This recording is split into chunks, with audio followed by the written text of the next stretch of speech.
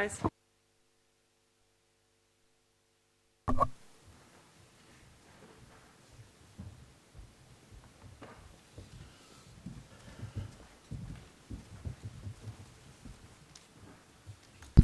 The Kosovo Specialist Chambers is now in session. Please be seated.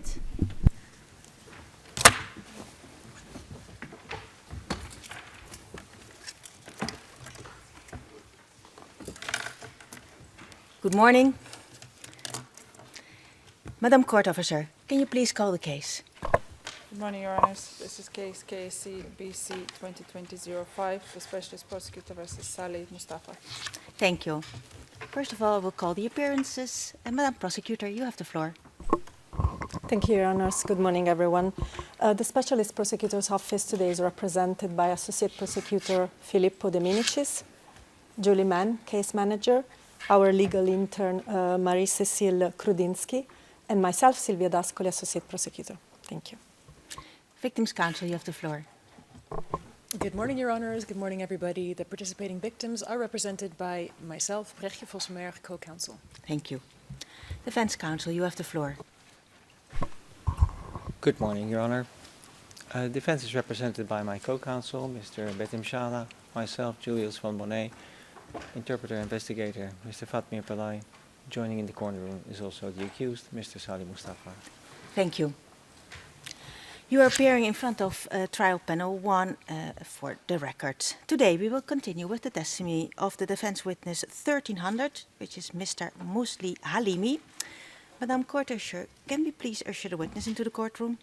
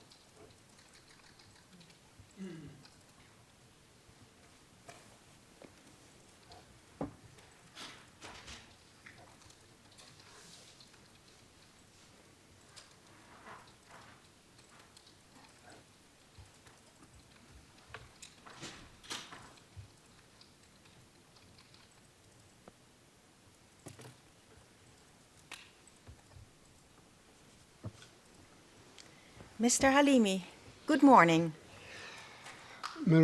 Good morning. Specialist Chambers, can you hear me fine? Yes. How are you doing? Did you have time to rest? Yes. Mr. Halimi, I remind you that you are still under oath to tell the truth. Do you understand that? Yes, I do. I will now give the floor to Madame Prosecutor so she can continue with the last part of her cross-examination. Madame Prosecutor, you have the floor. Thank you, Your Honors. And I should take about 15 minutes as foreseen. Good morning, Mr. Halimi. Good morning. A few questions left for you today. So first of all, I would like to discuss Rahmandini. You gave us some evidence about him yesterday. You told us that Mr. Dini was the one who told you that Salih was the commander of BIA. This was at page 3815 of the official transcript of yesterday. And then you also told us that Rahmandini, as far as you recalled, was the chief of staff of Brigade 153. And this was the official transcript, pages 3727 to 3728. So I have a couple of questions about it. How often would you have dealings or meetings with Mr. Dini in March and April 1999?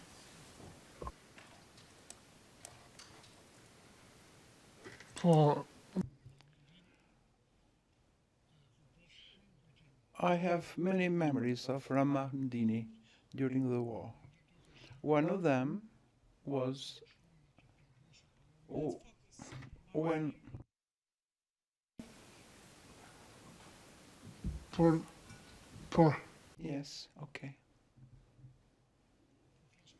I'm talking about 18th of April. My questions. So my first question was whether you had dealings, meetings with him between March and April 1999. Do I understand correctly that your answer is yes? Takim jo not meetings, but I carried Rahmandini to my house for about 5 kilometers because he was sick and he was together with some wounded persons. And I took them from Pravastik to Kolich. That's where I knew him. You mentioned he was sick. What can you tell us about Mr. Dini's health? And again, I'm talking about March and April 1999. I can't tell you precisely what his disease was, but I knew that he had difficulty to move. I think he suffered from his heart, his lungs, and he was unable to walk. He was physically weak. And I was the one who had to carry the wounded together with my soldiers from Prapastitz to Kolich. As the crow flies, it would be like 5 kilometers. And that's where I knew him. We stayed together in a place for 2 other days because we were surrounded by Serb forces. So we stayed together with Rahmandini there for 2 days and 2 nights. And I carried him from Keçekol to Kolich. That's where we had an opportunity to discuss, to talk with each other. When was this? I think you said the second half of April 1999? I can't give you the precise date, but I think it must have been the 18th or the 19th of April, the time when the Slash offensive was launched. You said you carried him from Keçekol to Kolich. Where exactly did you bring him in Kolich? There was another battalion of Brigade 153 in Kolich, and my duty was to take him to that base and then go back to Prapastitz. Did I understand correctly from your evidence yesterday that Mr. Dini was between March and April 1999, and I'm talking about the period when you were in Slash? Did I understand correctly that he was staying at the brigade headquarters, 153 Brigade, I mean?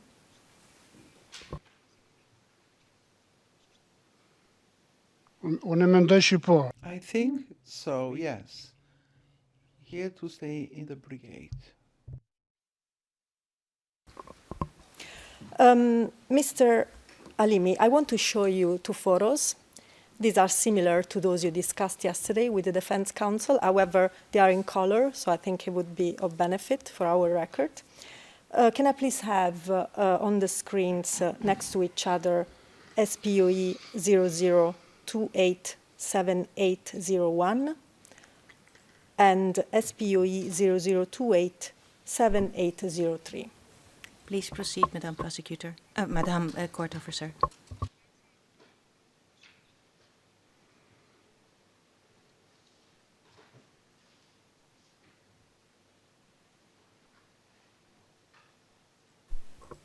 Mr. Alimi, you see the two photos on the screen. Do you recognize this building? Po, Yes. It is. kjo është shkolla. That is the former school of Slash. You looked at a similar photo, which was DSM 00549, which was in black and white. So this is a similar colored version. You recognize that's the same building, I understand, correct?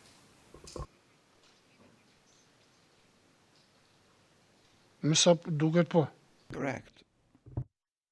School in Slash, you mean the school where the training center that you commanded was located, correct? Po. Correct. Photos can be removed, thank you. Mr. Alimi, yesterday the Defense Counsel asked you some questions about BIA. This was at page 3764 of yesterday's transcript. You said you only heard of BIA and you did not have many contact with them. Do you remember that?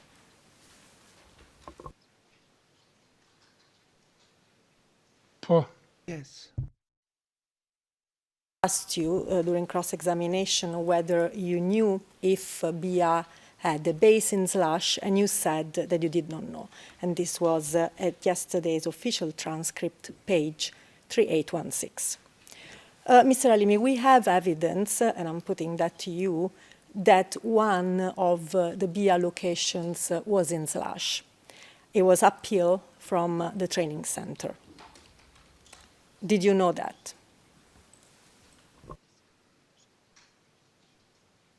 Jo. No. So you're saying you never heard about this while you were in Slash in those months? Are you saying that? Po. Yes. Did you ever go uphill from the school? Jo. No. The shooting ground that I dealt with was located behind the school, not at the front part of the school. So all the activity took place in that shooting ground. It was 400 or 500 meters far from the school, and the training was very intensive. So I was unable to go out and to look around, and so I was busy. Now, besides going to that or other locations, did you ever deal or meet BIA members while you were at the training center or around it between March and April 1999?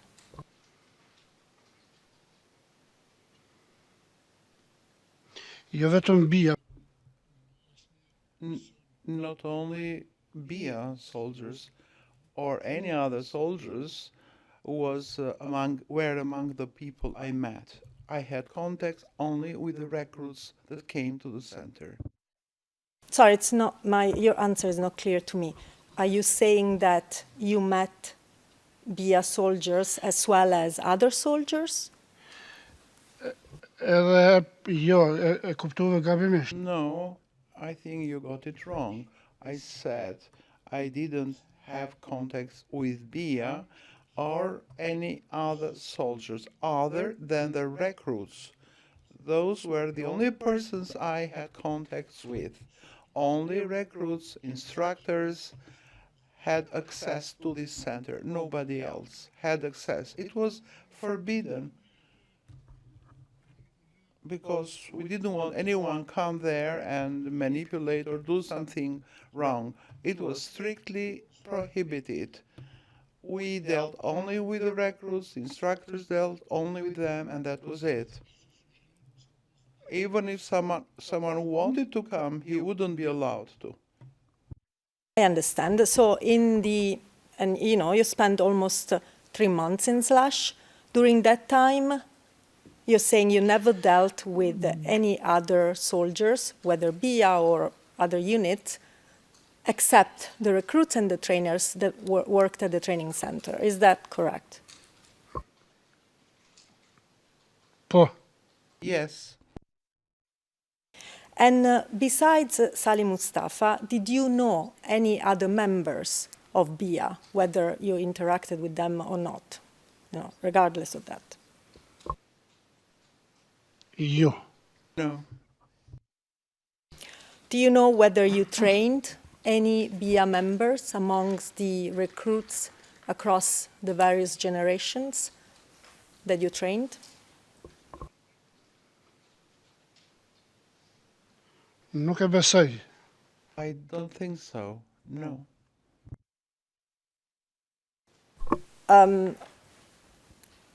Is it that you're not sure, or is it not for sure? Which one? Nëse më lejon If you allow me to explain, the recruits that came to the training center, I don't know about who they were, about their CVs. We received a list, an accurate list of them, so it was not my duty to inquire about their records or biographies, who they were. My duty was only to train them and to comply with the list that I received from the command of Brigade 153. That was it.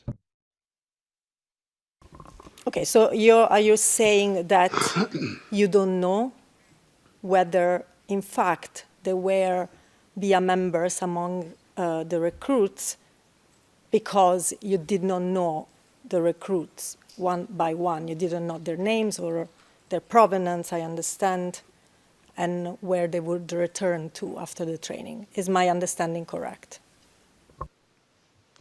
po. Yes. Okay.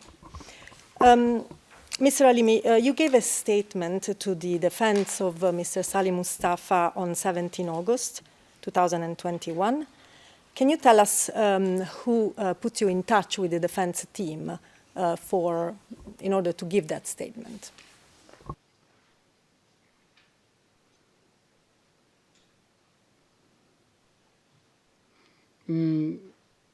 Mu më kanë thënë telefonën. The lawyer of Salih Mustafa called me on the phone. So I cannot say that someone came up to me and said this to me. But I met him. Nobody pressured me. I met him willingly.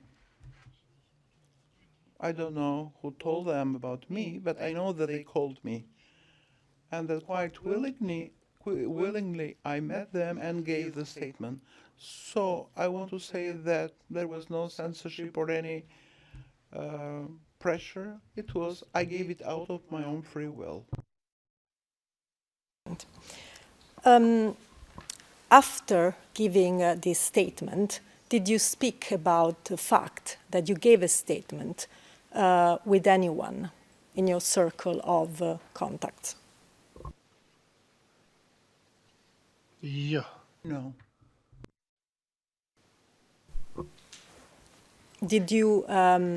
Was your family aware of that? The fact that you gave a statement?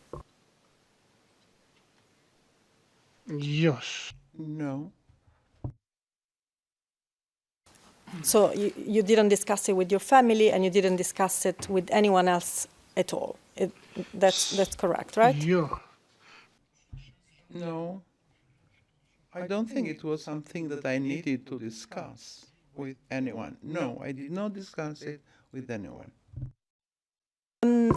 How did you learn about Salih Mustafa's arrest?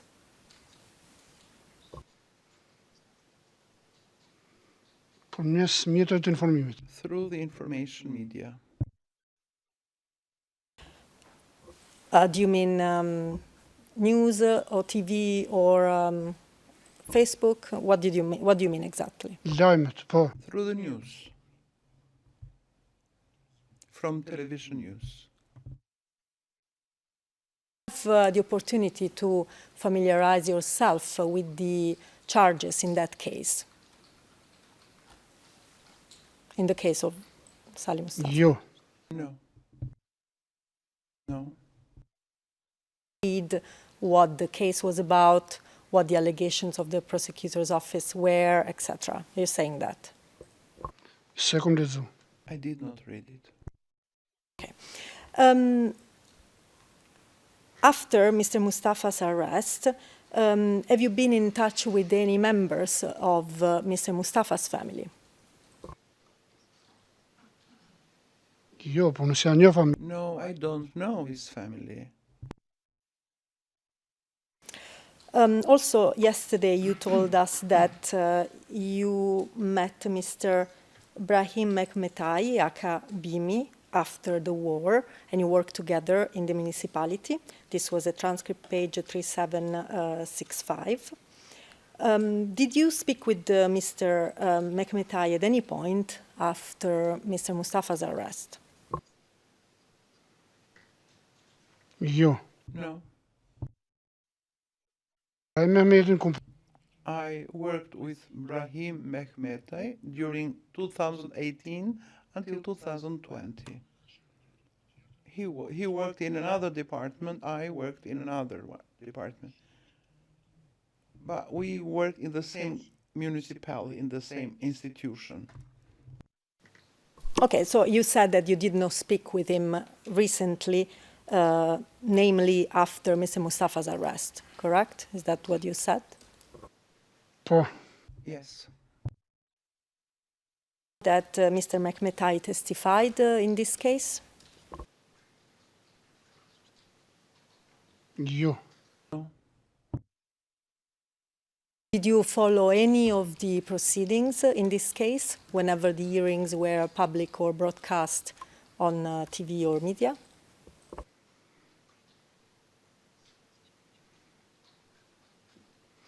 Më thonë drejtën jo, nuk i To tell you the truth, no, not so much. No, I would say. When you say not so much, you mean that you followed some or not at all? Nuk mund të them që ja shumë I can't say I didn't follow them at all, but not very much. Did you mean that you, what did you mean exactly? Did you follow some of the hearings, or did you just read information that was available on the media? Can you clarify the extent to which you followed some of the proceedings? unë e ceka që nuk mund të them që I already told you that I wasn't very keen on following them. But it happened now and again that I heard some news because Kosovo radio television broadcasts all the hearings. So it may happen that I have listened to them through the television. You're saying that you remember having listened to some of the hearings? nuk mund të I can't tell you what I heard, but I can't say that I didn't hear them at all either. It's clear. And do you remember what parts you happened to follow or to listen to? jo. No. Which witnesses were testifying in the days where you happened to follow some of the hearings? Nuk i kom përcjell, nuk e di. I don't know. At all, any details? Jo. No, I don't. Your Honors, I'll consult quickly with my colleague, and then I think I won't have questions. Please proceed.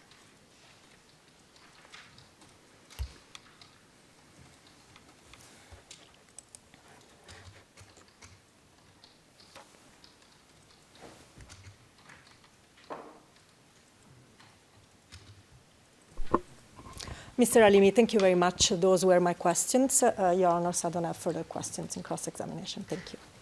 Thank you, Madam Prosecutor. Yes, Victims' Counsel, you have the floor for your questioning. Thank you, Your Honors. Hello, Mr. Halimi. My name is Brechtje Vossenberg. I'm co-counsel for the participating victim. Hello to you. Yesterday. My first question pertains to the sleeping arrangements for the recruits. Yesterday, in your testimony, you told us a bit about that. And I'm on page 3749 of the transcript, the official transcript. And you talked about, you confirmed that there was a bedding facility at the school. And what I was wondering was, what kinds of beds were available for the recruits?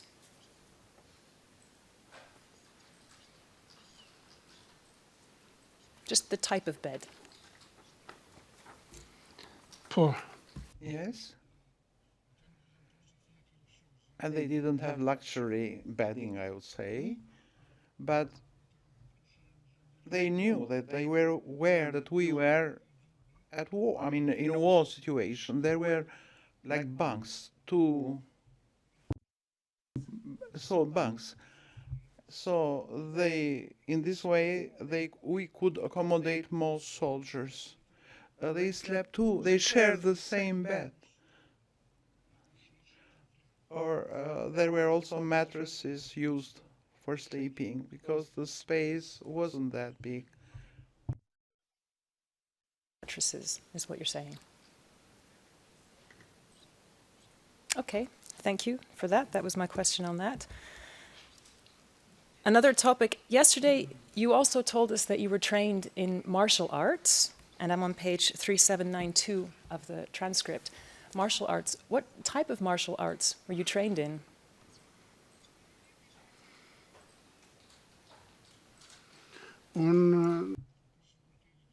Other than the Faculty of Physical Education that I finished, I also engaged in karate sport, which is my second, let's say, school.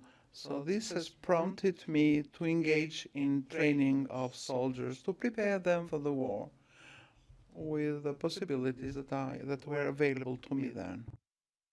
And did you have a certain level of karate, or in karate terms, a particular belt?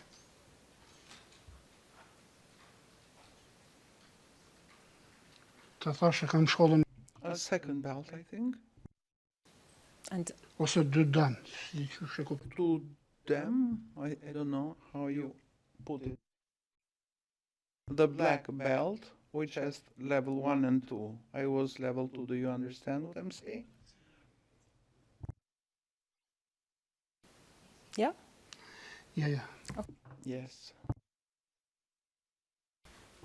So you dealt with the physical training, but yesterday you also testified that part of the training that the recruits received was also training in weapons. And my question is, what kinds of weapons were the recruits trained to use?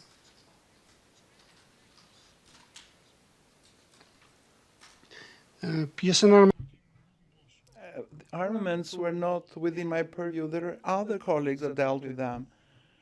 But the recruits were trained to use automatic rifles and pistols, TT pistols, we call them. Okay. And did they also practice shooting? And I say that because yesterday in your testimony you also talked about the recruits having to pass a test shooting with weapons, page 3742, and you also mentioned a shooting range, 3791, and I believe you also mentioned the shooting range today.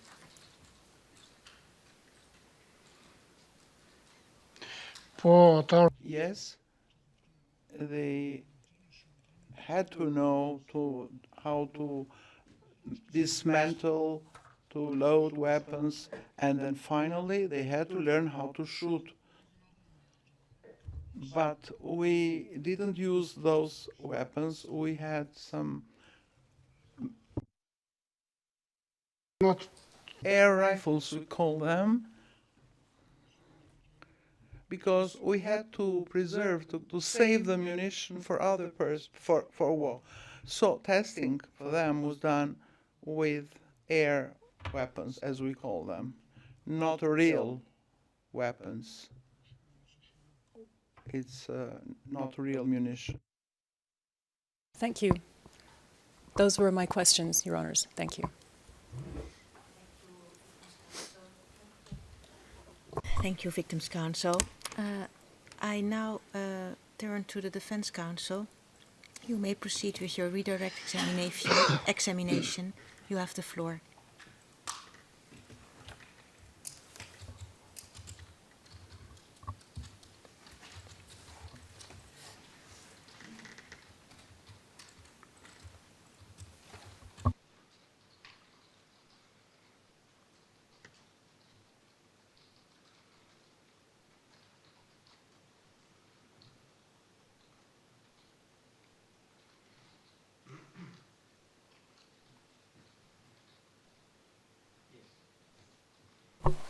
Yes, Your Honor, very briefly.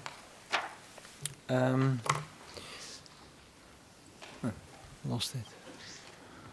Where is it?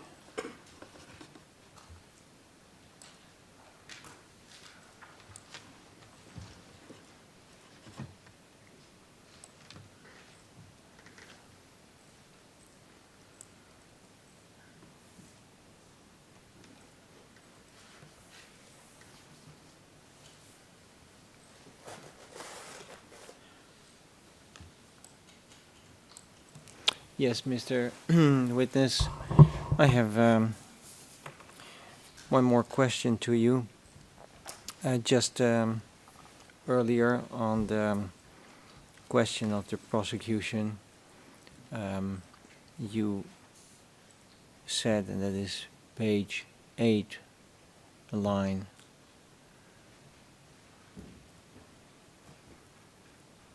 8 and 9, 7, 8, 9. My duty was only, and this is in the context of the question of the prosecution, my duty was only to train them and to comply the list with the list that I received from the command of Brigade 153. That was it.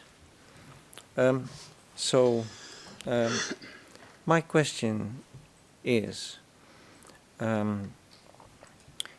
did you receive any list from any other brigade than Brigade 153? you. No.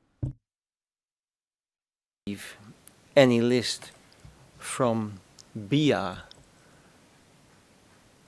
You. No. Those were the questions. Thank you very much. Thank you. And there's yours. Thank you. Thank you. I now turn to the SPO. Do you wish to proceed with the rejoinder examination of the witness? No, Your Honor, it's nothing further. Thank you. Thank you. And Victims' Counsel? No, thank you, Your Honors. Okay, very well. Then at this moment in time, Mr. Halimi, you have been asked several questions by the parties and the Victims' Counsel. It's now the turn of the panel to ask you some questions.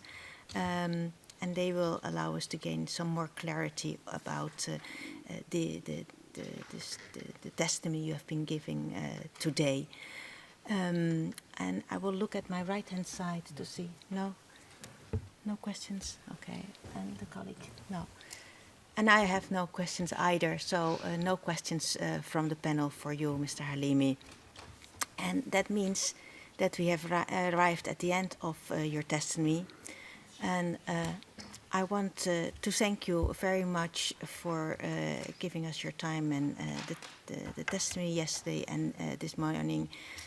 It will help us in in receiving more clarity about what happened back then and to continue in our efforts to find the truth. So thank you very much. I wish you a safe journey home, and I remind you that you should not discuss the testimony you have given before the specialist chambers with anyone. Okay. Madam Court-Usher, could you assure Thank you.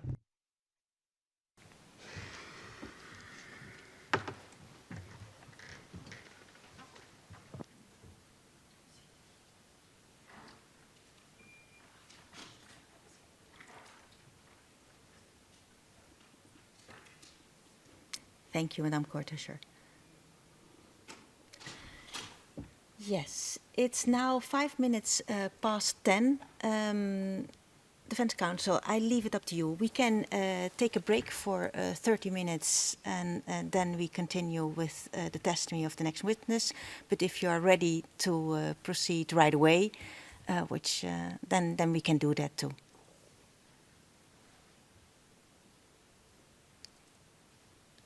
Your Honor, we would prefer to have a short break.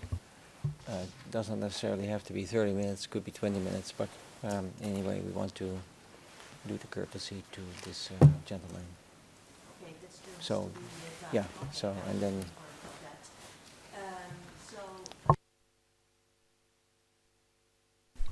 Madam Prosecutor. Yes, Your Honors, before we adjourn and we take a break, we have the parties, the prosecution and the defense, we have a joint request, which is similar to the one we made last month, in relation to the submissions that the parties have to file by the end of the month pursuant to F00170, the decision of the panel on the conduct of proceedings. We would appreciate if for this month too, we could have a short extension considering the number of the witnesses, which I think were 9, and the fact that some of us will take the opportunity next week to take some leave. So we were wondering if, we discussed this also with the Defense Counsel, if we could file the submission for the admission of the exhibits used with the witnesses heard in the month of April by Monday the 9th of May. That would assist us, Your Honors. Thank you. Thank you, Madam Prosecutor. I will come back on that and I will give an oral order. Yes. So, very well. We will resume in 20 minutes and then it will be less or more 10:30. So at 10:30 sharp, we will meet again. The hearing is adjourned. All rise.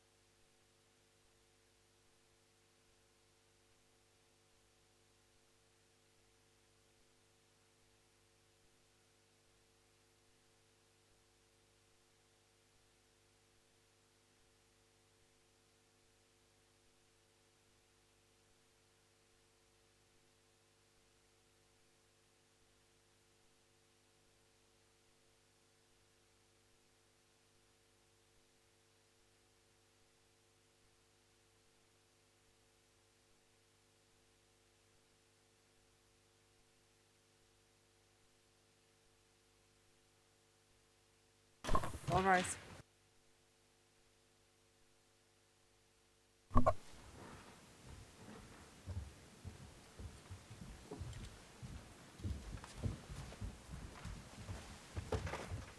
Please be seated.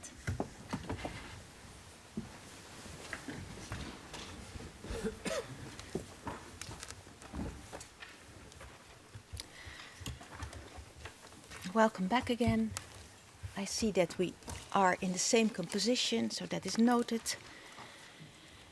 We will now proceed to hear the testimony of the witness 1400, which is Mr. Selatin Krasniqi. Madame Court Usher, can we please usher the witness into the courtroom?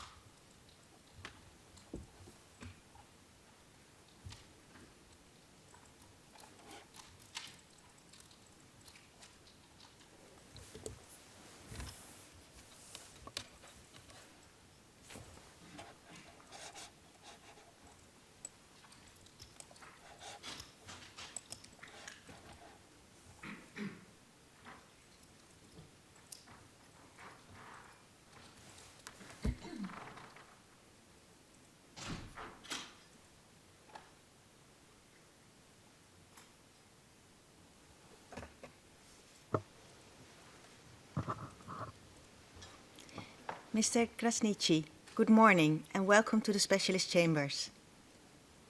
Good morning, thank you. You fine? Yes, How are you? I'm fine. Mr. Krasniqi, today we will start with your testimony, and you are called to testify before the Specialist Chambers in the case of the Specialist Prosecution's Office against Mr. Salih Mustafa in order to assist the panel to reach a verdict. After you have taken your solemn declaration to tell the truth, you will be asked questions by the lawyers for the defense of Mr. Salih Mustafa sitting on your right-hand side, and the lawyers on your left-hand side from the Specialist Prosecution Office, and after that from by the Victims' Counsel. Yes, and at the end, the judges of the panel might ask you some questions. Yes, did you understand that? Yes, To provide you with some guidance for answering the questions that you will be asked. And Mr. Krasniqi, please listen carefully to each question. If you do not understand, feel free to ask for the question to be repeated. We want you to tell the truth and to tell us what you saw, what you hear, what you sensed, what you experienced. If you found out in some other way, then you should say so, yeah, and explain how. You may not remember all the details of the events, and this is perfectly fine. Please testify only on what you remember. Yeah? You can say, I don't know, I don't remember. That is not a problem.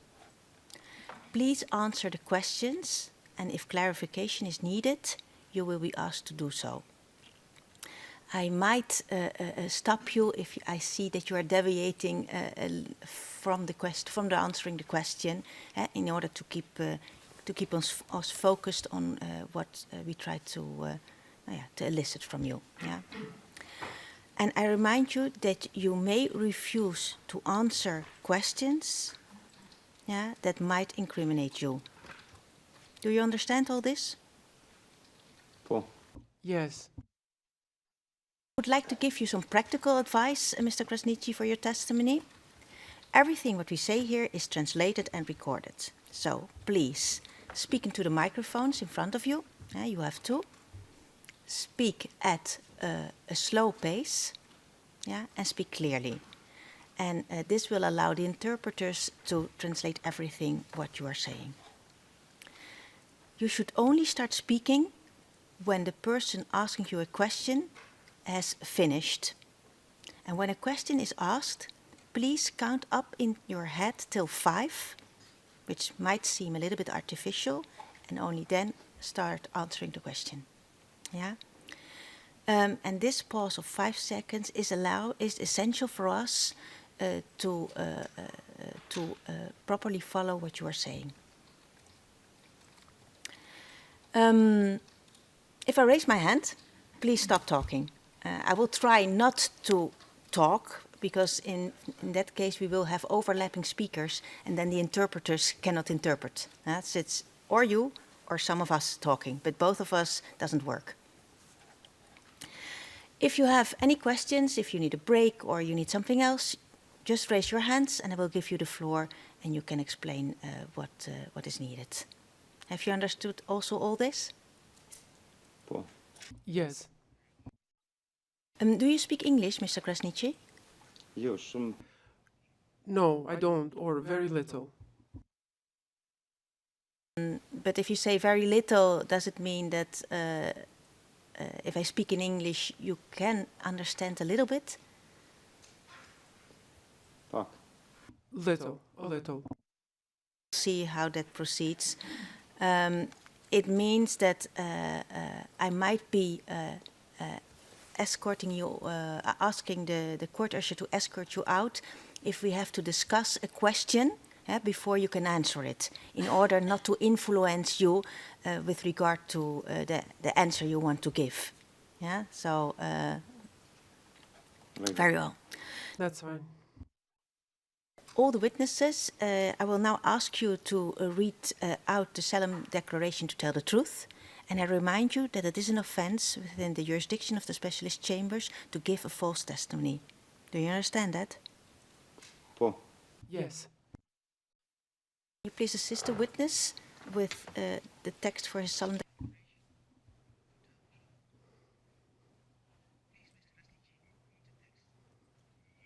Conscious of the significance of my testimony and my legal responsibility, I solemnly declare that I will tell the truth, the whole truth, and nothing but the truth, and that I shall not withhold anything which has come to my knowledge.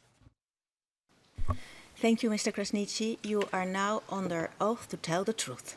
Yes. We can begin with the testimony of Mr. Krasniqi, and we will start with the questioning by the defense counsel. And defense counsel, you have estimated 2 hours for the testimony. And as usual, please inform the panel if there are any changes in this regard. You have the floor. Thank you very much, Your Honor. Good morning, Mr. Witness.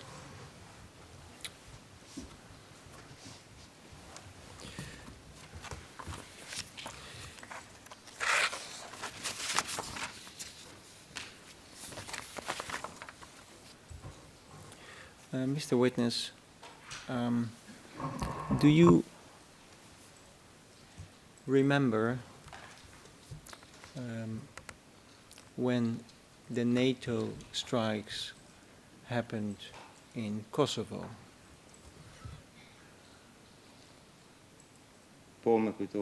Yes, I do remember, on the 24th of March, 1999. Thank you. And do you actually remember where you were at that time?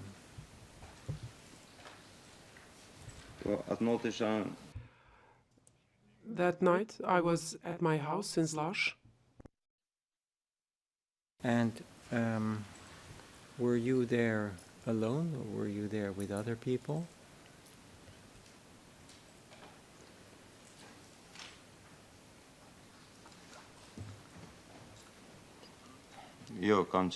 No, I was there with some other people. What was actually the reason? Did you? What was the reason for you that you were in Salih? Were you living there? Defense counsel, it's enough that you just ask the question without Oh. proposing possible answers.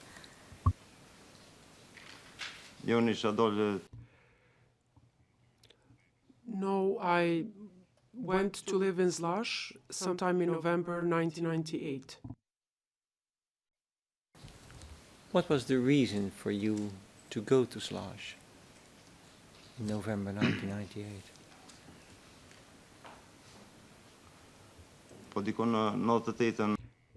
In 1998, between July and September, Kosovo Liberation Army asked from my uncles and my parents to make the house available to them. One of the persons who asked for that was Rahman Dini, who used the pseudonym Bali. After that, myself being a young person, I carried weapons, clothes, and some other equipment, and the Serb police found out about that. In November 1998, I was arrested,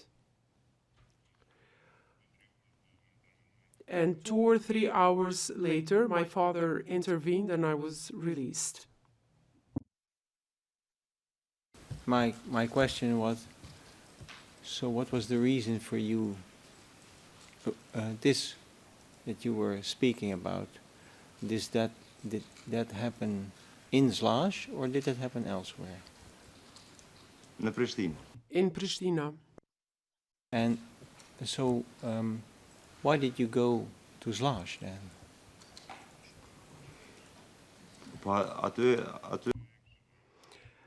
It was my place. I had no other place to go, so that is the reason why I went there. The place where you were in Slash, was that a place of your own or of your family? Yes. It was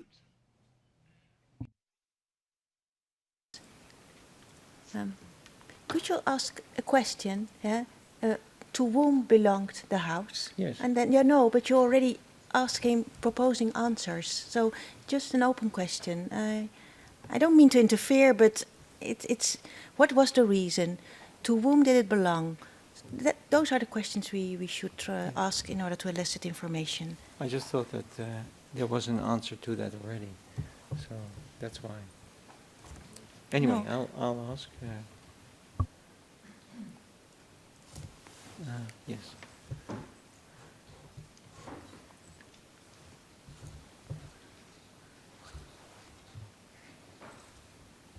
The house or the place where you stayed in Slash, to who did that belong? to my uncle. And since when did that belong to your uncle?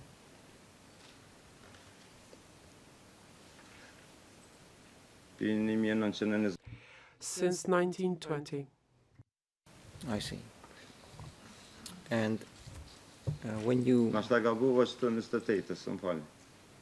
I think I made a mistake in 1928.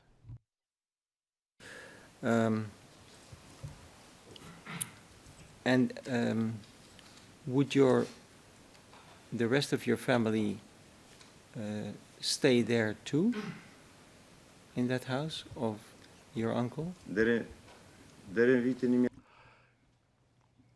My parents stayed in Slash until 1990, and at which time they moved to Pristina, including my paternal uncle and his family.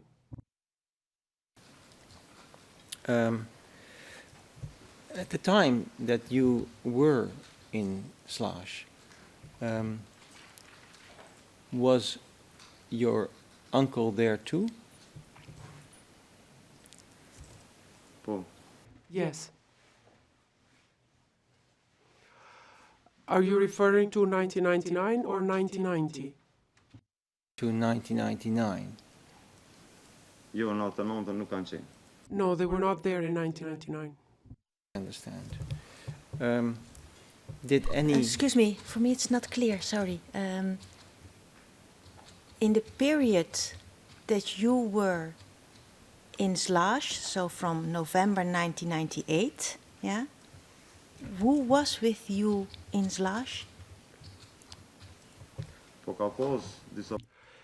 There were some other persons there, 20, 30, 50 even.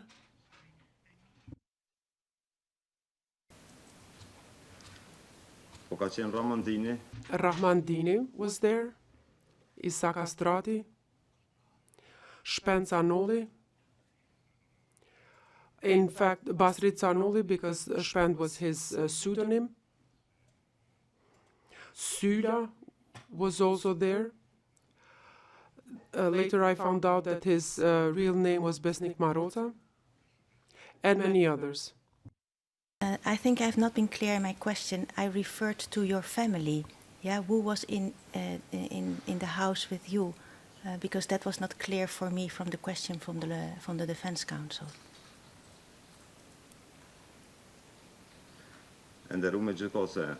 Your Honor, since 1990, my family only used the house in the village during the summer holidays. The house was vacant. It still doesn't answer my question. From November on, from November 1998, when you went to the house in Slush, who of your family, if any member of your family, was there in Slush with you or not? None of them. I was the only one staying there. Thank you for that. Defense counsel, you have the floor. That was November 1998, and later on, in 1999 or later on, was there at any point that your family members came? And if so, who came?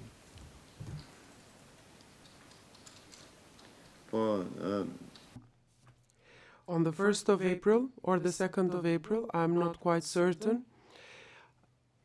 After the people were expelled from Pristina, my mother and my sister arrived there, a part of the family, not all of them. Until when did they remain there? They stayed for about 3 days. And I asked my father to leave that area and go someplace else. Since we were locals from the village and we had the possibility to go to another location, and so that in order to make 2 or 3 places available. What was the reason that they would... first, where did they eventually go to, those family members of yours?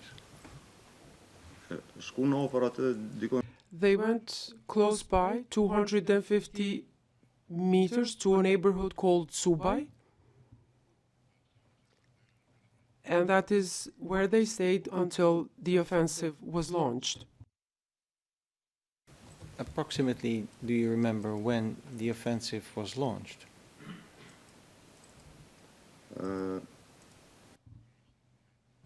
On the 17th, in Prapashtica and other villages, the offensive was launched earlier, but in that location it was around the 17th. Of which month and which year was that? April 99. Between the 24th of March, the date of the bombing, the date of the NATO bombings, and the 17th April, were you in Zlaž? On the 26th or the 27th of March, we went to Pristina And since I was local from there, I knew the terrain. I sent some groups to the village of Budot. Some people I left in Mramoz, a neighborhood. And finally, I arrived myself in Pristina with some persons. How long did you stay in Pristina?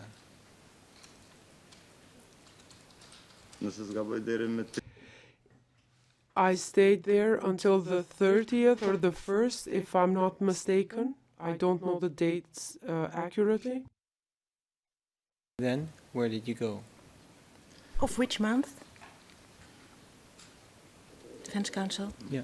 For me, it's not clear which month Did you mean to say? No, Oh, please ask him. You said the 30th of March. So, which? So, excuse me. I'm sorry. I'm sorry, but I mixed Please up. ask the question. I'm I understand sorry. it was just Yeah. an oversight. You said until the 30th of which month and which year was that? March 99.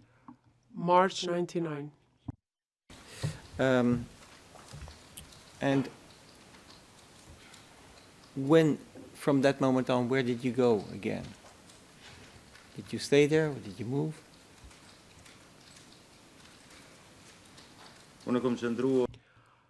I stayed close to Pristina, close to Medresa. A friend of mine arrived one morning from Kodra Etrimave neighborhood and told me that the Serb forces had entered Kodra Etrimave. We went to Vranjevc. I met Spend. And they suggested that we were ordered by Rahman Dini and Commander Salih and Fatmir Humoli not to cause anything or shoot towards the Serbs because the population was there, keep the population calm. That was not my question. My question was simply, you went from Zlaž to Pristina, you stayed there, and then from Pristina, where did you go? Did you stay there, or did you? No, we moved on to Zlaž. Yes. When you arrived in Zlaž back, was that the same day of your... Please, can you ask when he arrived there? Yeah. When did you arrive? You say you left Pristina. When did you arrive in Zlaž?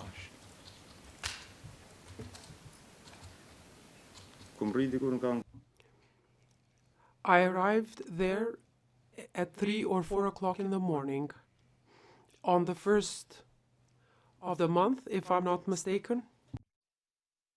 1st of April. 1999, I Yes. assume. Yes. And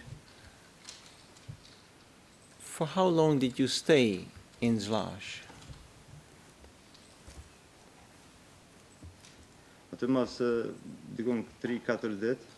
Three or 4 days later, we returned to Pristina. And when my family moved to the house that I mentioned before, I went to Pristina to pick up some food for my family and returned to Zlaž. Could you ask when that was, Defense Counsel? Don't give the answers.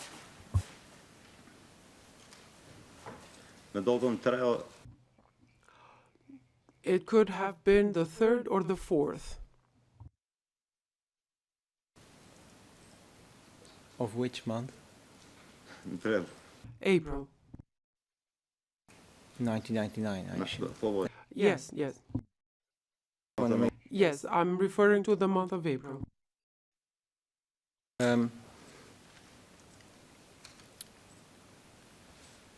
Upon your arrival in Zlaž, which other people that the other people that you were speaking about, Isa Castrati, Rahmandini, what were they actually doing there? Defense counsel, wait, could you take off your headphones?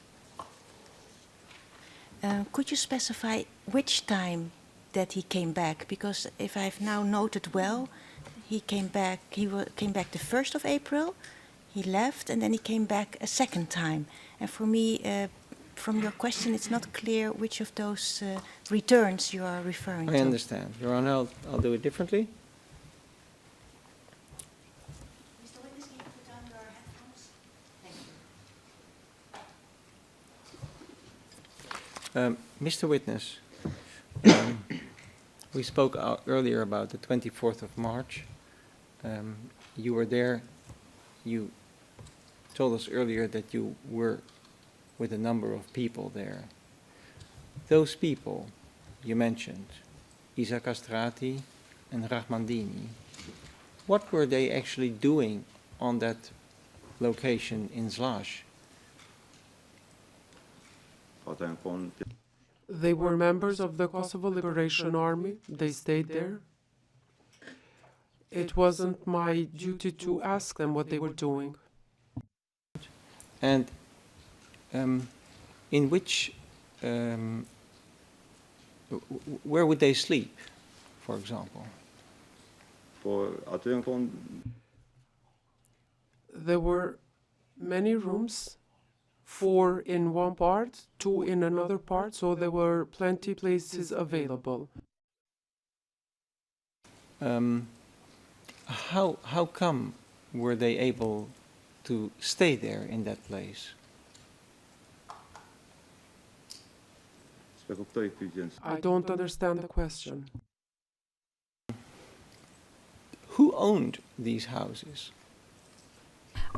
Defense counsel, we are talking about one house or not? He said there were a number of rooms and there were other rooms as well. But then don't imply it, ask it. On that location, approximately how many houses or buildings were there?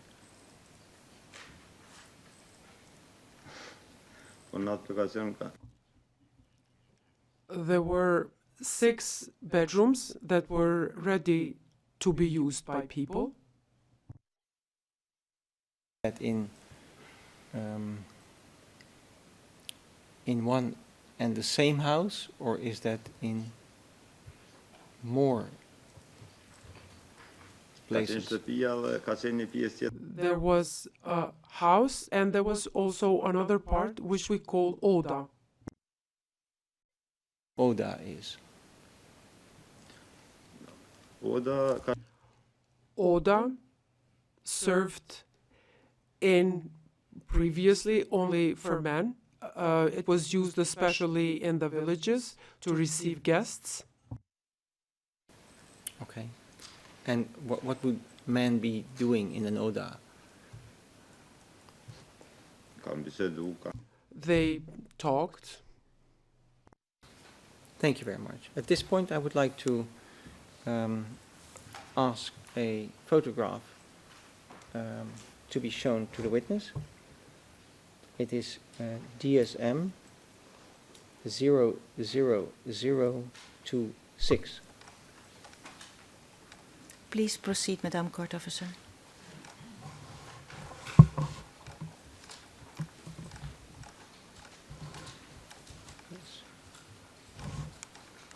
Could we enlarge it a little bit, please? Maybe a little bit more. I can't see it. Yes, thank you very much. Mr. Krasniqi, do you see this photograph? Yes. Do you recognize this place? Yes, very well. What is that place?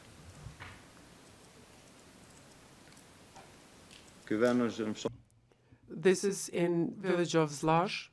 Those are our houses that we owned.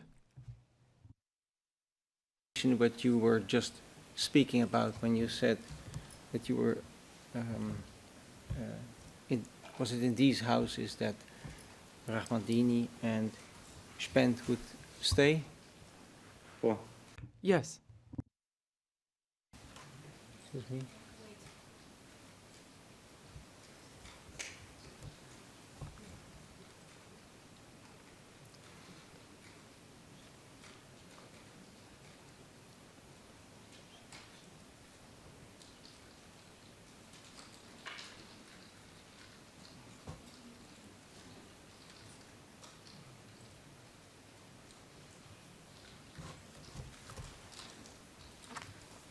Defense counsel, please proceed, but when you finish the part of the photographs, I would like to go back to a question you asked earlier. Okay. But please proceed. Yes.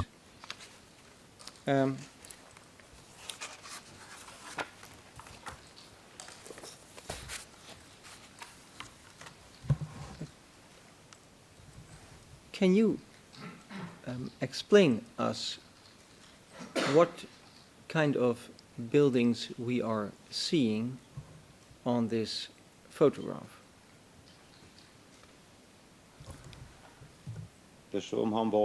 We see the granary. We see the Oda.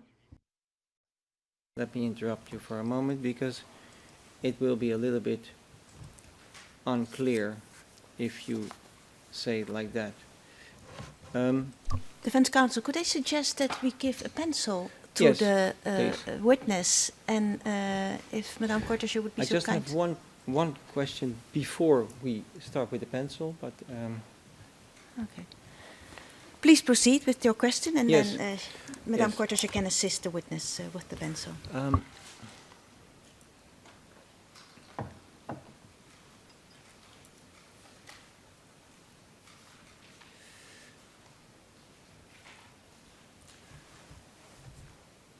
maybe it's better to ask that question afterwards because then we have a better indication of what I'm trying to establish. It's your examination. Yes. So, Please let's choose move your on, order. and maybe we can enlarge the photograph a little bit, yes, so that we have a good. Can you see it well, Mr. Witness? Yes, yes, I see it well.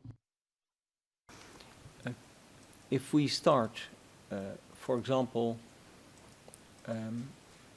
on the right side of this photograph,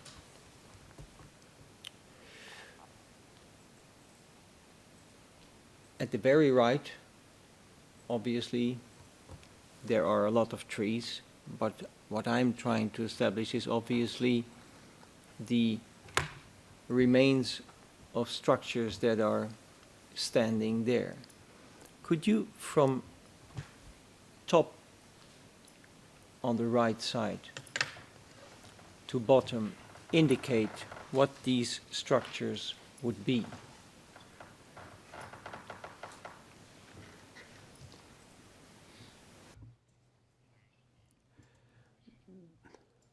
This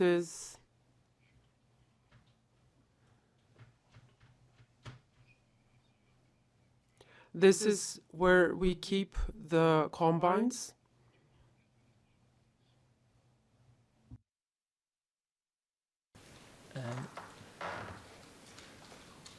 Would you, to the right of that, could you explain what the structures are which are on the right side? This was a room.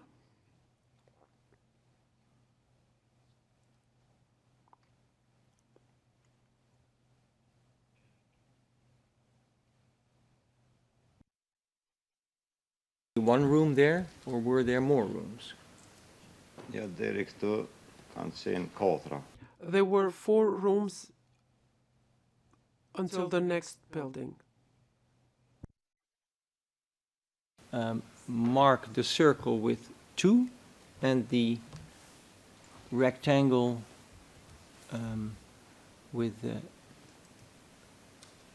3, 4, and 5. For my understanding,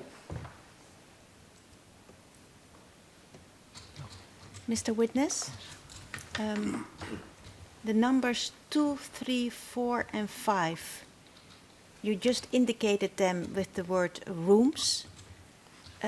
Do I understand you well that they belong to the same house? Yes, yes. Several. Yes. Yes, yes. To who belonged that house?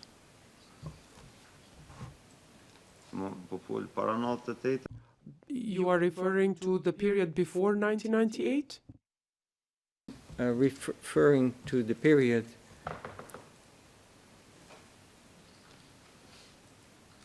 before 1998, that's fine.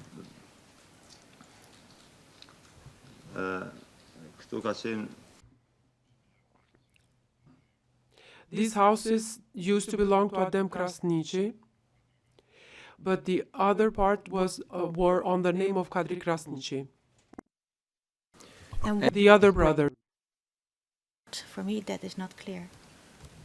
What do you mean with the other part?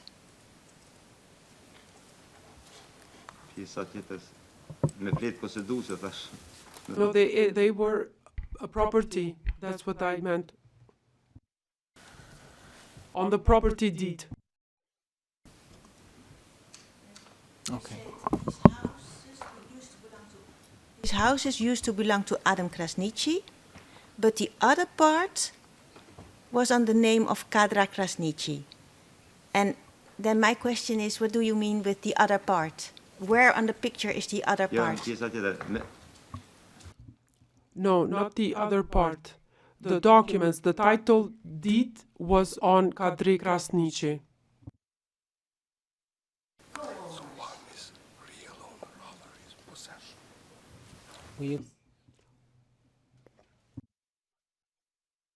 They were co-owners.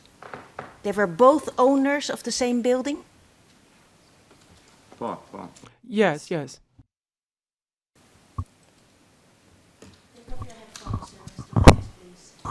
Witness, please take off your headphones. Your Honors, it is not in translation. He said possession list. The possession list is document who show who is owner. So in this case, he explained the real owner is Adem, but in possession list, in Kataster, is somebody else as a owner, register as a owner, but real owner is Adem. That is not what I read in the... Yeah, it is not in translation possession list. Fleta poseduse. We will have that checked, what he exactly said. Yes. Thank you for that. Yes. Defense counsel, please proceed, and I will ask Mr. Witness to put on his headphones. Yes. Thank you. So, Mr. Witness, if I look at 2, 3, 4, and 5, this was one and the same building. Do I understand that well? Yes. This buildings, or this building with the rooms belonged to your family. Do I understand that well? Yes. What is the structure which is under 5 in the same line, so to speak? It's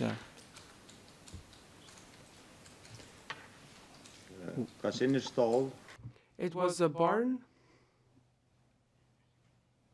where we kept cattle until 1990.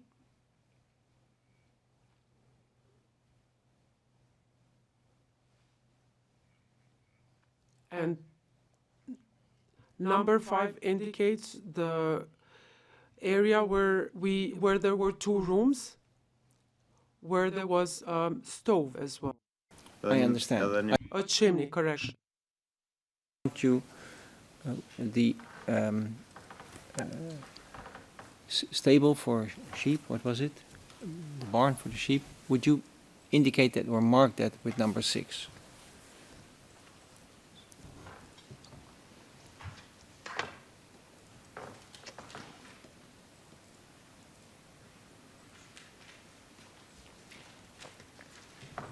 Thank you very much. Was this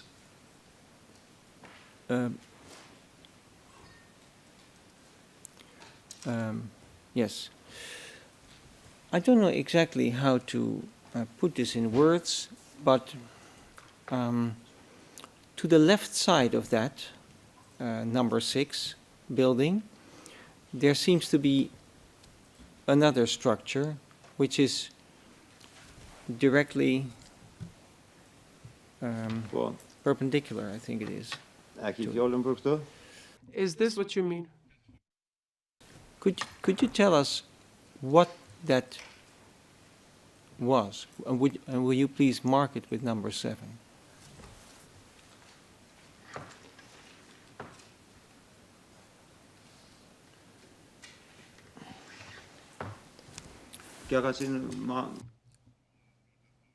In the 80s, this was a house where they used to live. I don't know about that. And then it was used as a garage.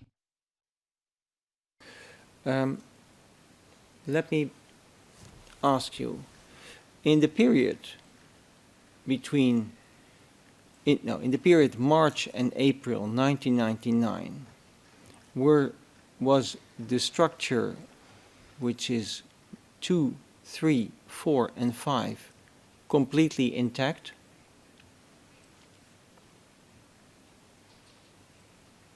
Okay. Yes.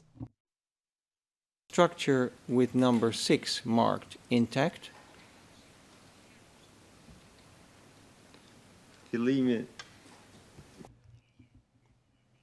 The beginning of the building where we had the chimney was in a good state, but the rest of it, we were never able to repair it. Number 7, was that in March and April 99? Was that standing there? Yes. Was that approximately, if you could estimate the height of the roof of that structure? Are you referring to number 7? 220, 230 meters? I'm not quite certain, but you were able to stand in it. If you go from number, if you go from number 6 down, there seems to be some kind of structure standing there again. What would that be? That Is this what you mean? It was a wall. It was a wall. mark that with 8, please.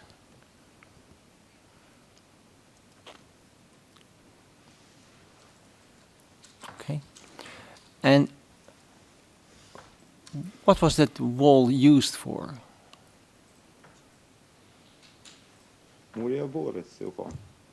It was the wall of the compound, that part there. And to the left of number 8, directly to the left of number 8, what can I see there?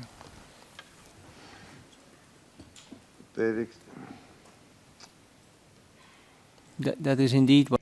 To there? That was the entrance to the yard.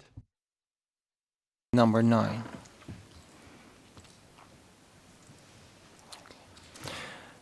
Mr. Witness,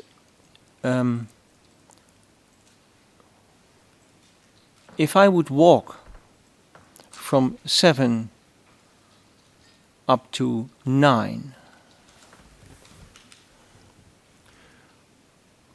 could you describe to me what that would be like? Is that... No, don't give the answer already. Do you understand my question? No. If I'll try to reformulate it, but Yes, not by I not giving understand, answer. Your No, Honor. let me talk. Yes, sorry. Yeah. By not giving the answer. No. From 7 to 9, approximately what is the distance? Staat het meter 7, 8 meters to 10, not more than that. What is the field like if you walk from 7 to 9?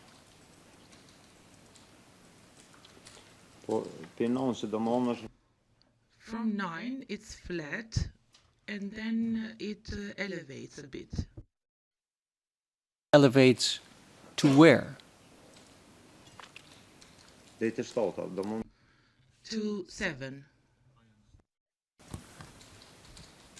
I understand. I go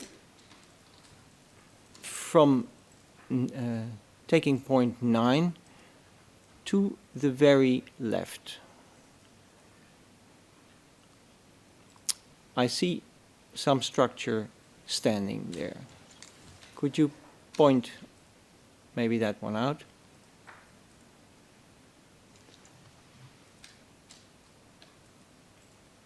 Yes. And would you mark that with 10, please?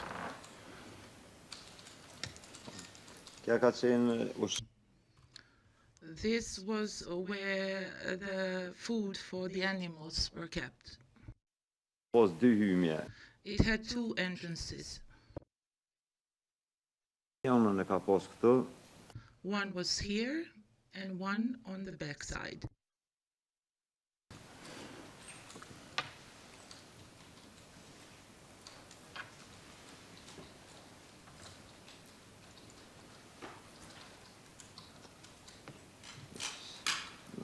Okay.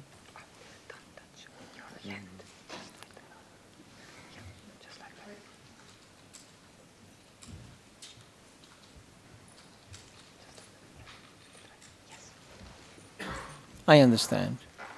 And directly above number 10, could you indicate that with a point? Directly above number 10? Yes. And would you mark that with number 11, please? What would that be?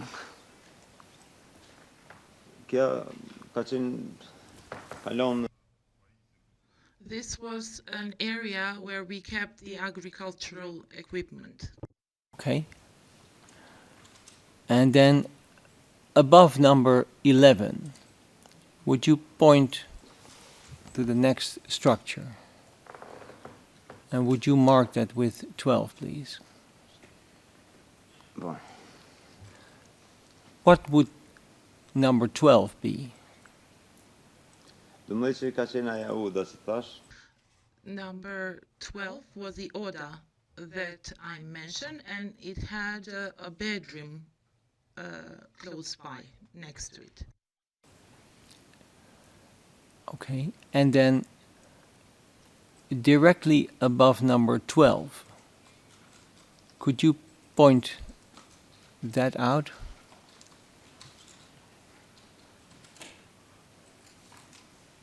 And would you mark, yes, thank you very much. What would that be, number 13? This was a granary where they kept wheat and oat. And what is above number 13, if I...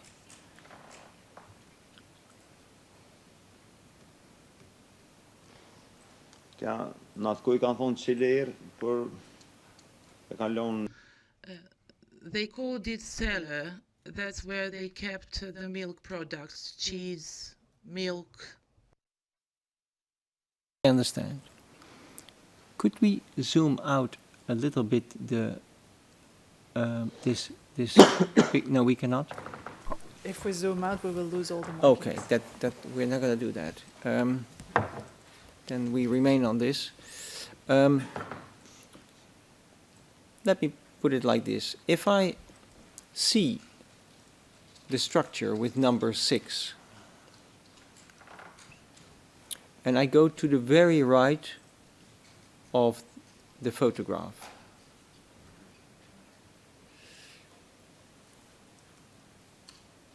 I see a lot of green there.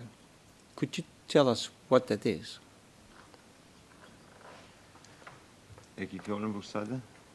You mean here? Yes, from there onwards. There was a house here until 1995 or 1996, and from here onwards there's a forest. And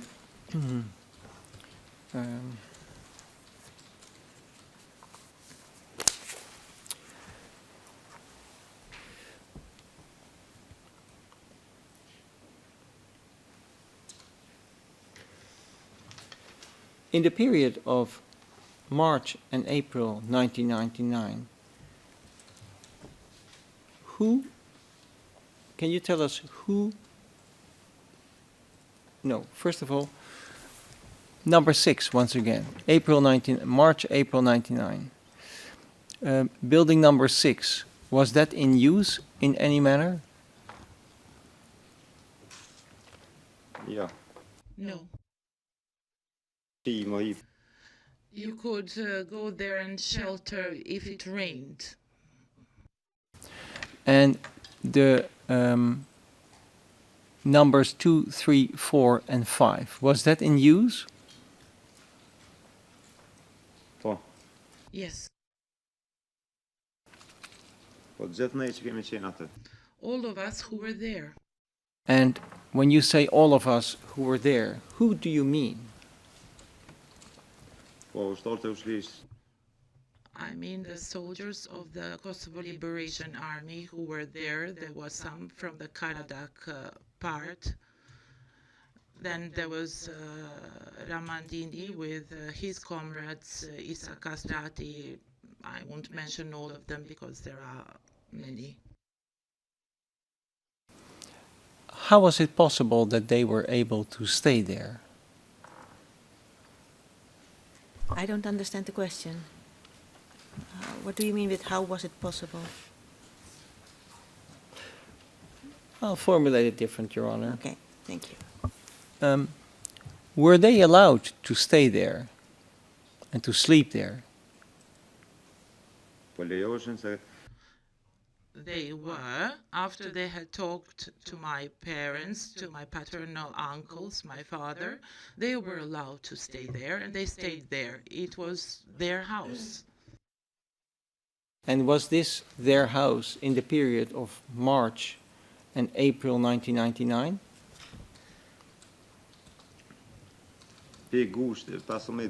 From 15th of August, if I'm not mistaken, 1998, until the end of the war, it was their house.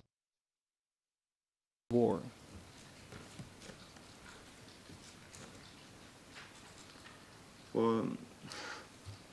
Minister.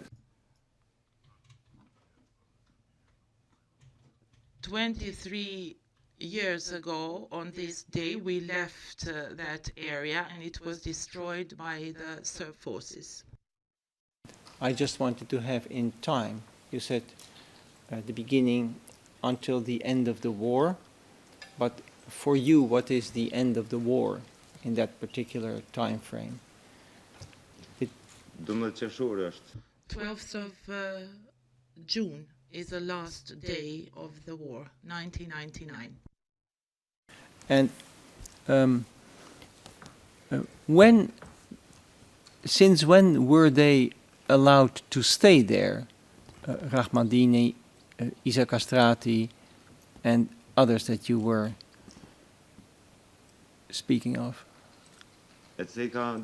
I already mentioned it somewhere from around 15th of August 1998. I might be mistaken for 3 days, but it was around that date. And in the period of March and April 1999, where did you stay on this location when you were there? When you would be there, where would you stay? In the beginning, while there were not others that had come there, I would stay in number 3, 4, 2. And I also slept in number 12. In number 12, there were 2 rooms, as I already mentioned. And you mentioned Rahmandini and others, but Yes. belonging to a particular unit, were they KLA person?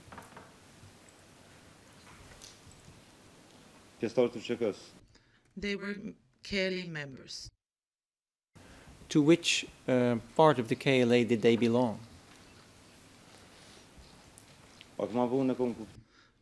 I later learned that they were part of 153 Brigade. I was not interested at the time with who I was. They all had the same goal. Okay. And you mentioned people from the, I believe, the Karadak zone, if I recall.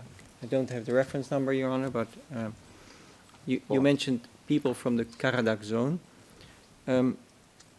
Were those people from the same brigade, or were they from another brigade? No.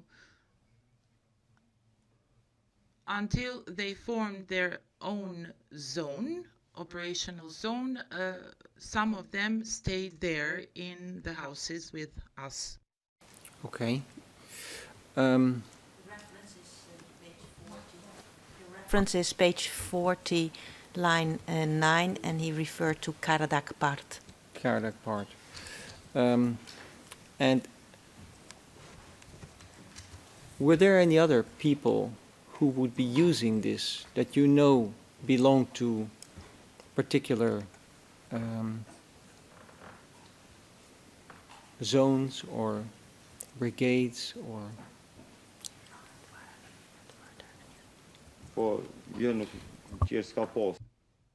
There were no others. There were from Karadak, and the rest were mainly from Golak.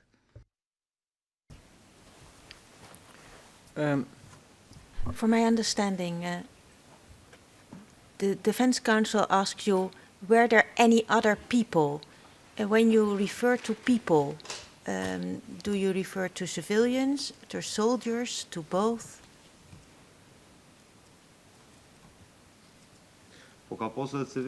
There were also civilians. After the 1st of April, there were many civilians there.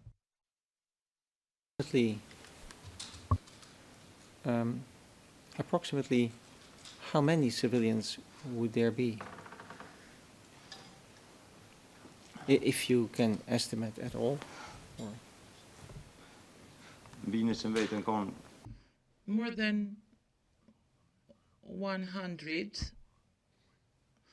When I woke up on the 1st of April in the morning and went out to the yard, I saw there many people. There were children, women.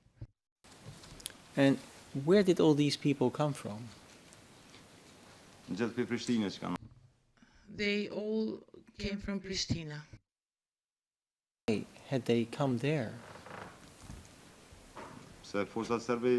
Because the Serb forces had forced them out of their houses, and they had come to that area. And why would they choose to come to that area?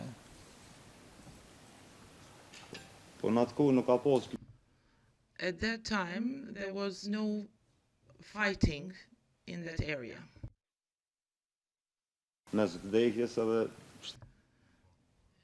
And between life and death, it was better to go there than remain in Pristina. And for how long did they remain there, these people, these civilians?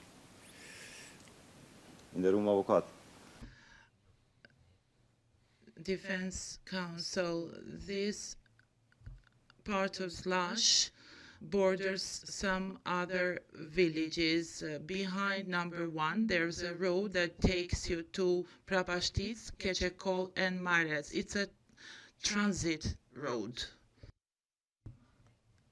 And civilians stayed there for 2-3 days, and then we would escort them to another village, and then others civilians would come, and so on. And when you say we would escort them... Wait, Defense Counsel, shall we first elicit an answer to, and for how long did they remain there, these people, these civilians? I didn't see an answer to that. Can you actually say, Mr. Witness? Mr. Witness, excuse me? He stated for 2-3 days. It is line 19. I believe he said for 2 or 3 days, line 19. Okay, very well. And would there be, when they would leave, you said we would escort them. Who are we? Who are you referring to? We is us who were there. For example, I had a tractor and I would take families to Keçekol, to Prabashtic, to Marec, to Kolic. And just like me, there were many other young men. We would give them food, whatever we had, and then we would escort them. There were children amongst them. I understand.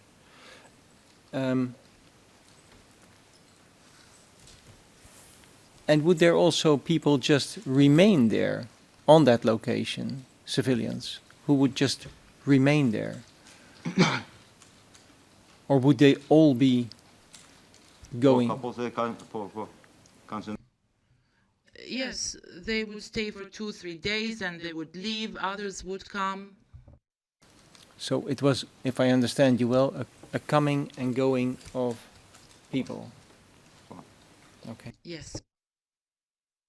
Location, if I take a look at the photograph and I see from 1 until 10, and from 10 up to 8, and from 8 up to 2. Was there a fence around this?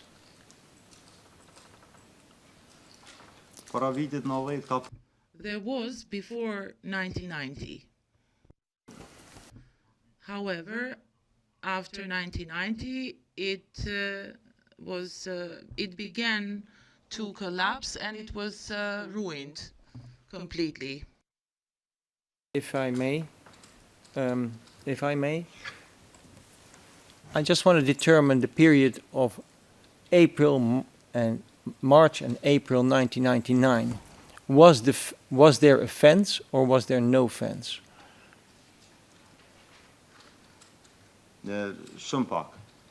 Very little, here and there. Easily walk in and out of this area?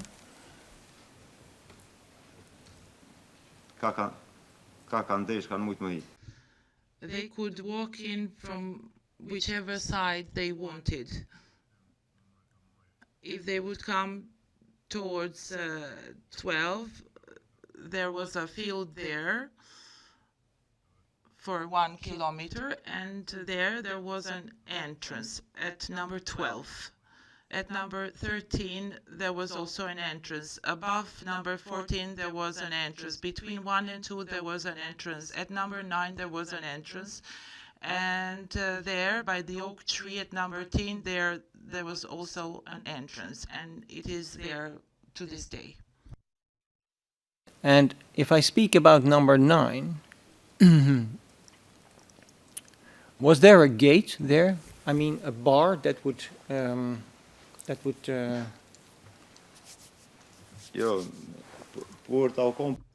No, there was a gate, but at that time, in 1998 and 1999, it did not exist, wasn't there. March and April 1999, whether there was at that point any gate or a bar that was closing off that area? No, there wasn't. Was there any person who was guarding that area?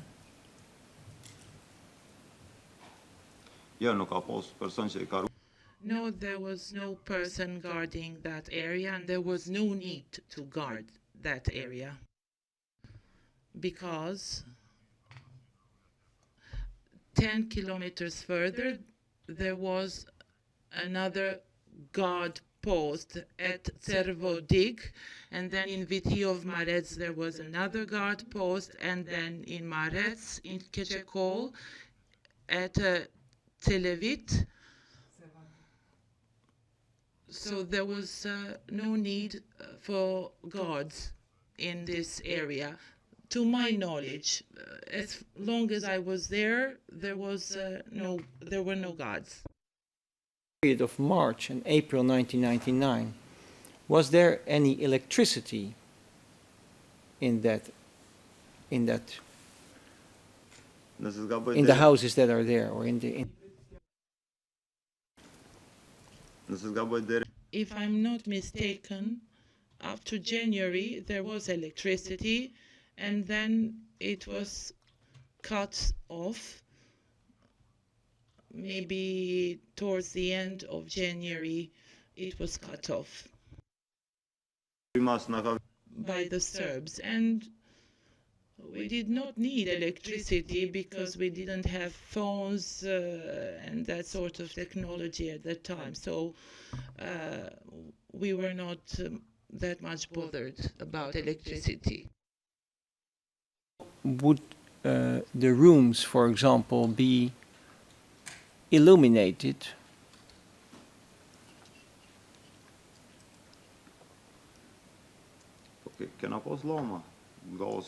We had petroleum lamps. Sometimes we didn't have anything. We had wooden stoves, we had the chimney. Understand? And was there any place where there was a kitchen to prepare food? Yes. Be on this photograph.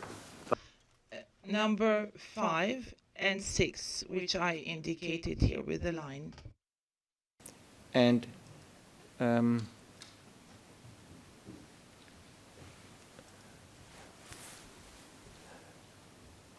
would there be any other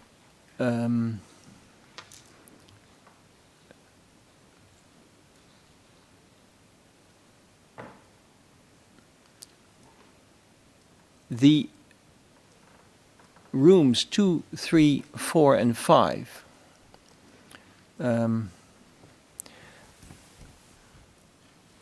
Would the witness please take off his headphones for a second?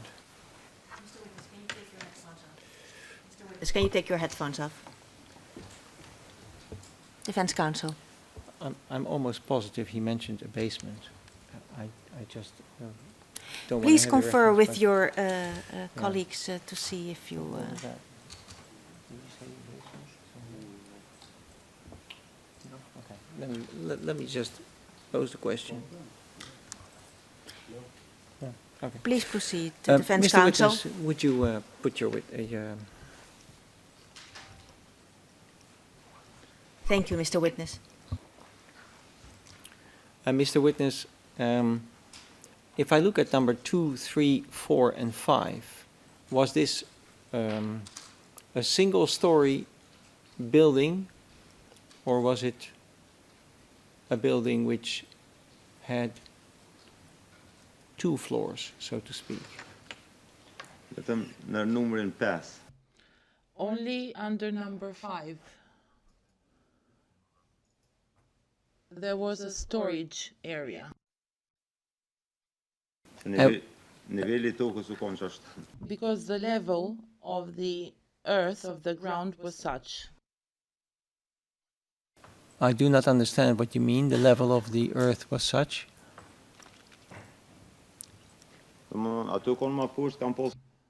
I mean, it was lower, and they could make that a basement, and that's what they did. They made it a basement, like a storage for the food for the family.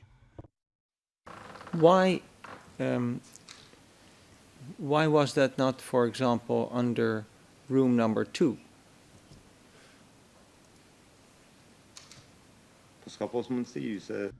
It wasn't possible because at the time it was built, there was no digging equipment available.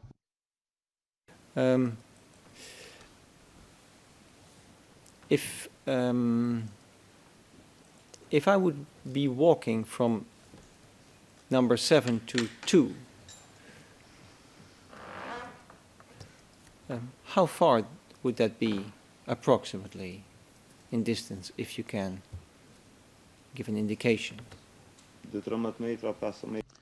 12, 13 meters, 15, I think, not more than that. Okay.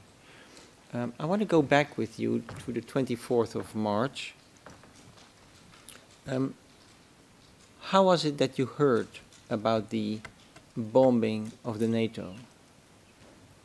The 24th of March, 1999.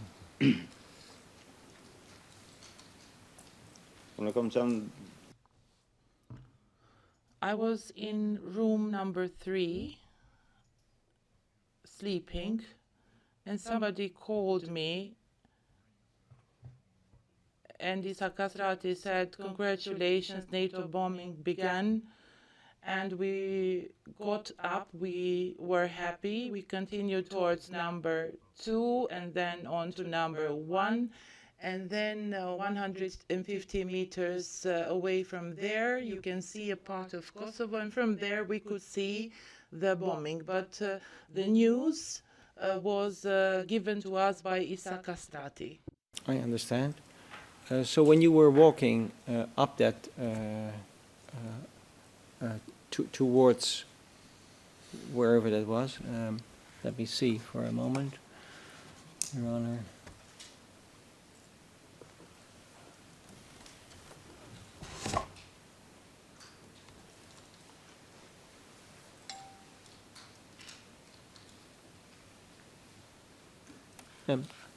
How is it that you can see from that point the bombing? How is that possible? 150 meters above this location. The altitude is about 1,200 meters. And you can see a part of Kosovo. You could see Butovs, Lipjan, Obilic, Vuštri, Podujev.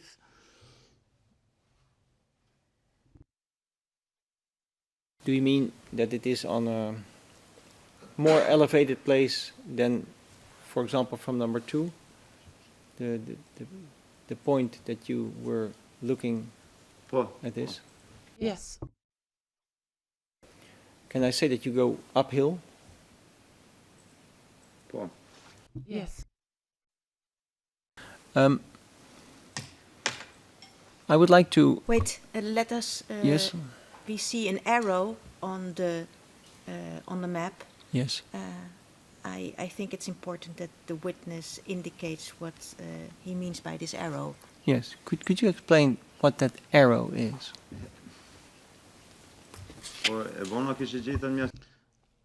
I made this arrow to explain it to the lawyer in which direction we walked, the 150 meters that I mentioned above this location. I understand. Thank you. I'm not sure. Have we saved this photograph now in the current formation? Yes, because I would like to keep this photograph obviously as it is and move on to some other photograph.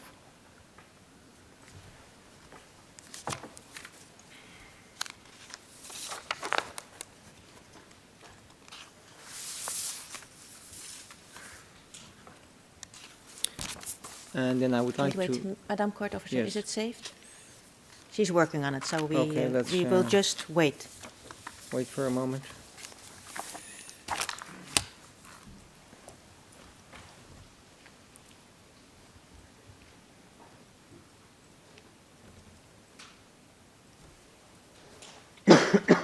Yes, Your Honor, it's saved.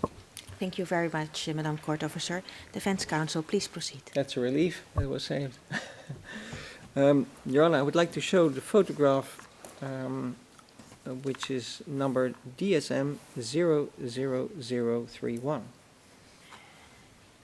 Madam Court Officer, please proceed.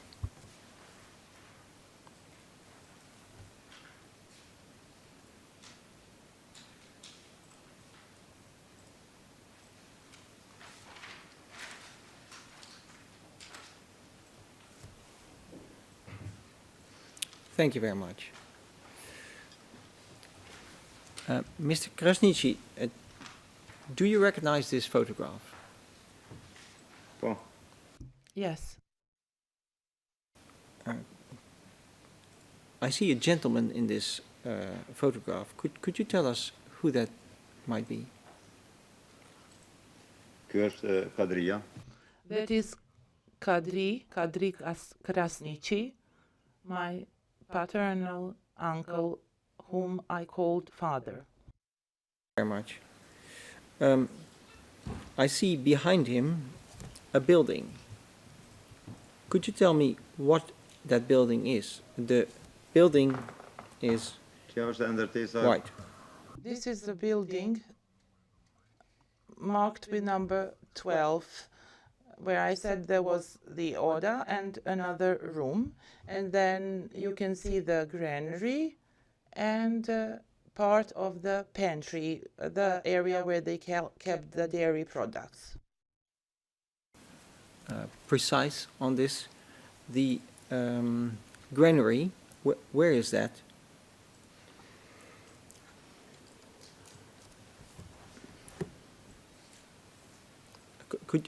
Is it possible to point it out on the photograph? Defense Counsel, I think that the witness has pointed it out with a little red circle. Oh, I see it now. Sorry. That's Your Honor.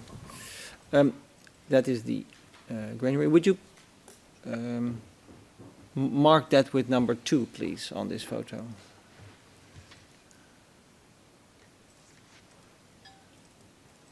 Yes. And the previous building in front of which the gentleman is standing, would you mark that with a 1?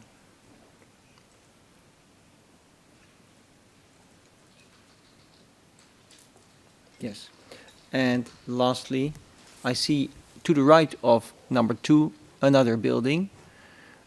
What would that be? Would you mark it with 3 and explain us what it is?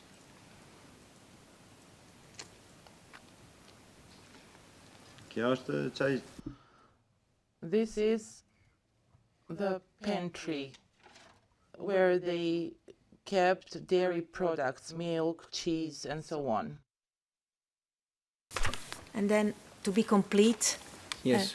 Mr. Witness, the building you marked with 1, can you confirm that that is the ODA you just spoke about? Oda Yes, this is the order, and it also contains a bedroom. We noted that. Jeg Thank får you. dere ta den knæene. The building, the window is on this side. Thank you very much. I would like to show the following photograph, Your Honor. Please proceed. That is DSM 00028.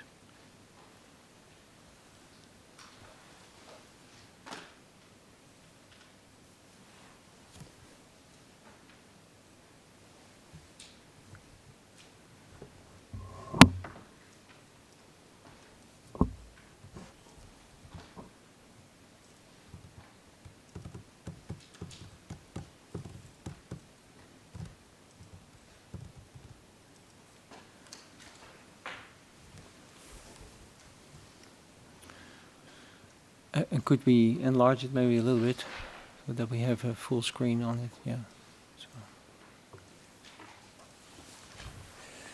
So. Mr. Witness, could you tell me what you see on this photograph, and then I want you to indicate first the very right building, the building on the right side of the photograph.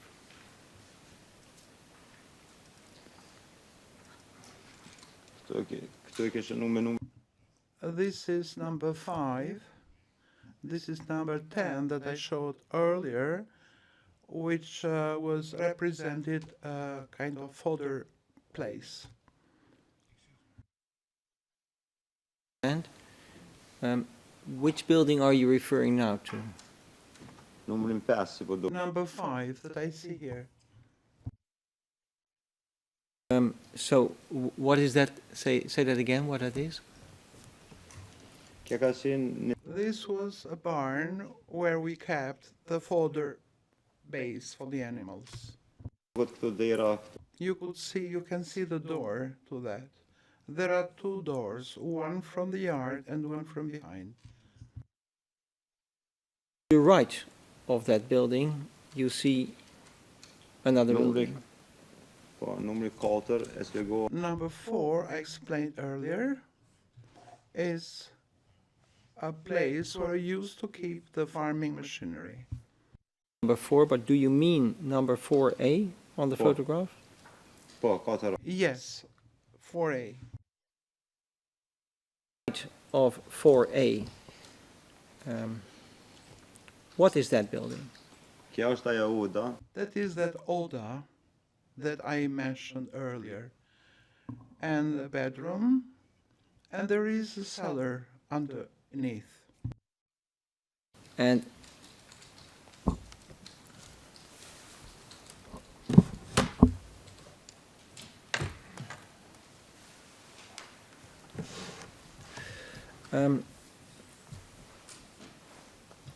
if we just concentrate on this Oda building,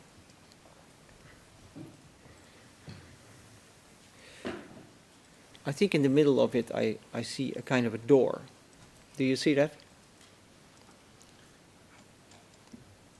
You mean here? That's right. Yes. Yes.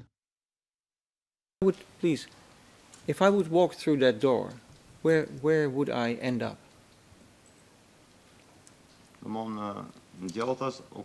On the right-hand side there was a bedroom. On the left-hand side there was the Oda. And straight, if you walked through it straight, you could go outside the house, in the yard. There was a kind of corridor, hallway. And that was an exit. People could enter also from that side. Do I understand that? Yes. You said there was a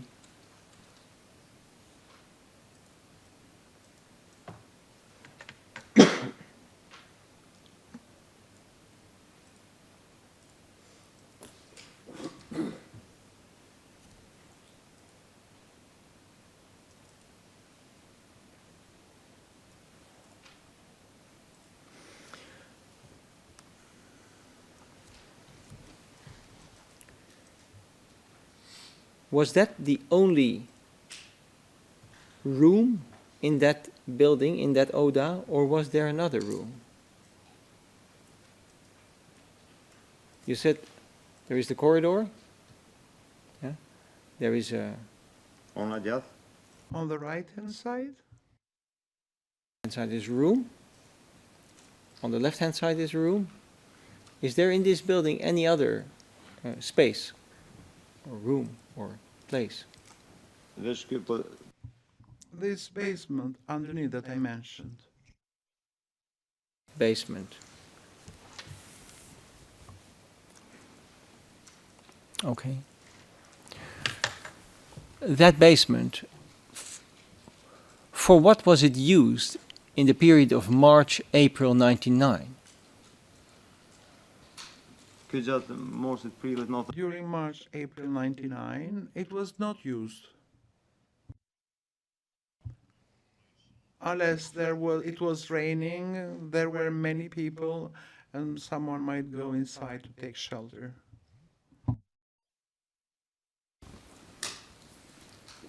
If you would be in that basement,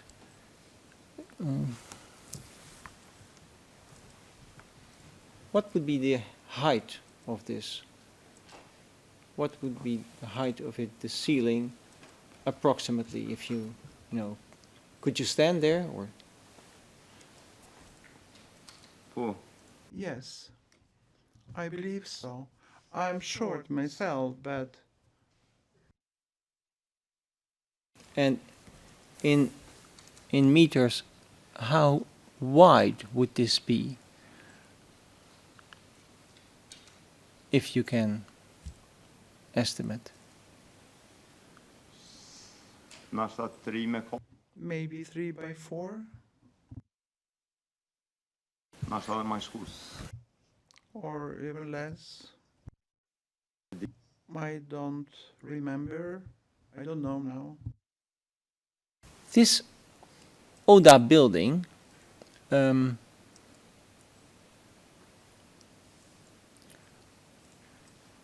April 1999, what was it used for?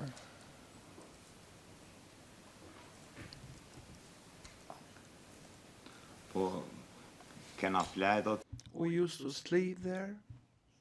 Not only myself, Ramandini, in fact, stayed in the Oda. There were beds there. On the 20th of April, it was transformed in a kind of makeshift hospital where we brought the wounded from Vitica and Marets there. There were 2 rooms. And who worked in that hospital? In that makeshift hospital, or kind of hospital? There was the Uta and other nurses, Ibadet, that I knew. You seen those persons with your own eyes when they were there? You mean the wounded? And the people you just mentioned, Teuta and...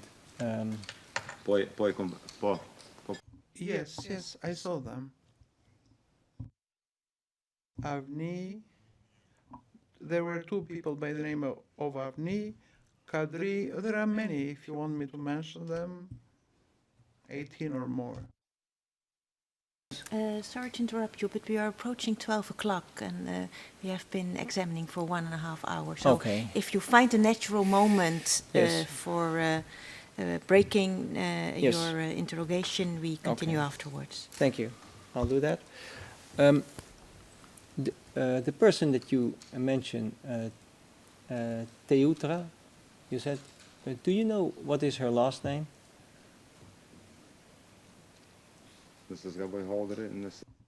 If I'm not mistaken, Hadri? The person Avni? Avni was wounded. There were 2 Avni. Avni Aziri and Avni Gashi, Sokol Sopi, Afrin Vetia. You said they were wounded, brought there. From where would these people be brought? On the 20th of April, 99, during the shelling of Iti, some soldiers died, some were injured. Not only from VT and Marevs, but also from Ramor. They brought from Prapashtica, they brought wounded people from other parts too. When we arrived there, it was midnight. It was horrible to see them. People asked for help. The doctor and the nurse couldn't provide them, couldn't administer them the required help because of shortages of medicaments and other means. Ibadet lived in the same neighborhood where I lived in Pristina. I knew her from before.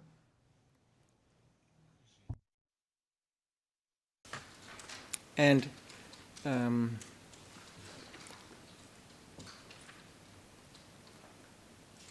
how was it transformed into a hospital? How was that actually done? How was it made, this makeshift hospital? I don't know that, because from the 17th I was in VT of Marets, and we couldn't leave the wounded outside. We have to bring them in. And where would you bring them in? Would you bring them in here? Yes. Or in the other facility, we would spread them out in different building structures in number 2, 3, and 4. 2 minutes, Your Honor, and then we'll wrap it up.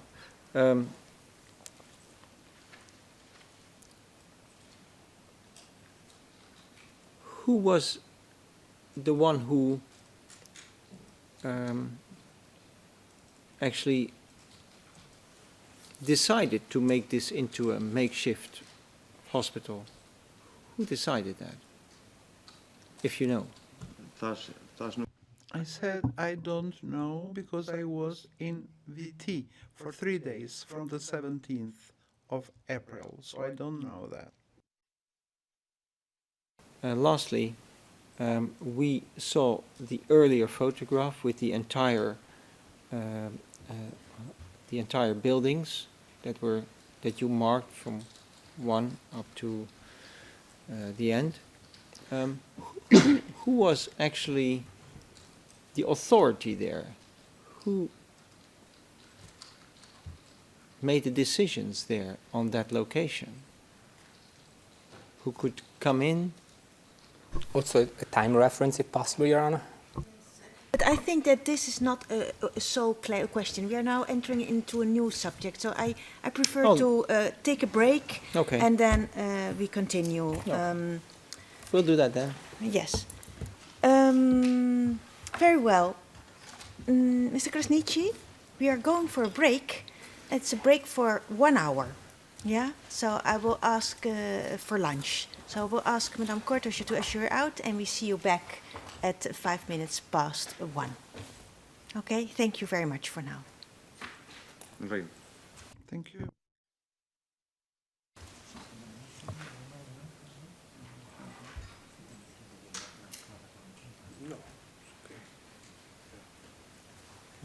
You may go with Madame Kortosje.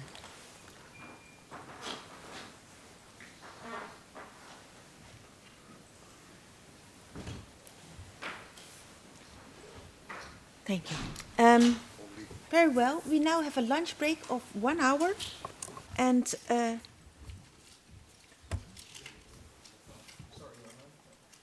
no request at this moment in time. Very well. And we see each other again at 5 minutes past 1. The hearing is adjourned. All rise.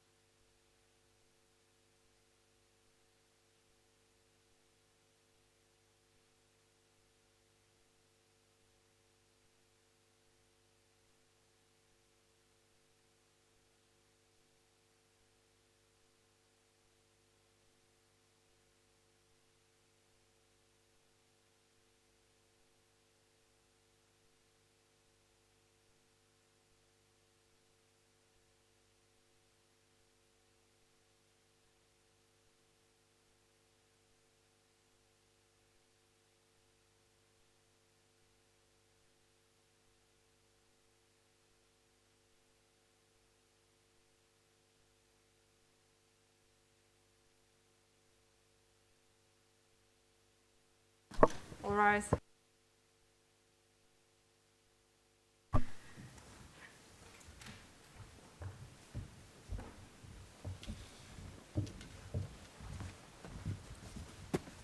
Please be seated.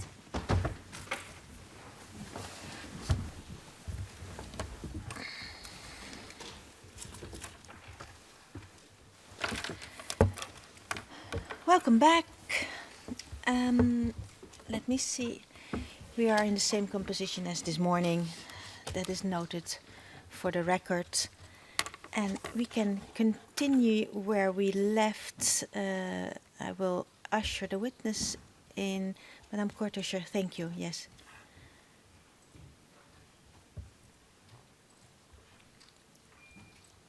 And then we will give the floor to the defense counsel to continue.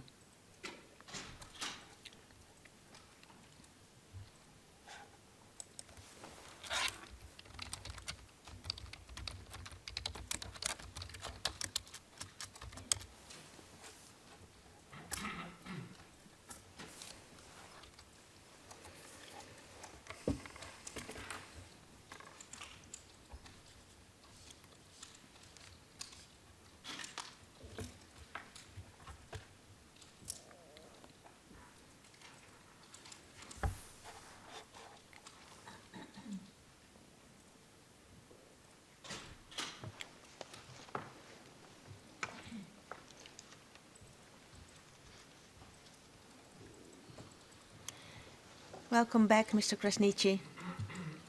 We will now continue with your testimony, and the floor is, I will give the floor now to the defense counsel so he can continue with posing questions to you. You have the floor. Thank you, Your Honor. I'm not sure how much time I have left. Requested, and as soon as I know what exactly the time is you are still, you can still use, I will inform you. Sure. Hello, Mr. Witness. We have still on the screen the photograph. Do you have that also on your screen? Yes. And you pointed in red to a door, and you made a circle on that document. Mr. Witness, I want to ask you,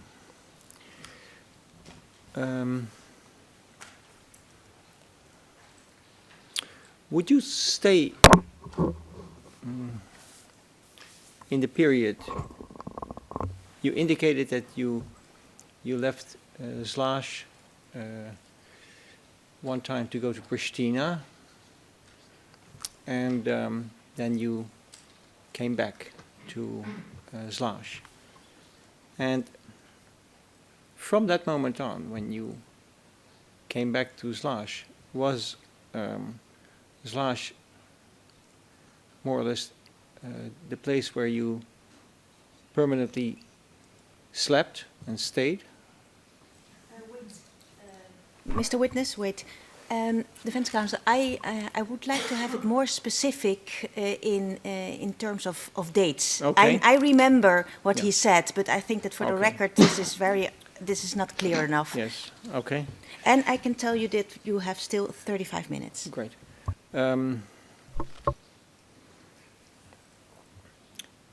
I need to seek the reference for that, Your Honor, for my question, but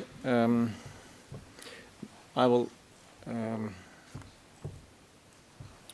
You left one time to go to Pristina, and then at some point you returned back to Slash. Do you recall which date that was? We discussed this earlier today, but I can't find the reference.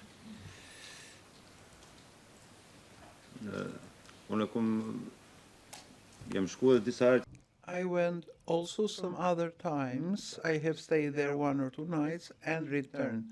But on the 27th of March, I went to Pristina. I stayed there for 2 or 3 days, returned, and I went again on the 3rd of April 99 and returned again. But the first time that you returned exactly from Pristina,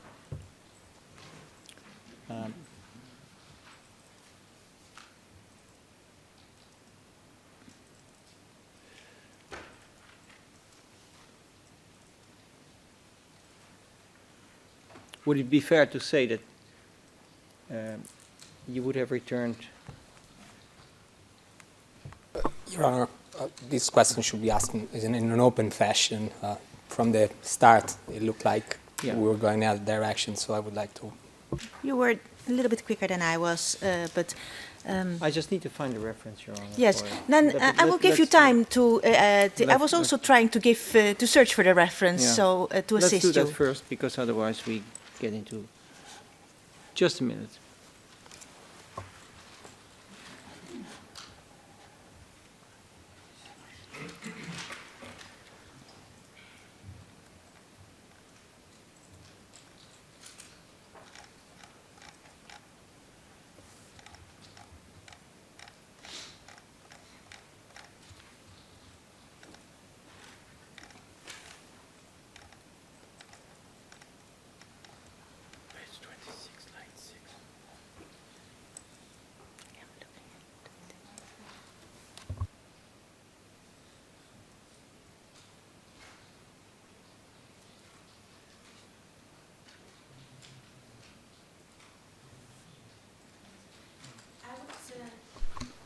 Page 26. Okay.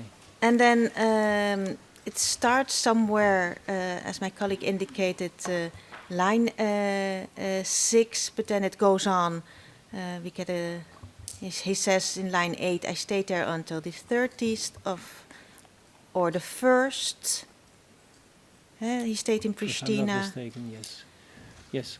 And then a little bit, then we go to page 27. You say you it's line 18, you say you left Pristina, and that you arrive in Slash. I arrived there at 3 or 4 o'clock in the morning on the 1st of the month. Okay. I'll take it from there, Your Honor, Okay. with those references, and thank you very much. Mr. Witness, I was looking for a reference, and earlier today you said that, and that is then page 27, line 20. I arrived there meaning slash, at 3 or 4 in the morning on the 1st of the month, if I'm not mistaken, 1st of April. That is what you said earlier today. So my question was then, did you stay from that moment on, more or less all the time, in the location of your family in Zlaž that we have been discussing all day? More or less, yes. I stay there most of the time. Your Honor, yeah, I'm sorry. We should be looking at page 28 because it would appear the witness did, in fact, at that point, go back to Pristina. Yeah, you're taking the words out of my mouth. Yes. That's a Dutch saying. Don't know if it works in English, but he said, defense counsel, afterwards that after that first time he left again. Again, that's what he just said too, earlier on. But I understood from the way you were asking it that he more or would. less. May I finish the question? Sorry, Because if not, sorry. it's a problem for the interpreters. What I understood was that it was that after that first time, he stayed till, he left on a certain date. Right. So, question remains the same. From the 1st of April, when you arrived back, did you remain all the time at the location which we discussed today? The defense counsel, What he is the already problem? stated Yes. that he did not remain all the time. He told us that he left for some days. Yes. So That's why I said more or less.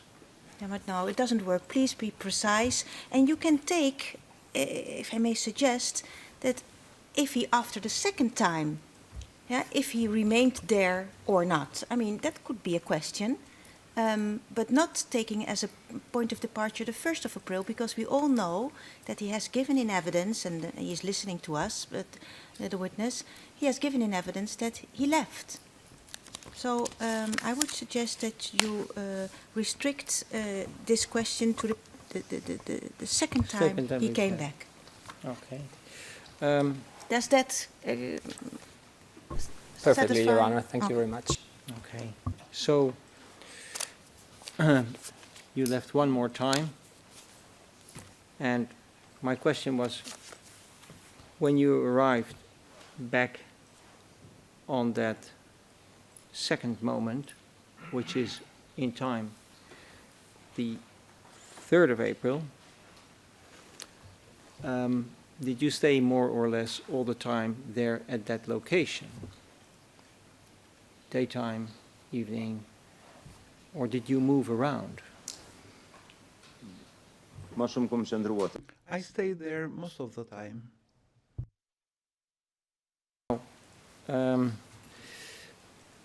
If you take a look at the picture that you see in front of you, would you see the picture? Microphone, please.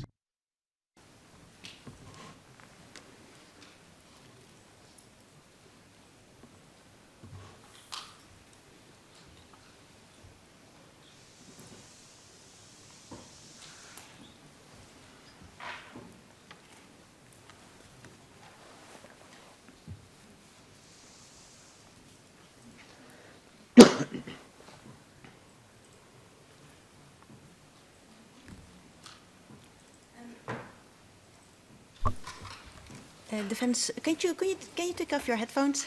Thank you, sir. Mr. Defense Counsel, Yes. I will take the reference from my colleague who noted it down. On page 59, line 8, he says that he left the 3rd of April for Pristina and then returned. But for us, for me, it's not clear when he returned. Okay. And you were now indicating that he returned on the 3rd, but let us ask that to the witness.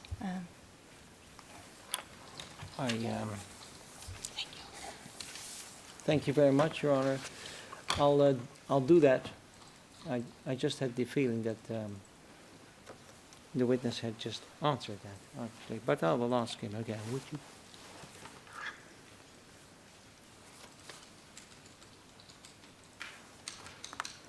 Mr. Witness, on page 59, line 8, if I'm right, you indicated that you left on the 3rd of April again. And could you tell us when you returned?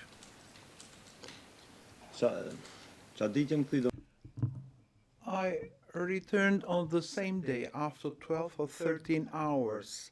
I went to Pristina and then came back. And from that moment on, when you returned from Pristina, did you stay more or less all the time there at the location that we spoke about and that we showed you the picture of this morning? Yes, most of the time I stayed there. I went out in the village or to some other villages to accompany people who went back to their homes. I couldn't say refugees for them, but most of the time I remained there. You slept there as well? Yes, yes. Then we turn back to the photograph that was on the screen. Is it on your screen, Mr. Witness? Yes. Yes. There is a red circle that you put on the right building. And my question is, Yes. I put it to you that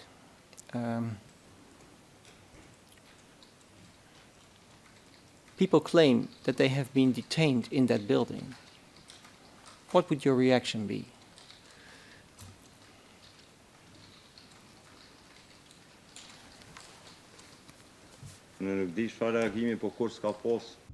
As far as I know, there have never been detained people in this building. For the record, Your Honor, we done. Sorry. Microphone for Your Honor. Realized. Can you put off your headphones, Mr. Witness, please? Thank you. For the record, Your Honor, I don't think that that's an accurate claim. The people claim that they were detained in that building that the witness has circled with the red circle. But I just wanted to put that on the record that we don't accept that statement of fact. Could you, please proceed, but you could also ask the question, defense counsel, by if he knows if people were detained there. Yes, and I will follow all these questions on from now on, Your Honor. Okay, very well. Have you ever seen... No, wait. Oh. I have to have him put on his headphones again. Can you put on your headphones again? Thank you, Mr. Witness.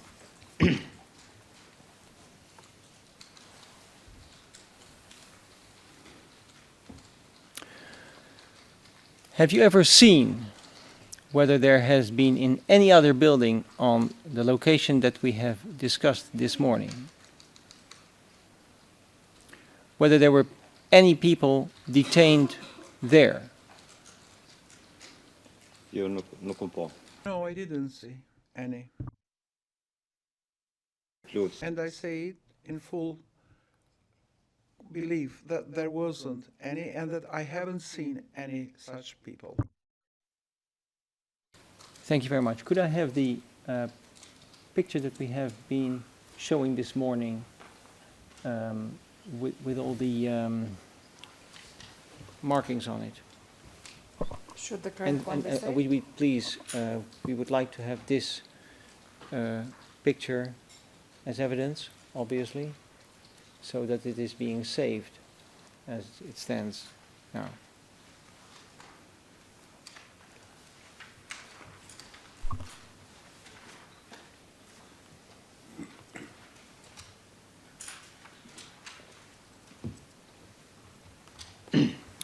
And the Thank you, Madam Court Officer. I'm not sure what number has been given to the photo with all the markings, but I would like to have that photo on the screen. Yes, and can we enlarge it?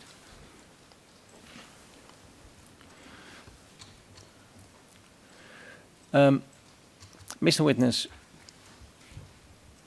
on this photograph you have marked the buildings on this site.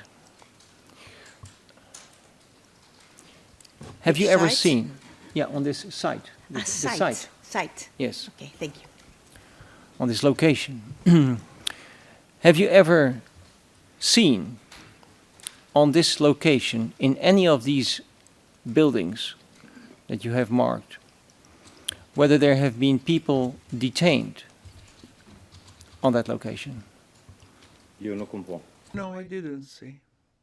Mr. Witness, have you ever heard from anybody whether there have been persons detained on this location? No, I have not heard. Mr. Witness, the prosecution has a map called Slash Detention Camp, in which this location appears as a detention camp. What is your reaction to that?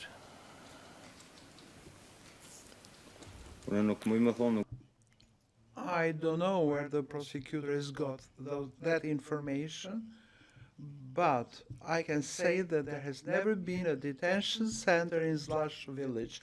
I don't know where they got that information from, or who has given that information to them, but I may say that as a family, this has caused us a great damage. Mr. Witness, have you seen anybody guarding a specific building on this location? I said earlier, there was no need to guard it, to protect it. There were 3-4 entrances to that.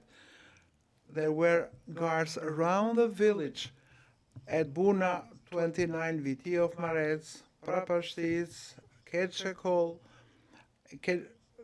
There was in another neighborhood, Kurtevit. So we didn't need any guards there because we were like in the hinterland of the village. So there was a point every 7 or 8 kilometers far from us where there were guards. Mr. Witness,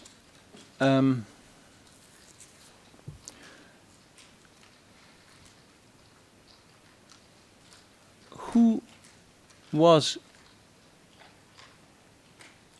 in charge of this location at the time that you were there? Was there any person who would decide in any manner what would be done with people who would be there, or any person who would be commanding soldiers? Was there any such person there? To my recollection, Ramandini Bali was, or Isakastrati, who were people with more experience, older, and we turned to them every time we had a question. And Mr. Witness, do you know a person with the name of Fatmir Sopi? Yes, I do. I was fortunate to know him. On this location? I don't remember that, but if I'm not mistaken, in April, he was with Adem Show about 2 kilometers away. They were trying a weapon. That was the time that I saw them, but not in the house.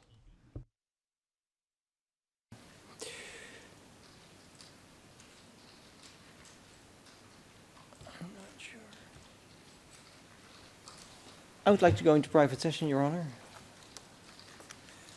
And you will explain us afterwards. Yes. And you will explain us afterwards Yes. why. Very well. And Madame Court Officer, can you bring us into private session, please?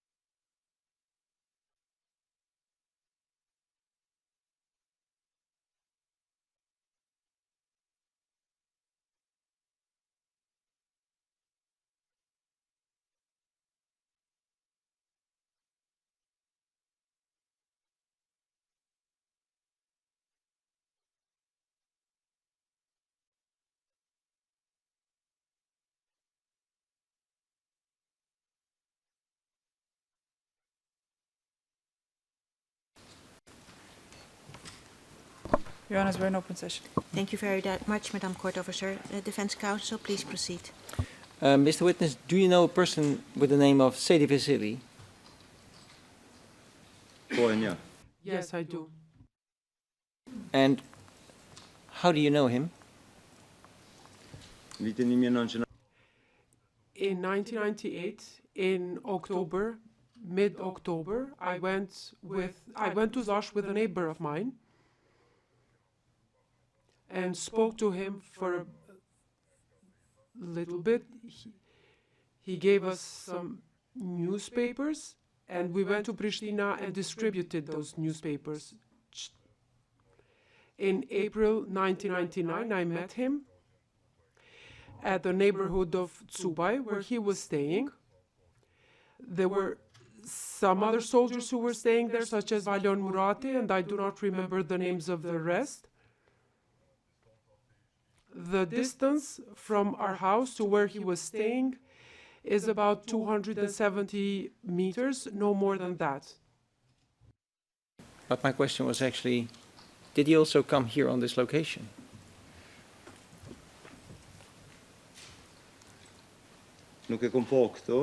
I didn't see him there.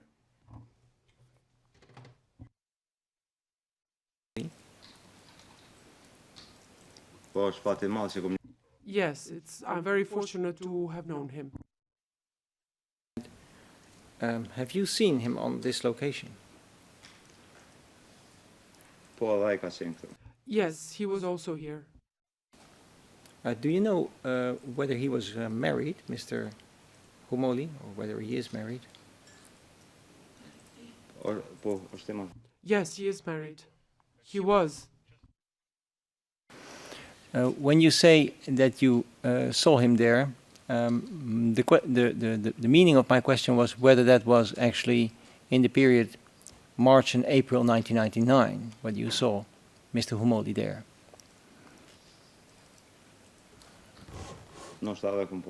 I may have seen him.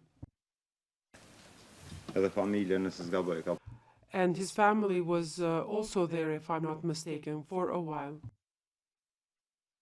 I see Mr. Prosecutor standing. Mr. Witness, can you take off your headphones, please? No, I'm just saying that at some point, Your Honor, the leading must stop, because you asked him when he's, if he saw Mr. Umali, and then he told him the time period when that question referred to. It would have been more appropriate to ask him when you saw him. I agree on that. Fair enough. Mr. Witness, do you know a person with the name of Hidayet Hisseni? Hidayet Hisseni, I think.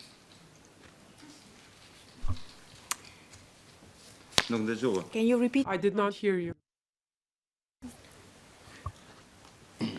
Do you know a person with the name Hidayet Hisseni?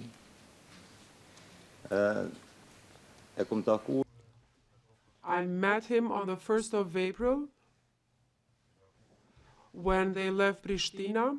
He also stayed there for one night, if I'm not mistaken. I know that he's a political activist, that he's in a political party. Say he stayed there, what do you mean?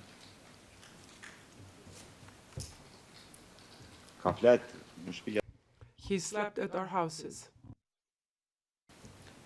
But where?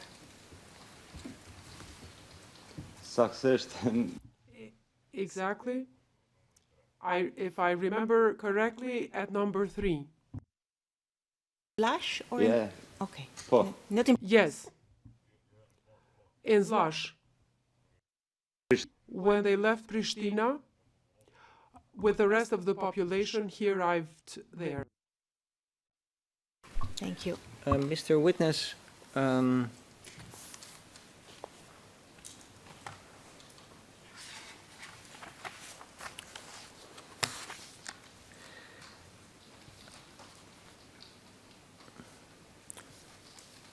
earlier today, you said on page 43 of the transcript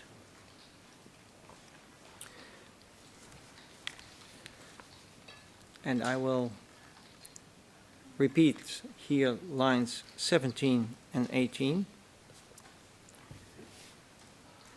We were discussing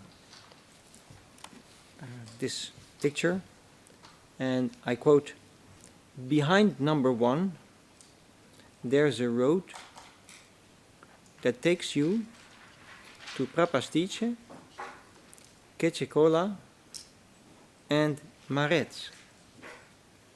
It's a transit road." Yes. Approximately from this photograph, from number 1, approximately how far is that road that you are speaking about? So, no. What do you mean with how far is the road? In distance. What is the distance to that road? From point. From point 1. Okay. So what is the distance from point 1 to where the road starts? Wherever that road is. Yes. Mr. Witness, is the question clear to you? Yes, it is. So from number 1, the road that leads to Prapashtitske, Chekol, and other villages is 200 meters. But also where the number 10 is, or 9, or 10, you can see a road. Correction 8.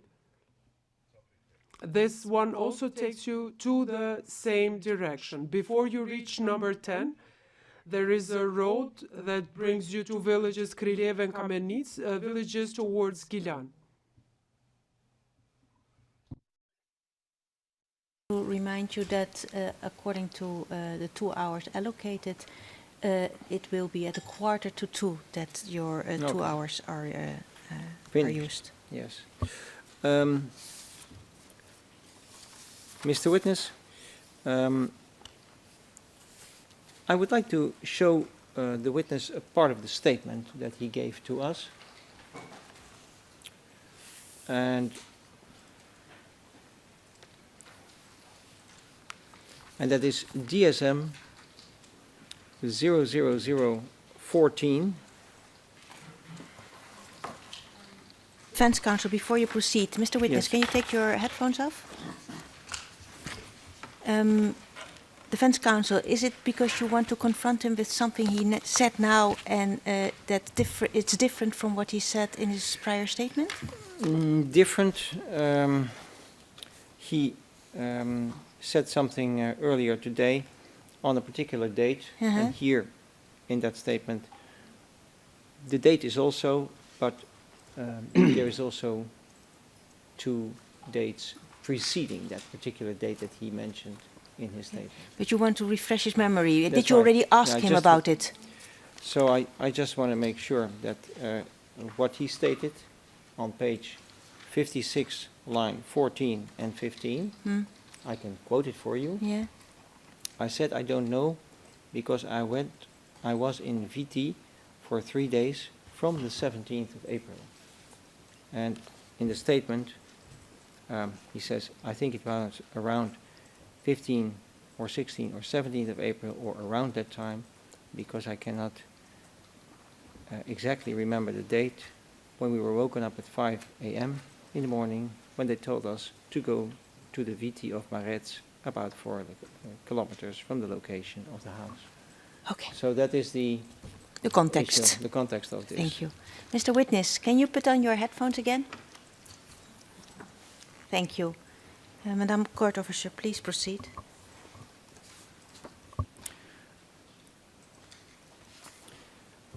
Okay, so there we can see it in the second paragraph, the bottom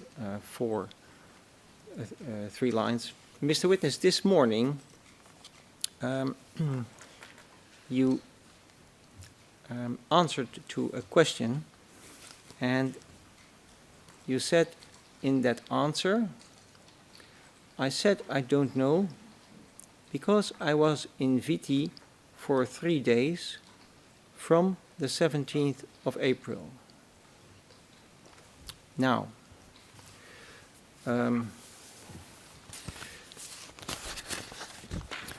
and in the statement that you gave to us, to the defense, on the 23rd of February,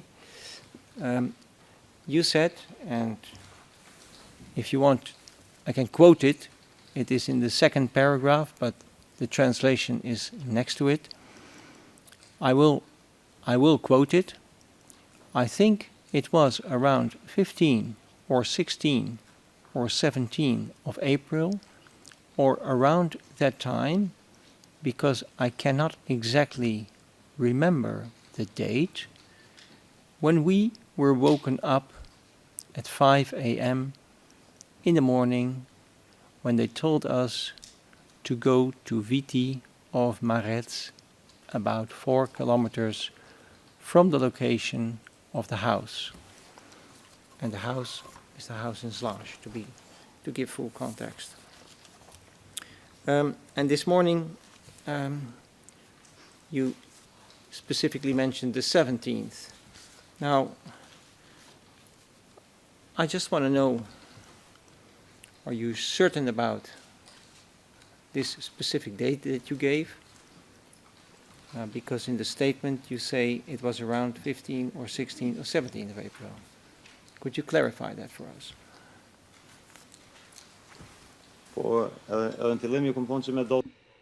I mentioned in the beginning that I cannot remember the dates very accurately. However, on the 17th, I remember the date because the fighting began in Vitijov Marec and we went there on the 17th. Okay. And the date of 17th of April is accurate until the 20th of April. That means, is it fair to say that at the moment that you gave the statement to the defense that you were not sure about the date and that today you are? Yes, today I am certain. Today certain about that? Is there something that came to your mind? Yeah. There isn't anything specific, but while traveling in The Hague, I was following the news and that our friends went to visit the cemetery of the martyrs, so the families, the co-fighters, and that's why I remember it now. Okay. Lastly, Mr. Witness, and we'll be short, Your Honor, we'll be finishing. We spoke today a lot about the location in Zlaž. You were shown the photograph, you indicated that area. Have you ever seen on that location Salih Mustafa?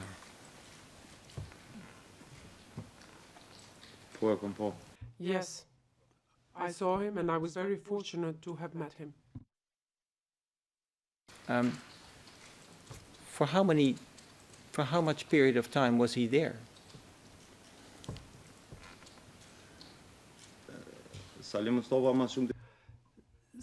Mustafa stayed for 2 or 3 days at most and then he moved on. If I'm not mistaken, I met him for the first time in October before the New Year's. He arrived there with a group. Those men went to Mayats to join the fighting because there were no fightings in our village. He came, stayed for a day or two, then left. It wasn't my duty to ask him where he was going. He was very polite towards us. And in the period of March and April 1999, did you see him then in Zlaž on that location that we spoke about this morning? The location of the house of the family? Yes, yes. He was there before the offensive. I believe he stayed for 1 night. And then I didn't see him until the 21st of April. On the 21st of April, I met him, not only me, but my other friends as well, with the wounded. We met him in the evening. I think it was the evening when I saw him. We went together to Kolic, or up to Kolic. At Kolic, we parted ways. We continued towards Mayats with the wounded, and that is where we parted ways.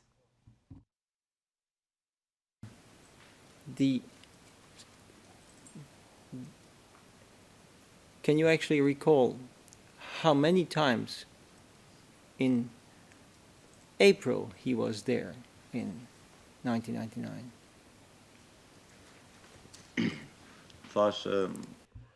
I said earlier that he was there a few days before the offensive. He stayed 1 night and then he continued. I don't know where he went and I'm not very certain about the dates. He probably had other duties to perform. Can you tell me what was it that he came to do there? Do you recall that?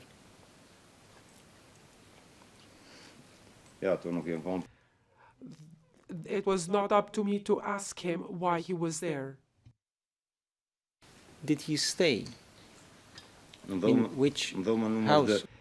In room number 2.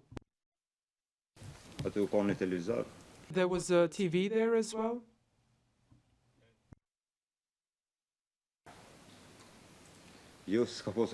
No, because we had no electricity. Thought about it. Lastly, was he accompanied by somebody that you know? Yes. I recognized Tsufa, but I don't know his real name. He came with him several times. I do not know his real name. And also, I never asked about his real name.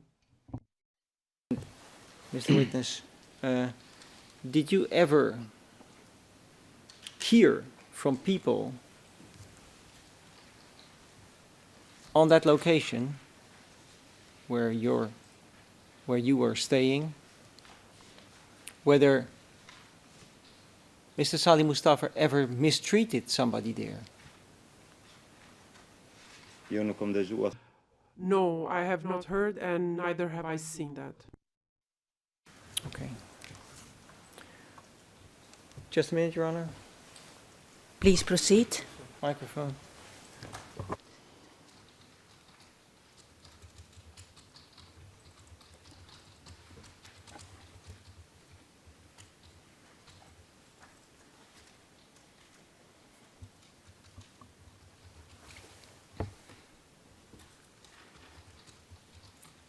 Yes, one last question, Your Honor.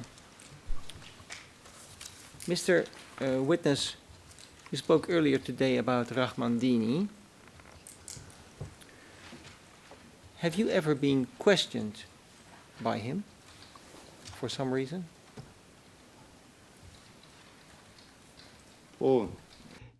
Yes. It was on the 6th or the 7th of April. A Red Cross helicopter of the Serb forces was observing us several times, and we attempted to fire at it. And Rahmandini came from room number 12. From the window, he called me to go inside. I went inside. He told me that I should never fire at the Red Cross, and it doesn't matter that they were observing us.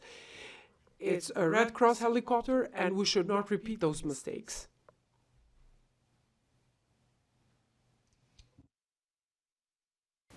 We have no further questions, Your Honor. Thank you, Defense Counsel. I have one follow-up question for clarification, Mr. Witness. For reference, we are at page 77 and then line 7 and 8. Defense Counsel was asking you about Mr. Mustafa, if he would be at this location we have been discussing.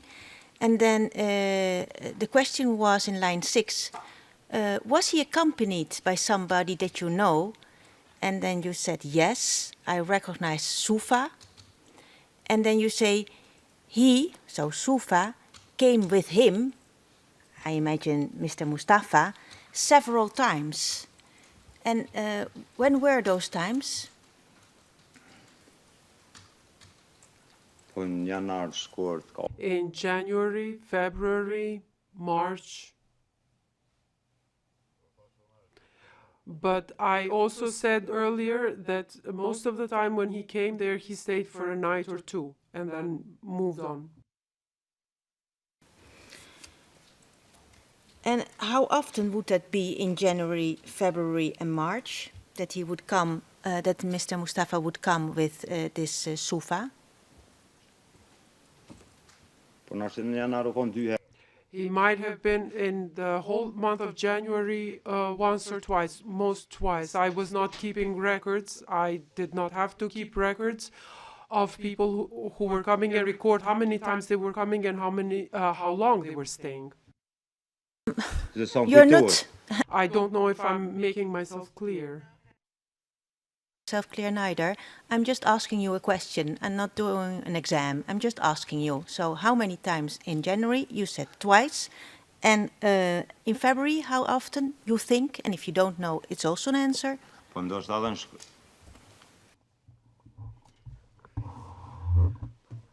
I can't give you an exact number of the times he visited. Twice a week or Once in 2 weeks.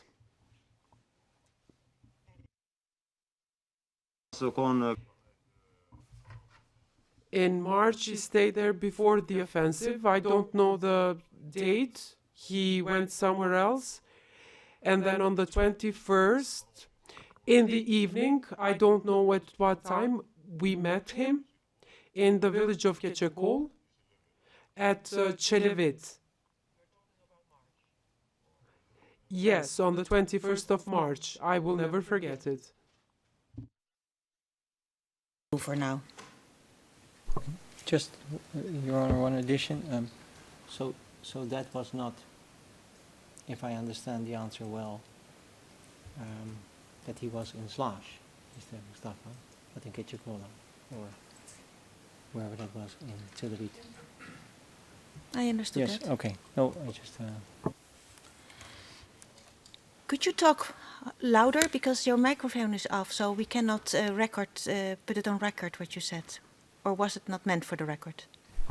Yes, Your Honor, I just said that in the last instance he did not speak about Slash, but about another village.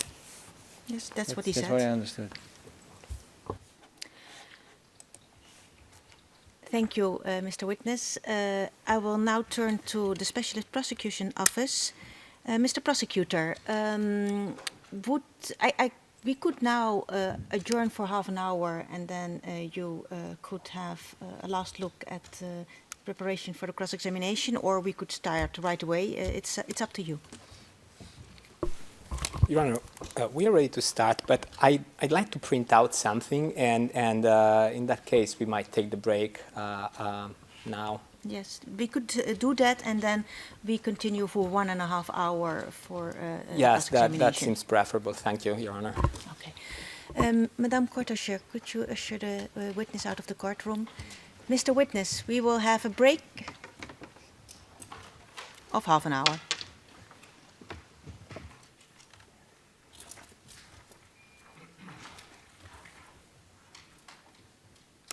Very well. We see each other in 30 minutes. The hearing is adjourned. All rise.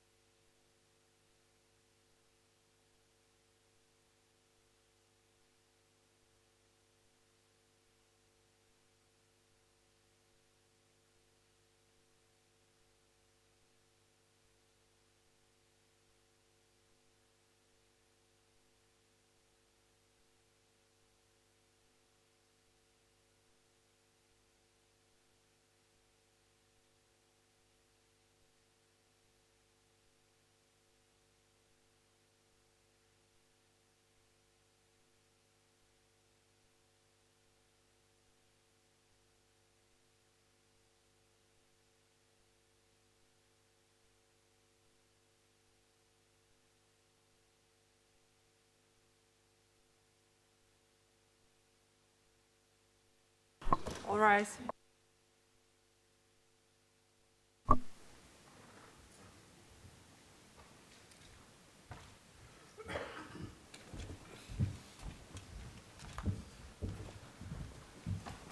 Please be seated.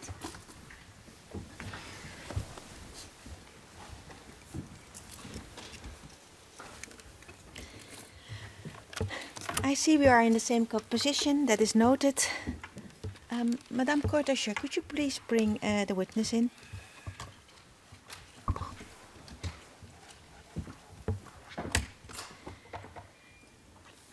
So my proposal is to have 1.5 hours of examination, then have half an hour break, and then do another hour, and then we will see where we are with the testimony of the witness.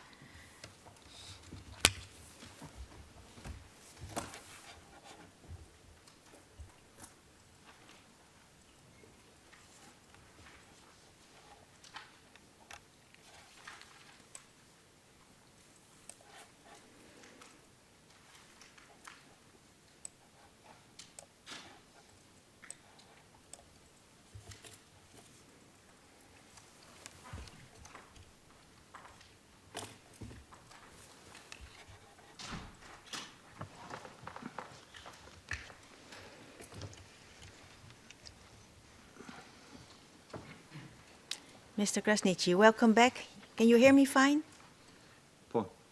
Yes. Follows. We will proceed now for 1.5 hours. Then we will have half an hour of a break, and then we do another hour, and then we call it a day. Okay? Very well. I will now give the floor to the Specialist Prosecution Office in order to start with your examination. Mr. Prosecutor, you have the floor.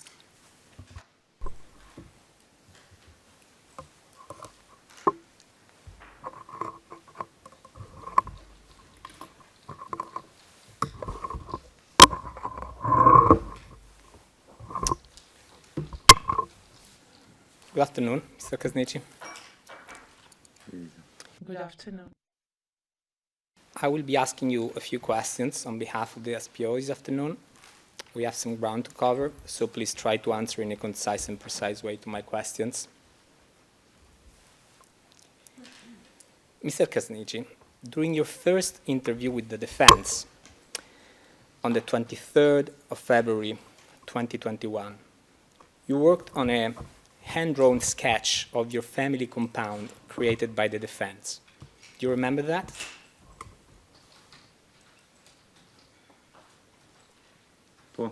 Yes.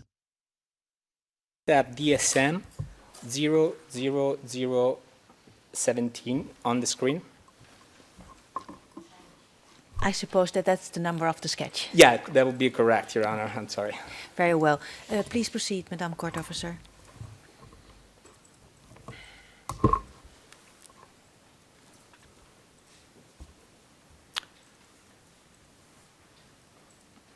If we could reduce the zoom so that the entirety of the sketch is visible. Yes, thank you very much. Mr. Krasniqi, is that your signature in the bottom left corner of the sketch? Yes. According to what is written in your February 2021 statement, and the reference, Your Honor, would be DSM 00004, Defense Counsel produced this sketch when visiting your family compound location in Slash. Did you accompany Defense Counsel during that site visit?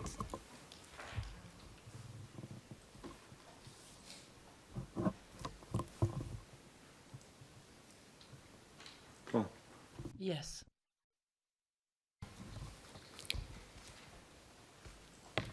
Now, according to the timestamps found in the statement, the interview lasted from 10 a.m. until 6:35 p.m. And Your Honor, these timestamps can be found on the first page, DSM 00001 and DSM 00015. Now, according to other timestamps, you started discussing buildings in this sketch at around 11:35 a.m.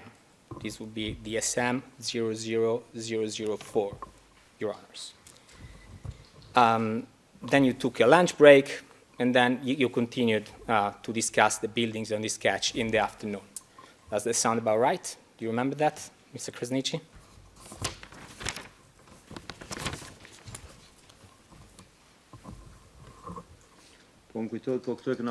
Yes, I remember, but we made a mistake here on the sketch. Remember that this was about the time that you spent working on it, yeah? Yeah. Yes.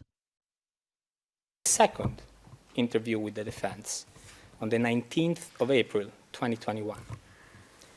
The first thing you're recorded saying in that interview is that in the previous map that you made there were some slight mistakes.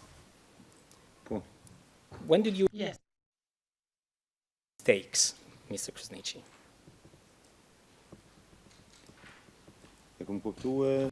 I realized when I met with the lawyer. Since it was the pandemics, I was a bit sick myself and my family too, and that was all surrounding that mistake. And I gave him, that is the defense counsel, the photographs that were shown here. You realized that in between the interviews, before going there to meet the defense counsel, had you already realized that you had made a mistake?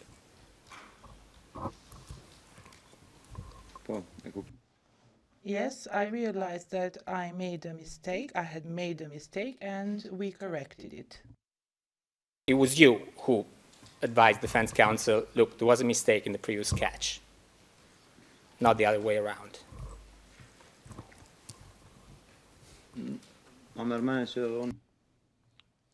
I believe I told the lawyer. I don't know. I don't remember.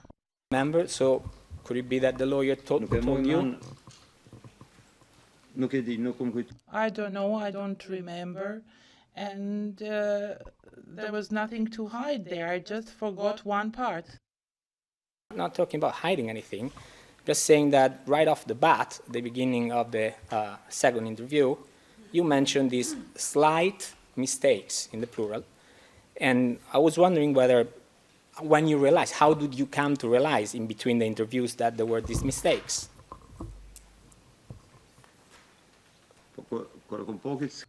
When I saw the sketch, I remembered that I had made some mistakes, and those mistakes were not big mistakes.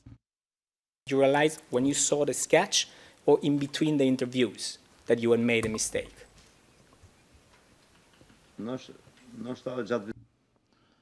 Maybe I realized it during making of the sketch. I don't remember. It wasn't of great importance for me, this mistake. Mr. Prosecutor, just for me, no, don't look there, look here. Mr. Witness, apparently you realized you made a mistake, yeah? Can you tell the panel, because in the end, it's not that you have to tell the defense or the prosecutor, you have to tell us, huh? You have to tell us. We are trying to understand too, because in the end, yeah, we are the ones deciding. Can you explain to us, when did you realize, oops, this is not completely how it was? Maybe after the interview I had with the defense counsel, I remembered that I had made a mistake. And when I met for the second time, I don't remember on what date, we corrected this mistake. It's not a grave mistake, but men err. It can happen that you make a mistake, you cannot remember everything, because I myself was not born there. I was born in Pristina, and it is possible that I left out a small detail. Here to tell who was wrong or right, or if it's a big mistake or a small mistake. I'm just trying to find out facts. Yeah, I'm not here to give any.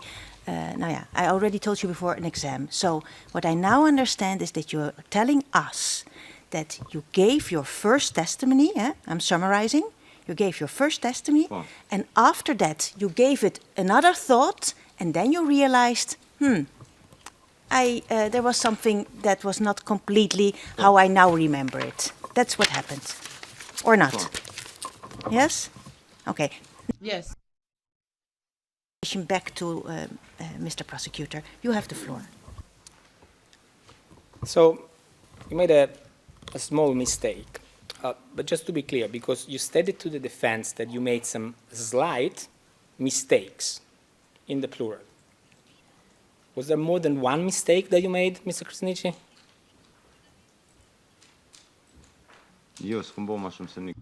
No, there was not more than one. And the door at number 5, I think that I made a mistake there with that door.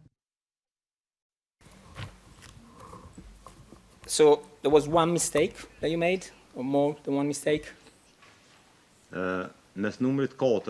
Between number 4 and 5, there was another building or structure.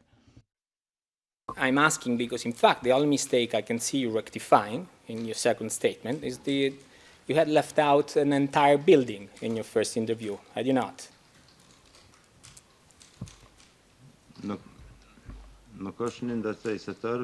It's not an entire building. It was rather a storage place. But you left out an entire building and a room there, and that was your slight mistake. That's correct? Yeah. For me, could we now please have on the screen what the defense titled as map Z100, that would be DSM 00035. Please proceed, Madam Court Officer.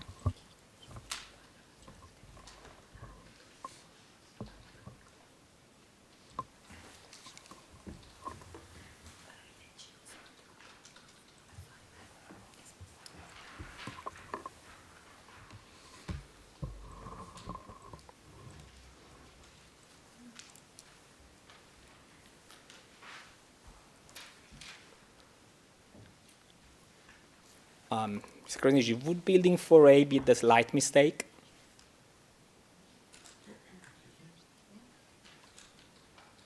I'm sorry. You can see in the map there is now a building titled with 4A on it. Would that be the slight mistake that you had left out in the first interview?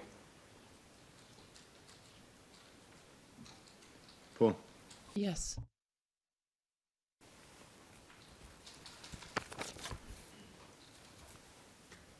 And did you make other mistakes? Yes. Between which other mistakes did you rectify in your second interview? May I?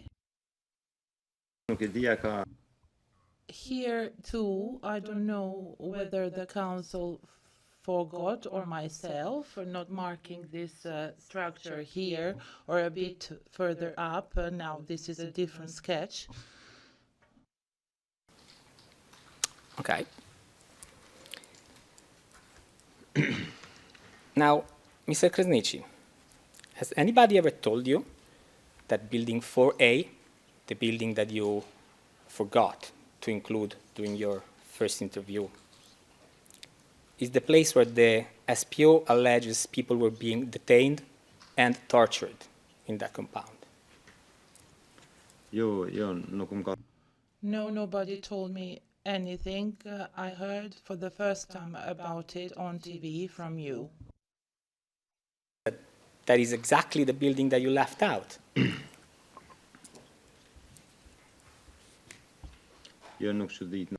No, I'm not surprised.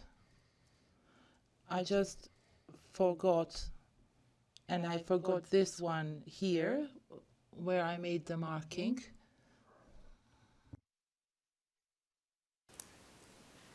you had no idea of the significance of that building, building 4A, when you omitted to mention its existence during your first interview.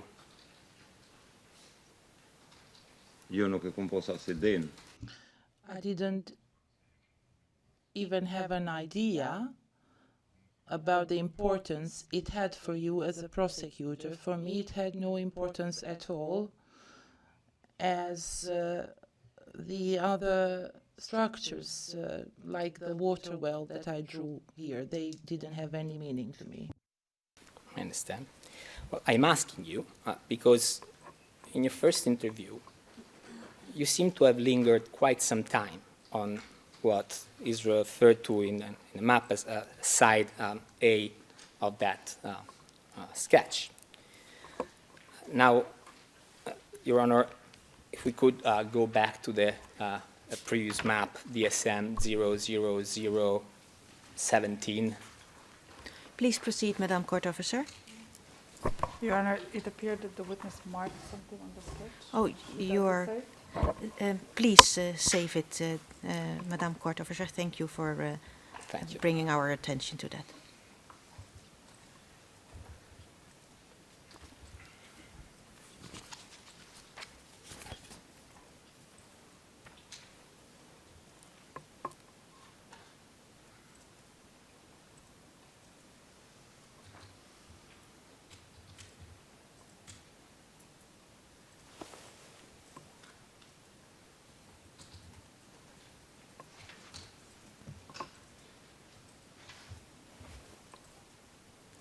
Thank you. Then we can proceed with the DSM 00017, please.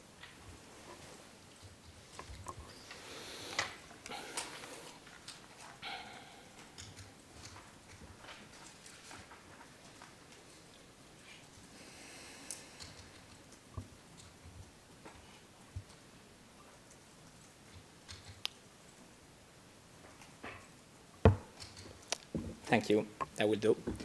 Now, as I was saying, Mr. Krasniqi, you appear to have spent some time working on that map with Defense Counsel and also helped Defense Counsel make some corrections. And, Your Honor, I'm referring, for Your Honor's references, to DSM 00005. For instance, you stated that a hay storage that used to be on side A hadn't been included in the sketch. Do you recall that?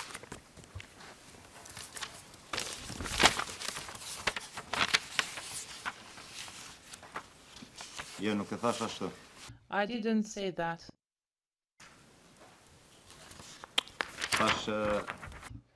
What I said is between 4 and 5 there was a structure where we kept the farming equipment.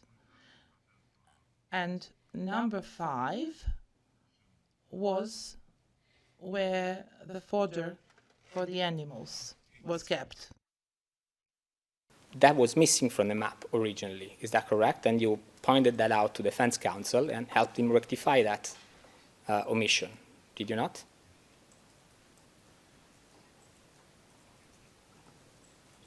Yes or no? I did not understand the question. Side 1 is now more or less complete. I can agree with side A now. You've called it side 1 first, but then in fact it was side A, as I have added 5 and indicated the length. So was it you who added building 5 and added its length of 12 meters there indicated with the arrow?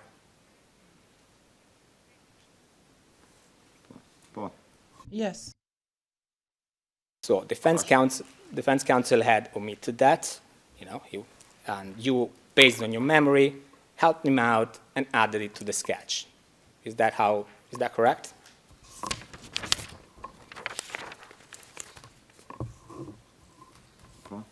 Yes.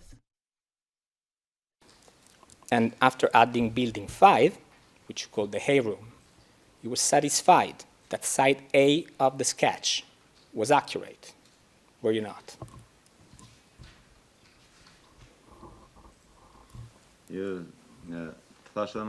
I said earlier, the mistake that I made is between number 4 and 5 on the first sketch. On the second sketch, we rectified the mistake.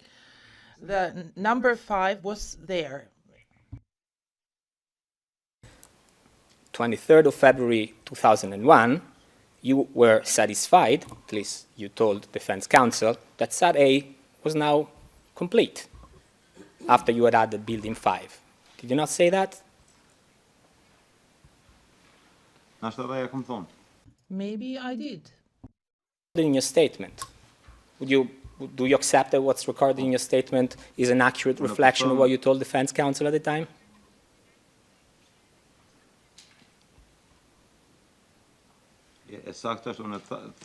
It's correct. I told you after we realized that there was a mistake, we corrected it. Not the first one, right? Yes.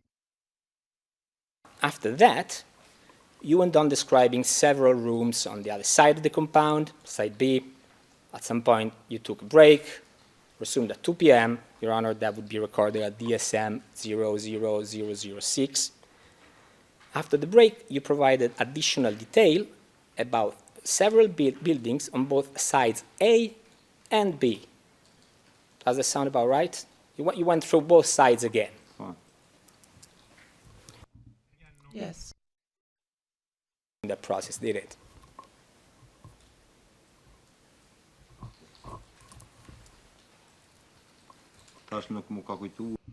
I told you, I just simply forgot about it. You spent hours on that map and you did not remember that that building existed. You did not tell defense counsel. Can we agree on that?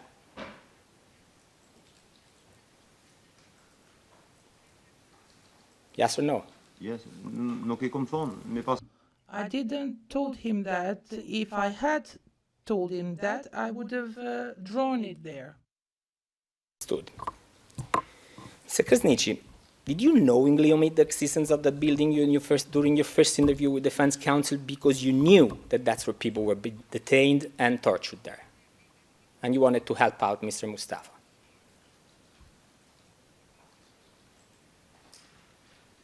You spent hours on that map.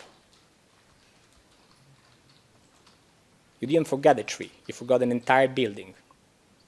Did you knowingly omit that?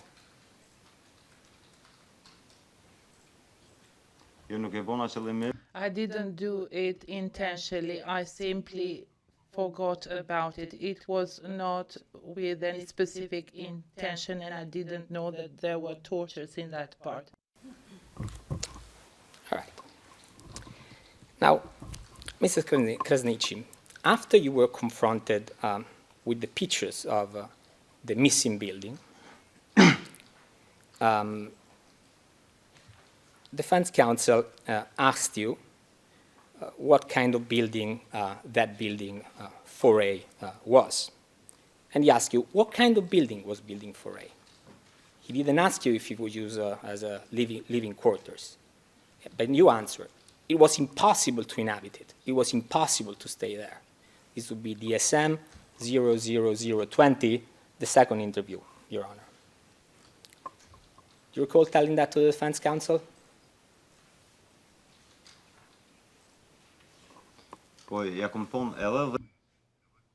What I said was that both 10 and 4 were not inhabited, and I mentioned this earlier in the interview.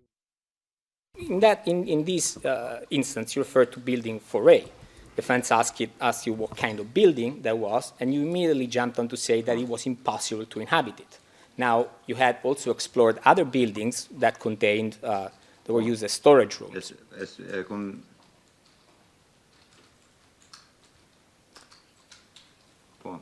Anyway. Yes. Interpreters kindly ask the speakers to make a pause between question and answer. Counsel then asked you again. So during the war, in the period of January 1999 until the end of the war, it was not used? Same page, Your Honor. Again, counsel asked you why it was used, a general reference. And yet, you stated, it wasn't used at all because it was uninhabitable. People could not stay in it. Do you remember volunteering that information?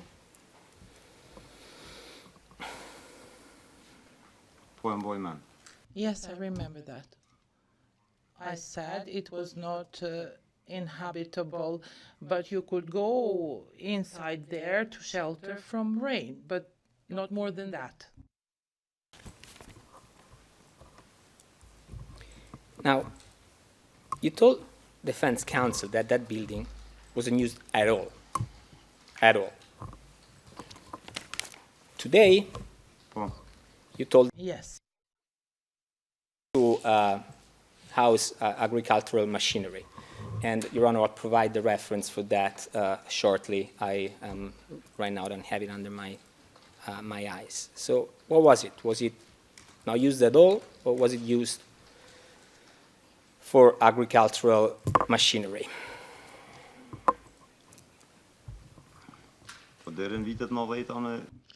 Up until the 90s, as I explained, that's where they kept the agricultural machinery, whatever they had at that time. That's not what you told defense counsel in your statement, is it? No mention of agricultural machinery at the time. You stated before DSM 00020, Your Honor, before 1990, that construction was used for oxen. Then there is a helpful bracket saying that an ox is a type of cow used for agriculture.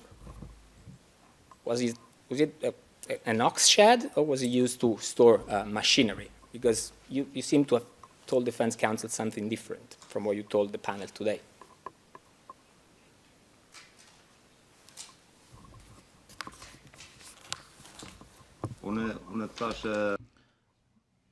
As I told you, I was born in Pristina, brought up in Pristina. As far as I know, as far as what I heard from my family, that was used for agricultural machinery.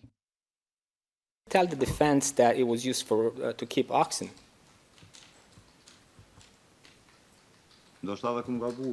Maybe I made a mistake, but I don't think I did. Before the 90s, for the situation there, I spoke based on what I was told by my family members. As I said, I was born in Pristina, I was brought up in Pristina. I would go there in the summer for 3 months with a family. Agricultural machinery, it was just guesswork.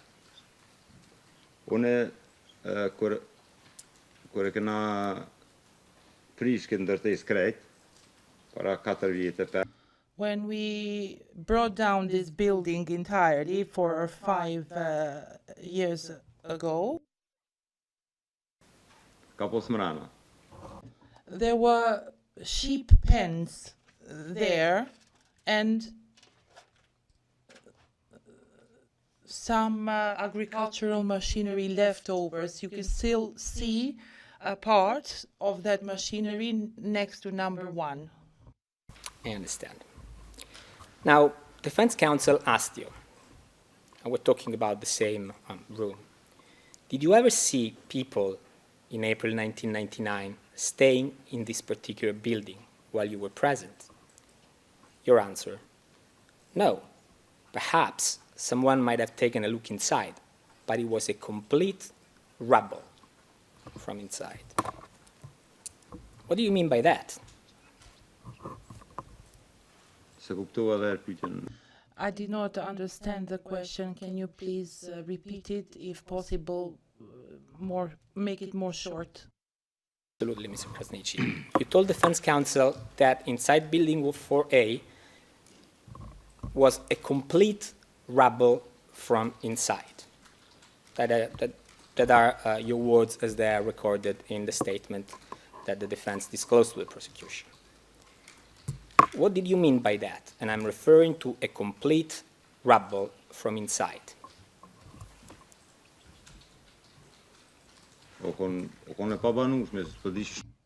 It was uninhabitable. It was destroyed. It was a ruin. I explained it to the council as well, that 3 and 4, 7, 8 and 9, they were houses made of mud and stone. By that time, had the roof collapsed? I'm trying to understand what created this pile of rubble inside. So had the roof collapsed at the time?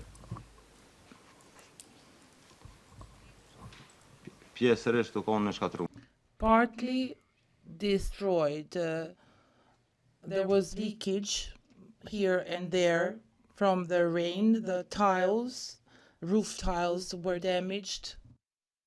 That it was a bit wet. Had the walls collapsed? The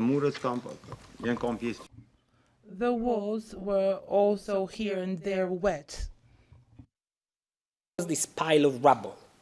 That's what I'm trying to understand, because you said people couldn't stay there because there was a pile of rubble. Like, I'm trying to understand what would have gotten into people's way in order to stay there, to be housed there, perhaps detained. I told you that that house was built of mud. Yeah, that doesn't answer the question, though, does it? What was the pile of rubble? Or there was no pile of rubble?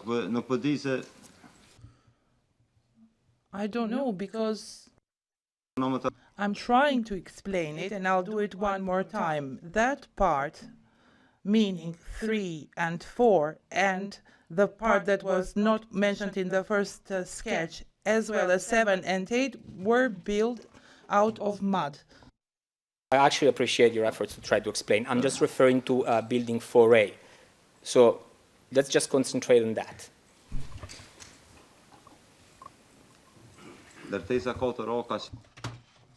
Building 4A was built out of mud. I don't know how to explain mud. It was a mixture of straw and mud. Maybe there is an interpreter who can explain it to you better.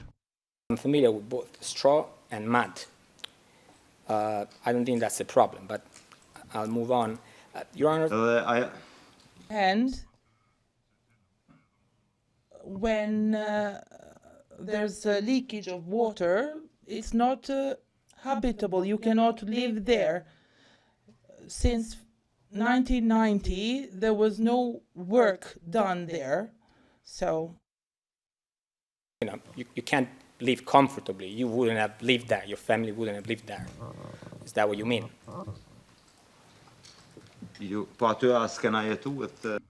We did not live there. It's not a house that we used to live in. Stay for people, was it?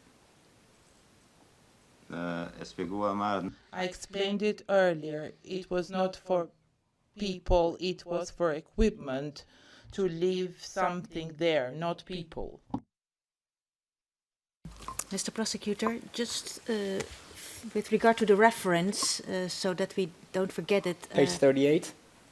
Okay, I had another page, Okay. but I leave it to you. No, sorry, Your Honor, I jumped the gun. In the meantime, my colleague helpfully found the reference for me, and we understand that agricultural equipment was mentioned at page 38, line 19. Okay, that is for the record. Very well. We saw also that at page 52, lines 14 to 17, number 4, I explained earlier, is a place where we used to keep the farming machinery. You say number 4, but do you mean number 4A on the photograph? Yes, 4A. Yeah, correct, Your Honor. So that one is mentioned 2 times. Thank you very much. Your Honor, could I please have DSM 00028 on the screen? That is a photograph. Can you say the number again, please? Yes.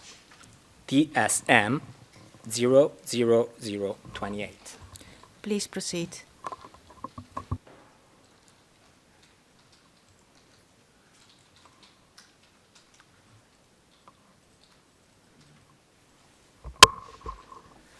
Thank you.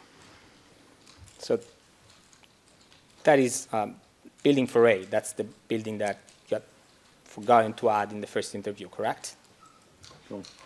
Yes. Yes.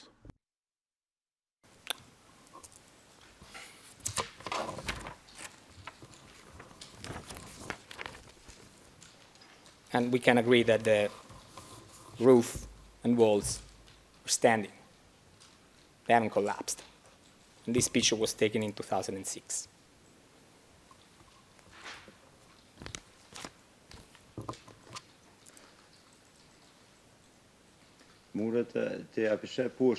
You can see the walls were, even before 2006 and 99, were in a poor condition. But so, give you one last chance to explain. Can that it was made of mud and straw. But what I wanted to assist the panel in understanding is what was this pile of rubble that people couldn't stay inside that you describe in your statement. What was it, this pile of rubble inside 4A? What created it?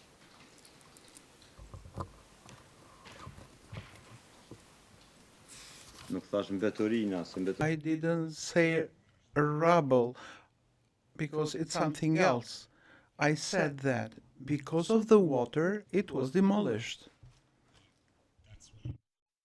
That's the way I see it.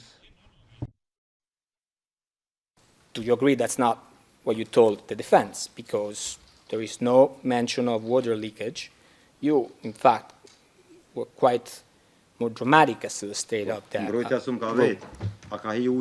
The defense didn't ask me whether the water penetrated there or not.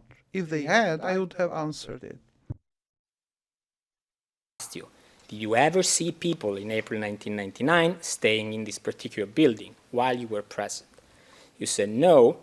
Perhaps someone might have taken a look inside, but it was a complete rubble from inside. So that's what I was struggling to understand, also by looking at the pictures, and I was hoping you could assist us get clarity on that. I already said it, and I am repeating it. It was not a place that one could live in, and people didn't live there before 90s, in the 80s, 70s, no one lived there. Mr. Witness, no, you. Just explain to me, because we are already now for 10 minutes on this rubble thing, and I just don't get it. What is the pile of rubble? Just explain it to me in words. Is that mud laying there? Is that stones laying there? What is it? Wood? I was not there, so I cannot visualize. If you can, please help us, because you use that word. It's not us who put that word in that statement. Your Honor, I am trying to explain this structure, according to my family, until the 90s, was used for farming machinery. This is what they told me. And then, after my family left for Pristina, even my uncle, the house started to deteriorate. The tiles were old, the water got inside it. So this is what I wanted to say. It's not that people threw the rubbish inside, but it deteriorated of itself because of rain, snow, disrepair. It was not inhabited. So there were never people who lived there, not from my family nor from any other family. Enough at this moment in time. Thank you. Mr. Prosecutor, you may proceed. Thanks, Your Honor.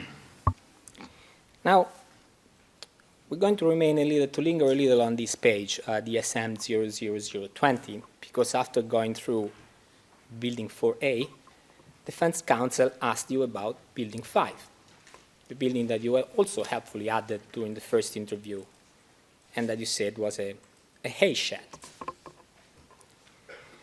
Now, Defense Counsel asked you, was this building used in the period of the war? And you stated that when refugees came from Slash, it was used because there wasn't enough space for everyone. And you were talking about Building 5, the hay shed. Do you recall saying that? You stated that it was used to house the refugees that came from Slash.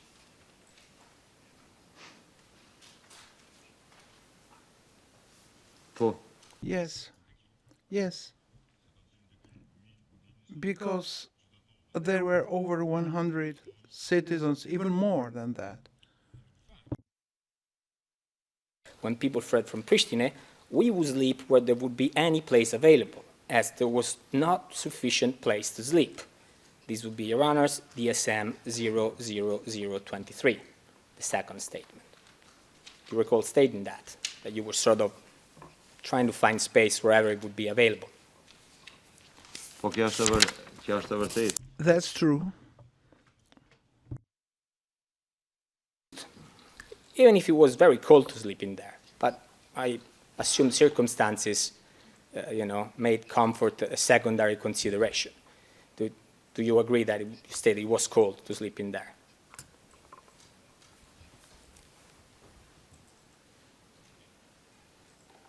It's in your statement, DSM 00020. Listen, the purpose was to find a place that snow and rain couldn't reach you. That was important. Now, you can see it's open. Woods made of like twigs, walls made of twigs, yeah? Yes. And this is where, again, I'm a little confused, because you said that nobody ever stayed in building 4A, which, differently from building 5, had proper walls and could have seemingly offered better shelter than building 5. But you put refugees in building 5, and nobody ever stayed in building 4. That's what you stated, is it not? I said that when we demolished this, when we pulled it down altogether, there were still farming equipment. I can't give you the exact name of the equipment, but farming equipment. And it was mud. Please, answer the question, yeah? I don't want to hear anything about the demolishment. There was a question about why peoples were put in building 5 and not in building 4A. We are there, not at the demolishment moment. I give it back to you, Mr. Prosecutor. You stated that people would sleep wherever there was a place available. And yet, you said that building 4A was never used for that. And that's because in April 1999, that building was used as a prison, wasn't it? No, I didn't say that it was used as a prison. You are saying it. It was used as a prison, and you knew that full well, didn't you? In Slush, and in this particular house, there was no prison. Nobody can say that there was a prison there. And then you knew full well that people were being detained there. And that's the reason why in your first interview, you worked on the map for hours, and you omitted to add that building to the map. And that's the truth, isn't it?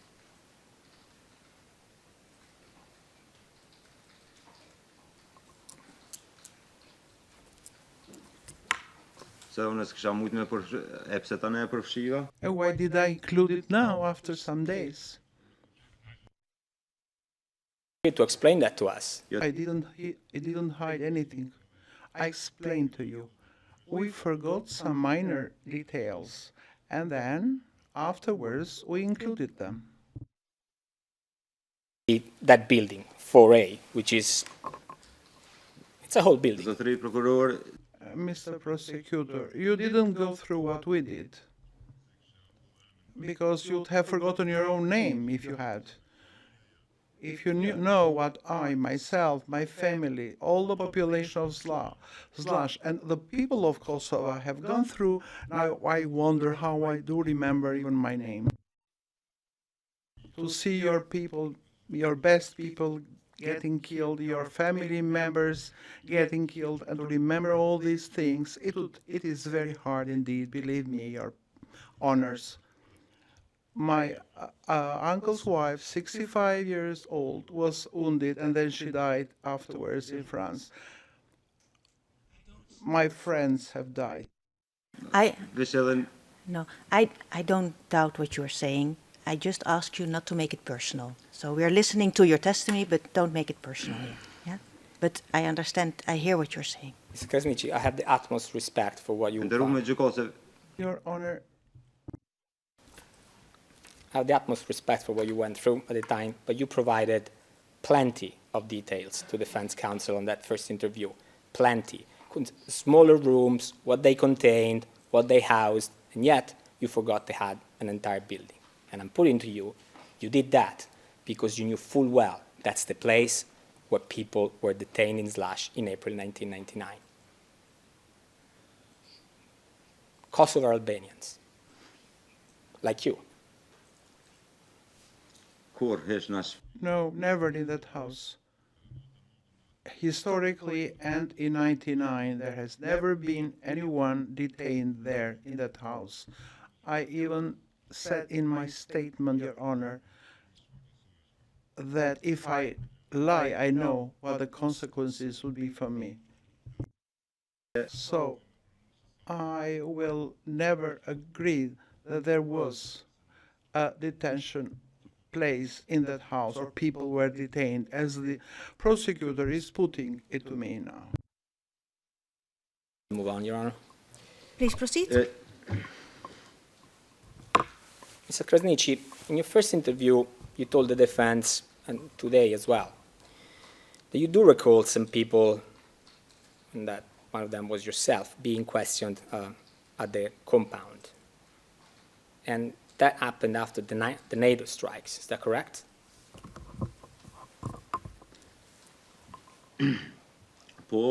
Yes, but when I gave the statement, I wanted to explain something. I wanted to say that conversation, not questioning. They have written question there. You said 3 or 4 people were questioned in what you refer to as room 4? Yep. If I say questioned, then it means that I am not saying question, I mean a conversation. One of them I met, it was someone in his 50s wearing a military kind of jacket. And I was talking with him. He said, I'm going to see Rahmandini. I went up to the school in Slash. It was about 1 kilometer away from the house. And then I returned. I met that person on the street. And I said, where are you going? He said that I went to Rahmandini, but there were no weapons. He had come there to become a member. So since there was no weapon for him, he went on his way.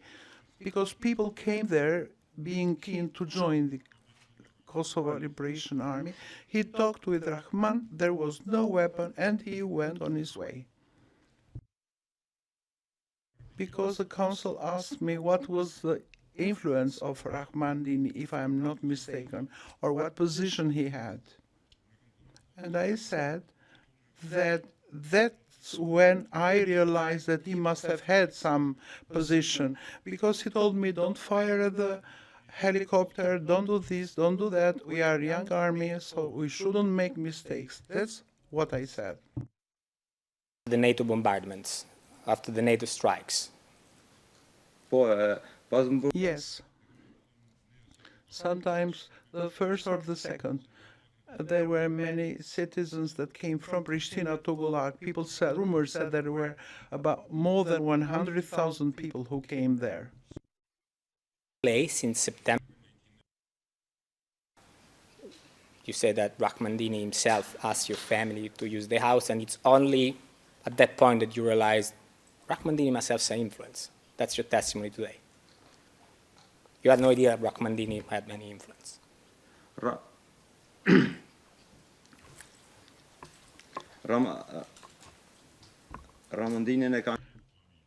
My family knew Rahmandini, me too, but very little. But my family knew him better.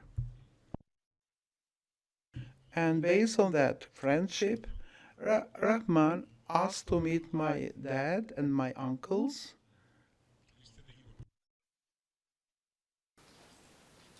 I was going to explain, but you didn't let me. So it was in mid-August or before September. We met Rahmandini. He asked for our house to use it not for himself, but for the KLA. And my dad and my uncles agreed, and they were very happy indeed that our house would become the place where the KLA headquarters would be stationed. We'll get to that. On this picture, the last thing I would ask you to do is if you could circle with that pencil you've been using, the place where, first of all, is the place where you were questioned, you and the other people, visible in this picture? It is visible, but I'm asking the panel not to question me, but to engage in a conversation. Conversation, is it visible? Could you please circle it? Yes, I can. Okay. So it was upstairs. Did you say there was also a room downstairs, underneath, where you could enter earlier on?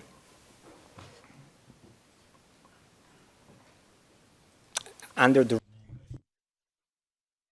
Or did I misunderstand? Because you see, it slopes off the hill, and there seems to be a lower ground under the room that you just circled. Was there a room? It's not a room, it's a kind of basement.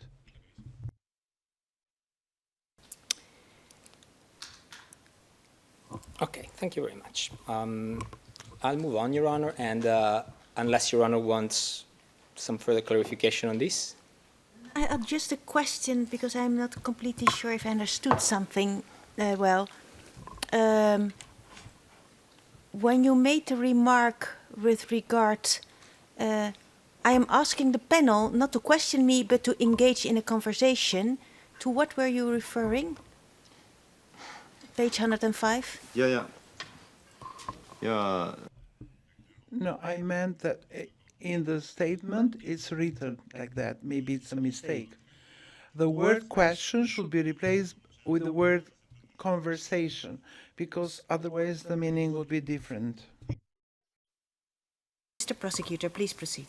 Thank you, Your Honor. Mr. Krasniqi, were you a member of the BIA unit? Later, yes. When did you become a member of the BIA unit?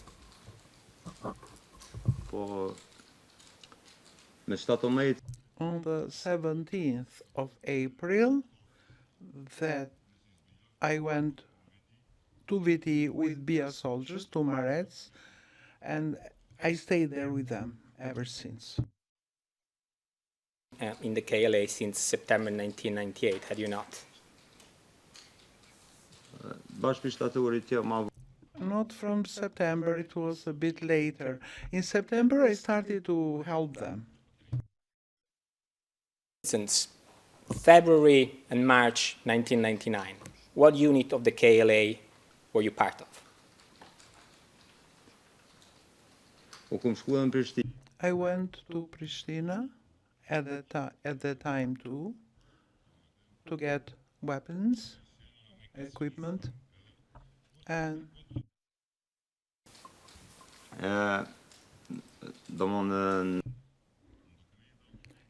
in the papers it says that as of February I was a member of BIA. Okay. So not as of that, not as of. It's as of February now, not April. February 99. Yes. Read well here that he says in the papers. It says. Yeah, but. Oh no, but just listen. In my papers. The witness means with in the papers. Yes. What papers are you referring to? in the document that shows that I was registered. State that you were registered in February if you only became part of BIA on 17 April.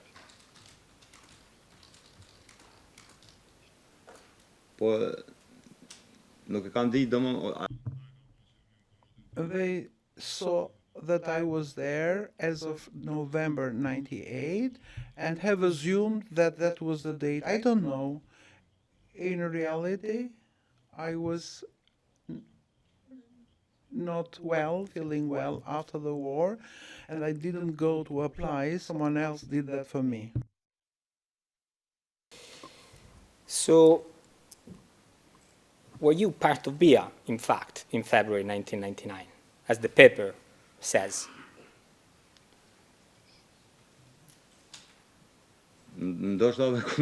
Maybe I was. I went to Pristina and I met many people. Listen, prosecutor. Know what unit you were part of at the time. But not because that's what you said, Mr. Krasniqi. That's what you said. You said, maybe I was. Let me explain more clearly. In that place, nobody cared whether he was with BIA, unit with Karadak, or with Brigade 153. Our uppermost interest was to become a member of the KLA. It didn't matter where. But still, that is not an answer to the question. It didn't matter, but you had to, somebody was your superior, so it should have been clear who was your boss some way. So from somebody you would get orders. But no, I leave it to the prosecutor. But I find it, I don't understand your answer. I share the panel's difficulty in understanding the answer. I don't understand, then I don't understand your answer at all. You know very clearly that from the 17th of April you were a member, a member of BI. In the papers that were apparently, you were registered after the war as being a member of BIA in February. And then you are asked, were you a member of BIA in February? And then you say, maybe I was.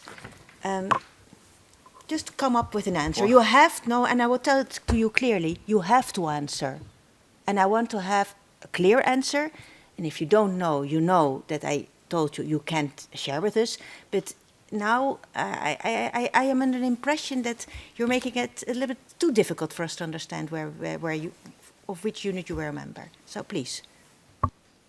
Your Honor, in November, when I went there, I didn't know that there was a brigade in existence, that there was a BIA guerrilla unit. I was not interested in that. It was later on that I understood it. I saw soldiers, and that was all. Then it was later that brigades started to be formed, and Karadaku zone and BIA unit. I was there in that place. So I understand that in the beginning, in 1998, you did not know, but later on you started to realize. And when is this later on? Was that February? It was maybe February or March that I realized that there was a brigade, 153, a BIA guerrilla unit. The person of Karadak left and went to another base, but I remained there. In February, did you realize that you were a member of BIA? Did you know that you were a member of BIA? That you were in a group that was called BIA?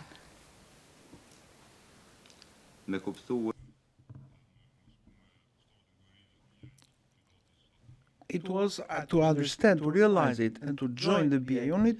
This happened on the 17th of April. You leave me puzzled, Mr. Prosecutor. Honor, I am equally puzzled, but perhaps we could,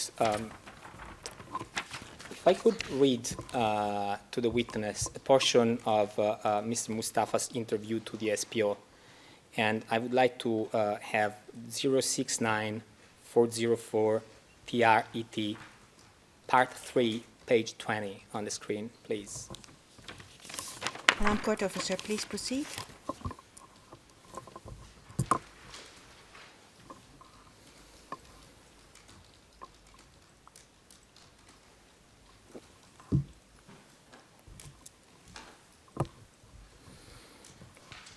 And yes, so if you could zoom in a bit, starting on line 8. It's a bit small for me to read. Thank you. Now, here we were in the context of talking about the safe house used by the BIA unit in Slash. The prosecutor asked, did the safe house belong to anyone? Meaning, was it inhabited in the meantime? Mr. Mustafa answered, yes, it was a villager from Slash. Do you remember the name? I can't find the name, but I can't remember it now. He was a villager that lived in Slash, but because of the war, he had left the village and he was living in Pristina at the time. We asked permission from him in Pristina, it was not just me, but my colleagues, to be staying there. But I know that either 2 or 3 members of the same family were members of the KLA. One of them was also a soldier of mine. This person Mustafa is referring to is you, is it not? Yes, yes. And I have asked the question more open. It was not necessary to close it, so. I apologize, Your Honor.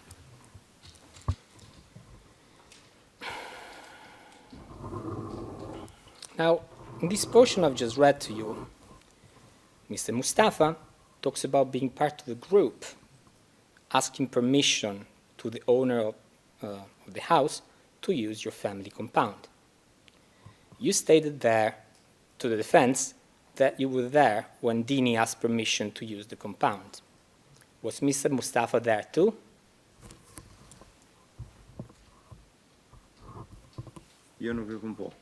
No, I didn't see it. Because he has said in his statement that a group asked me, not Mr. Mustafa. The group. Yeah, Salih Mustafa. In reality, I didn't see Salih Mustafa the day there. There were some others, Agron, I think, but him I didn't see.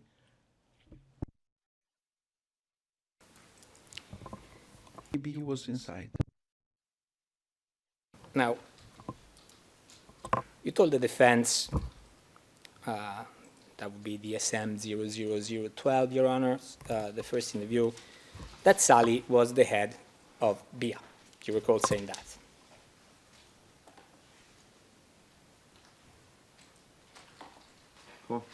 Yes. To my knowledge, yes.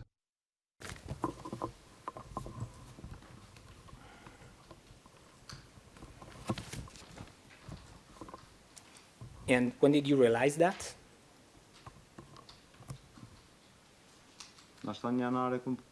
Maybe in January, I think it was, that I realized it. Maybe. I can't refer to exact dates.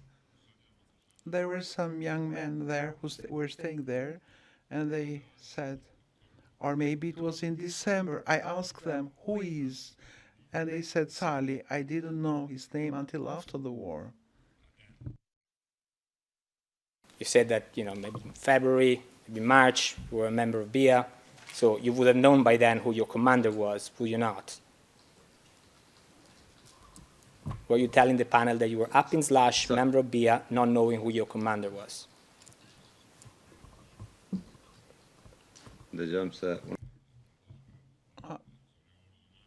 Salih came there even before I said.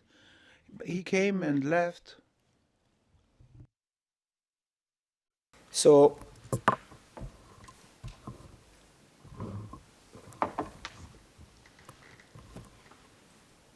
your compound, from what we've read from Mr. Mustafa's statement, that was used as a safe house by BIA, correct?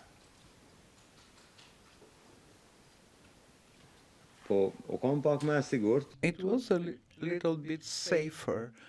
It was used not only by BIA, other soldiers used it too. It was safer because it was some 22 kilometers away from Pristina, and there it was surrounded by some villages, and for a time it was safe. It was used as a safe house, as a place in Slash for BIA to stay. Do you agree with that?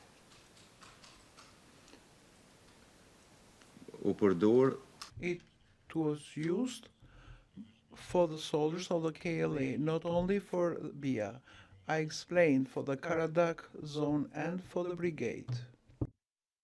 I'd like to read part of Mr. Fatmi Sopi's public testimony in this trial to the witness and ask him to comment on it, if I'm allowed. Please proceed. Now, this will be the testimony that Mr. Sopi gave on 18 January 2022.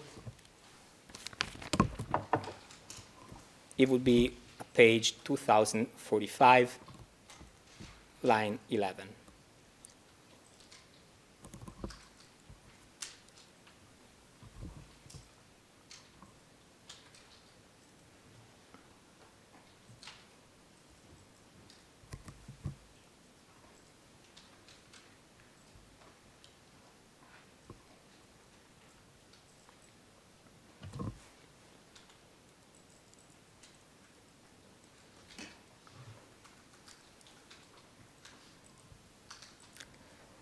Now, I'll read from the transcript, Your Honor. This is what Mr. Sopi, whom you stated you knew, told the panel on that date, on the 18th of January. Did the unit, the BA unit, occupy any location in Slash? Mr. Sopi said, yes, they had a location in Slash. And where was the unit located? Where was the location? It was in the highest point in Slash, in the northeast of the village. And then, if we could move to page 2048, please, Madam Court Officer. So 3 pages ahead, line 2. Could you please describe the BIA location in Slash? It was a normal village house with a yard and the buildings for living there. The same as our houses, because the KLA didn't have barracks. It was stationed in different houses belonging to citizens who were willing to free their house and let us use it for free for the purpose of the KLA. Who did that house, plus the yard and the buildings there, belong to? The owner was a villager from the same village, Adem Krasniqi. In 1999, was he living in that compound? No, the family had moved earlier to Pristina some years before 1999. Do you dispute what Mr. Sopi told the panel here on 18 January 2022, Mr. Krasniqi?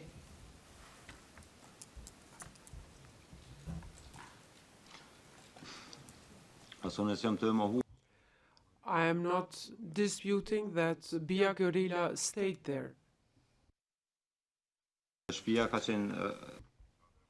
The house was also of Adem Krasniqi, who was my uncle, paternal uncle. And in the 90s, since it became very difficult to live in a village, because many young men left Kosovo, young men from my family left Kosovo, we moved to Pristina because we had to. You agree with what Mr. Sopi stated?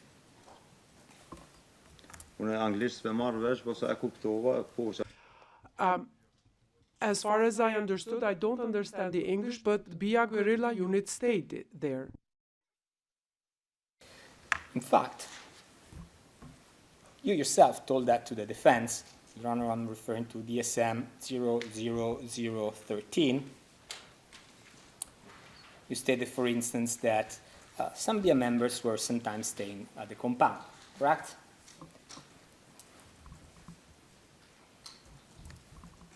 Do you recall saying that to the defense? Soldiers of BIA guerrilla unit came, stayed for 2 or 3 days, changed. They moved on to other locations.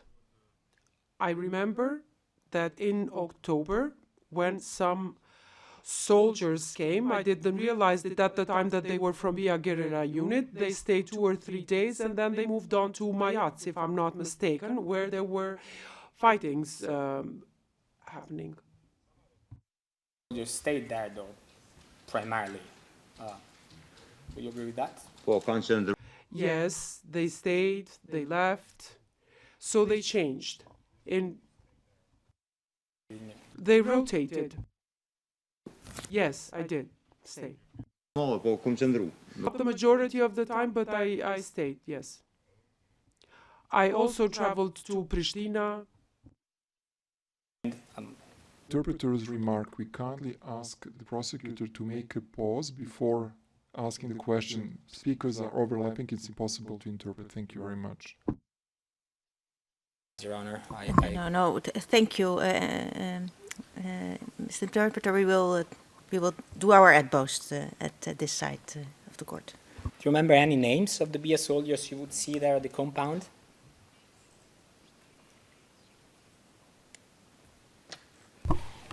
Excuse me. Mr. Witness, can you take off your headphones? Thank you. You have the floor, Mr. Van Bonnet.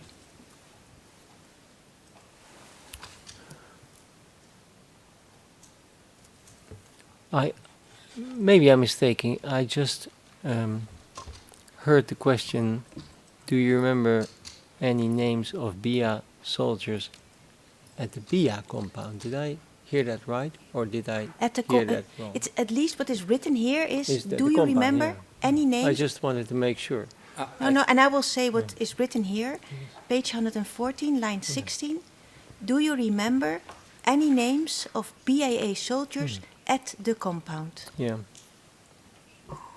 Yeah, I think I said who stayed at the compound. I didn't say at the BIA compound. Okay, no, just that is what I wanted. I just didn't hear that right, and that was the only thing that I wanted to make clear. No problem, Defense Counsel. Mr. Prosecutor, please proceed. So I was asking you if you remember any names. Sorry. I was asking you if you remembered any names of the BIA soldiers who stayed at the compound, and so I'll repeat the question. Do you remember any names?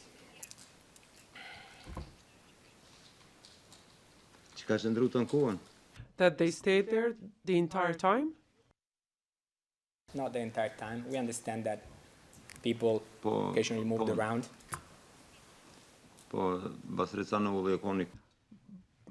Bastrica Noli was for a portion of the time at the guerrilla, BIA guerrilla, and then he moved on to the brigade.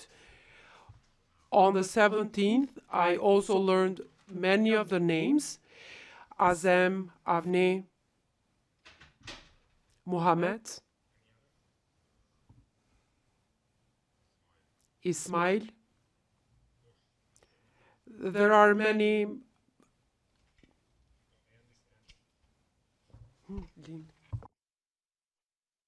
Refresh the witness's memory with some names, Your Honors. You may, but allow me to remind you again to talk more slowly, because Sorry. I see that not all the translation had been. Your Honor, I'm guilty of that, and I'll try to police my pace a little bit more. Now, DSM 00013.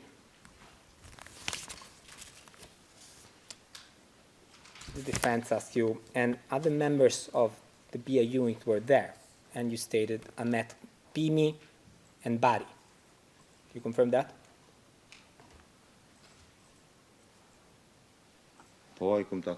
Yes, I met them. With BIA and then joined the Brigade 153. Do you recall saying that?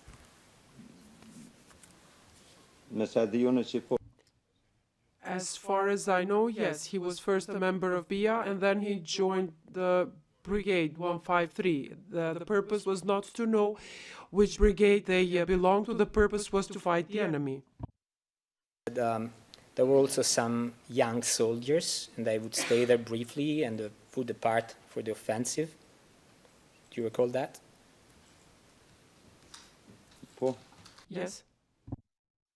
That Isa Castrati stayed there, even though even today you don't know whether it was part of BIA?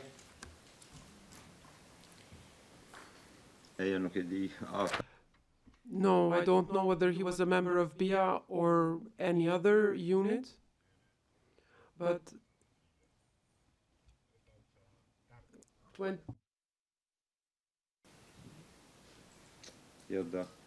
no. Muhammad Ayeti, Akashuti. Mohammed Ayeti came in October. I mentioned it earlier. He stayed for a night or two and went towards Mayats or someplace else. I'm not quite certain. And I did not see them until the offensive. In fact, I saw him in Pristina the day that Pristina was attacked by Serb forces. And then I did not see him again until the offensive. Is he a friend of yours? Is he a friend of yours, Mr. We live in the same neighborhood with Muhammad. We also went to the same school. I think he's a year or two older than I am, or younger than me. You did not answer the question. I think he asked me if he is a friend. Muhammad is a friend of mine, and my answer was that we live in the same neighborhood. We grew up together. We don't spend much time together. We didn't socialize a lot. We're acquaintances. We live in the same neighborhood. That's an answer. Now I understand better. Your Honor, may I take a second to confer with my colleague briefly? Please proceed.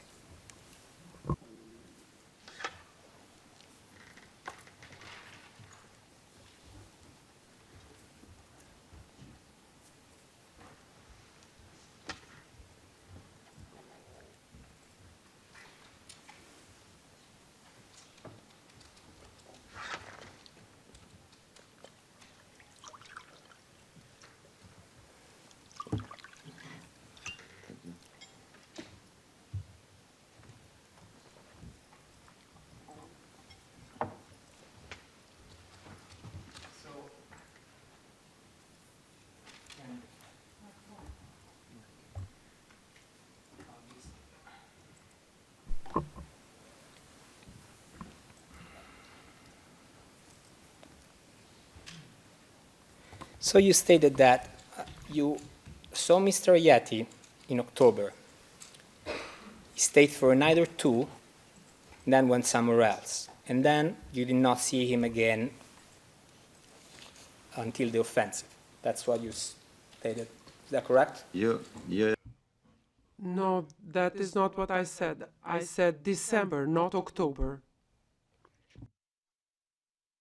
For a couple of nights and then left, and you did not see him until the offensive. Is that your testimony?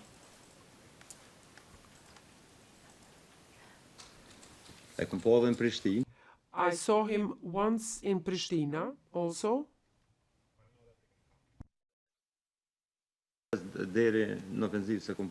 No, not at the compound, until the offensive. What date are we talking about? Do you mean the mid-April offensive when the Serbs attacked the Golak area? Yes, I always refer to the dates of the 17th. Would you be surprised to learn that, in fact, Mr. Ayeti stated that he came up to your compound in Slash at the end of March 1999 and that he met you there?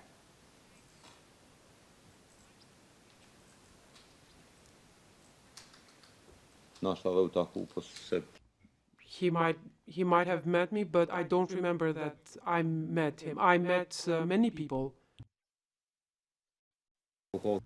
I told the prosecutor earlier, or the lawyer, I transported people. I may have met him. I cannot deny it. If that has happened, then it has happened. Trend here of you making pretty assertive statements, then you're confronted with something different, and you say, well, that may have happened. You say you met him in December, you're very certain. I stated October, and you corrected me. And then you said that you did not meet him again until the offensive. But in fact, now you're allowing for the possibility that it did come up in March 1999 to the compound.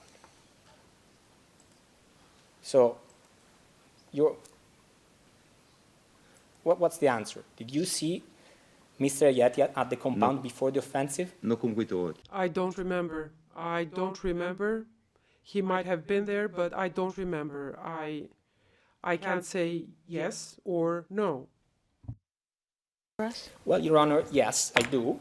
It's in the statement that the defense disclosed to us. It's not on my exhibit list, so I'm not tendering it. But that would be DSM 00619.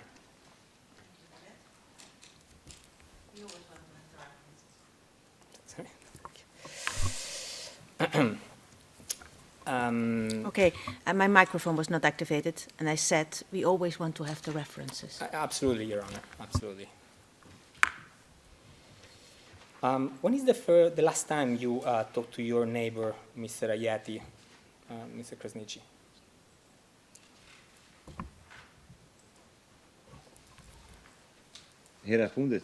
The last time?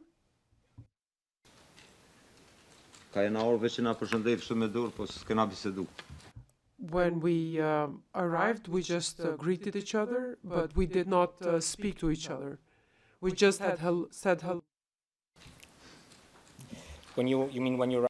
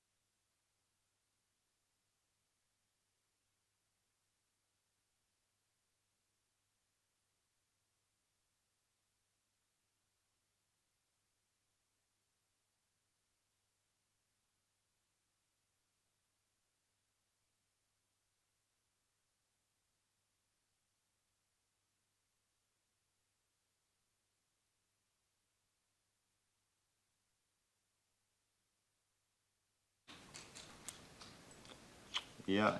No. No.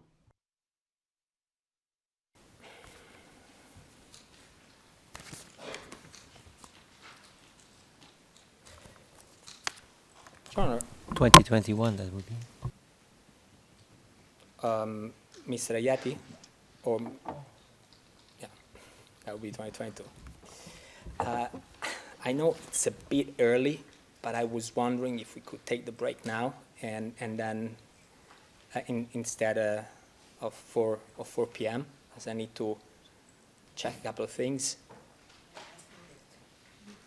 I think that we could do that. Could you indicate to the panel how much time you think you will be needing still?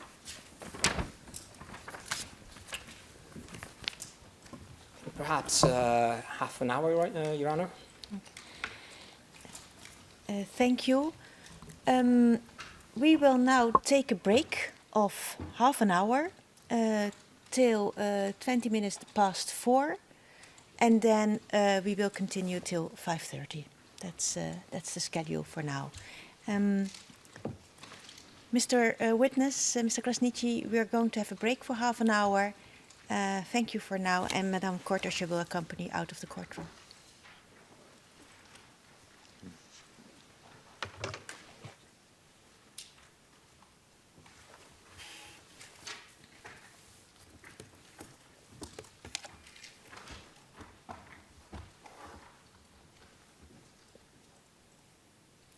Thank you, Madam Court Usher.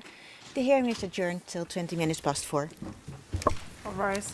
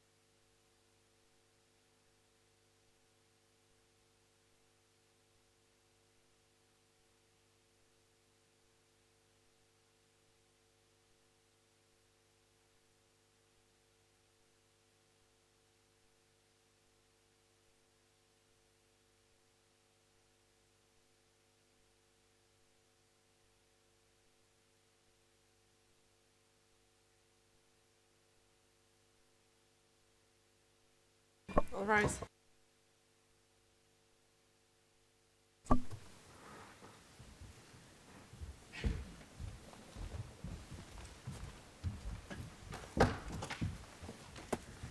Please be seated.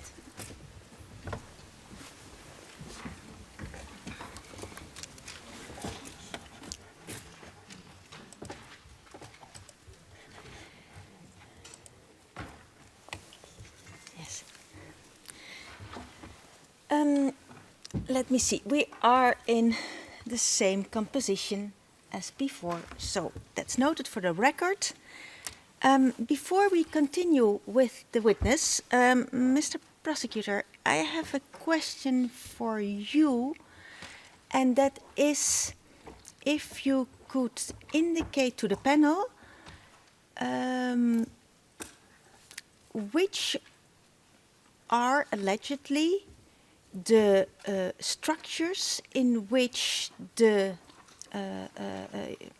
allegedly people were held. And then we can use a photograph like the one we have been using today. If I understand correctly, Your Honor would like me to state now to the panel what the prosecution case with respect to that is. Yes. Well, Your Honor, of course, the indictment does not specify a specific building, but we've heard the testimony of, for instance, 1679, I believe, who indicated, and I think I had the reference earlier, Your Honor. In fact, I will find it right now. For me, I will be very happy with references, but and it's not really the moment to ask all kind of detailed questions on this matter, of course. But for me, or for us, it would be sufficient if you would indicate the various structures, and you can give some references, but I did not want to improvise, let you give a whole expose on it, but please. Your Honor, this would be with no prejudice for the final submissions that we'll make in the end when all the evidence is before us. But our case is that Building 4A is a place where people were detained, and we have witnesses who indicated the path they walked as they were being led out of that building and then upstairs. And I think that we have at least 3 witnesses who, as we will make it clear in our final submissions, indicated that that was a main building. And we also believe that building where room 4 is was used for interrogation purposes and perhaps for brief detention. So these are the 2 buildings that the prosecution is stating the detention, torture, and cruel treatment were committed. Okay.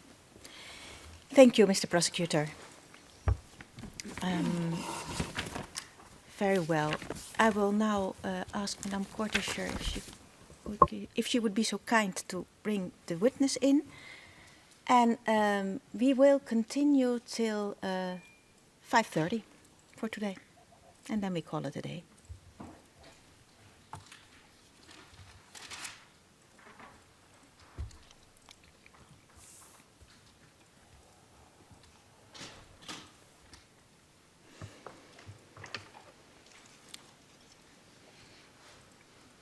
Welcome back, Mr. Krasniqi.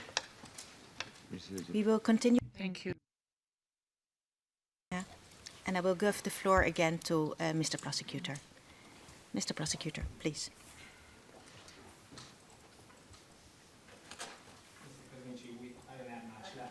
Microphone, please. Not many questions left. But before we move on to my last topic, the last 2 topics, I'd like to go back just a second to your friend and neighbor, Mohamed Ayeti, also known as Shuti. Now, you told us you did not discuss being defense witnesses for the Mustafa case with him. That's correct?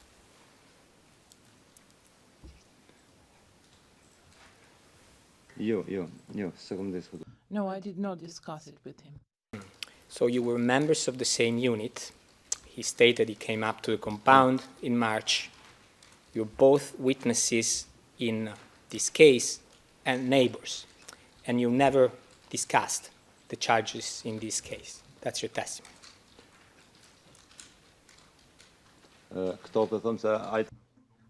I'm saying this because, if I'm not mistaken, he's left the neighborhood 2 or 3 years ago. He no longer lives in the neighborhood where we used to live. And for the moment, I live in a village in Slash. And I haven't seen Salih Mustafa for 15 years. Yes, I did not see him. Did you talk to Mr. Ayeti before you gave your statement to the defense in February 2021? No, I didn't. And since Salih Mustafa was arrested in did you ever discuss with Mr. Ayeti the fact that your former commander had been arrested?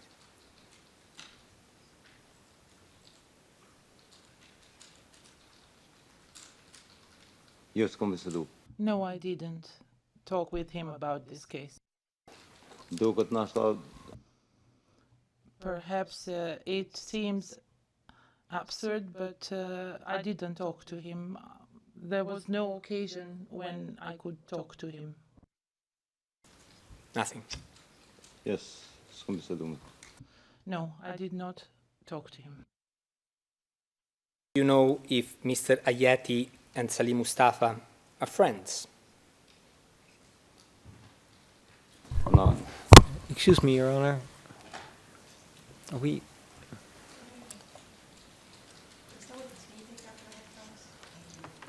Mr. Witness, can you take off your headphones? Thank you.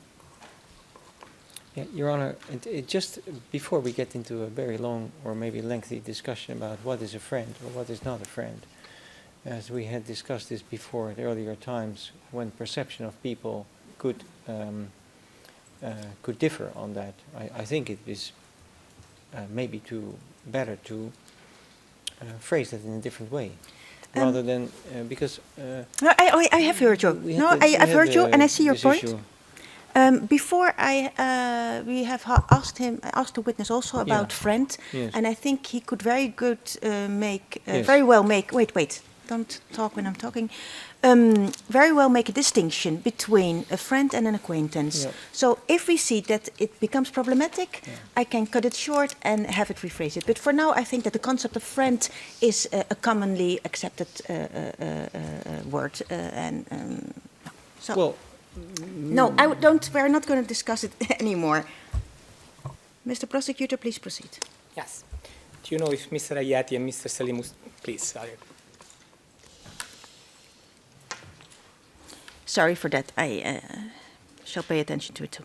Do you know if Mohammed Ayeti and Mr. Salih Mustafa are friends? We are all friends and will remain friends until we die and after death. But as to where they met, that I cannot say because I did not see them. I told you I haven't seen them for years. Hang out socially, for instance, at some KLA commemoration or on any other social occasion.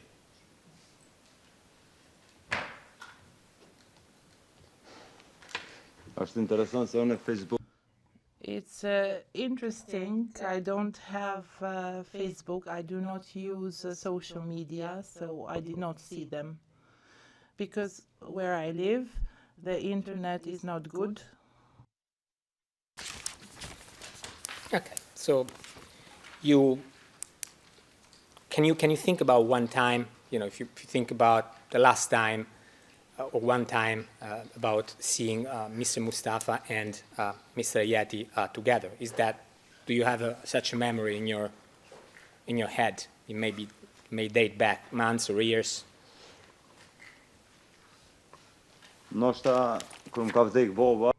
Maybe when my father died in 2002, when they came for condolences, if they came together, the two of them, because many people came to pay their condolences.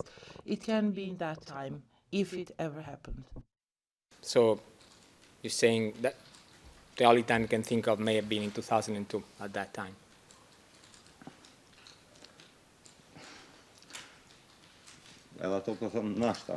Even for that, I'm saying maybe. I don't know if you're understanding what I'm saying. I do not live in Pristina. In the morning, I go at 6 o'clock in Slush and return in the evening. I do not use social media because internet is not working there. When I come back, then I go to sleep. This is my life. Completely. So you say maybe in 2002. And is it possible that maybe you have other memories of after 2002 of Mr. Salih Mustafa and your friend Ayeti hanging out together socially?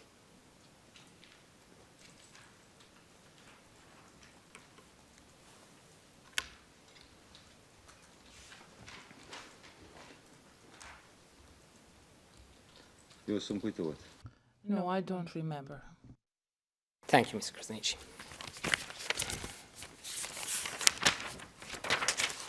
Now, today, during your direct examination, you have mentioned on a more than once Mr. Rahmandini. You recall discussing that with defense counsel about Rahmandini being up at the compound?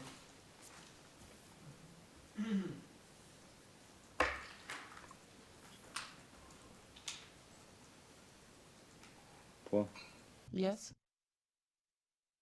So in March and April 1999, is it your statement that Rahmandini was residing in your family compound?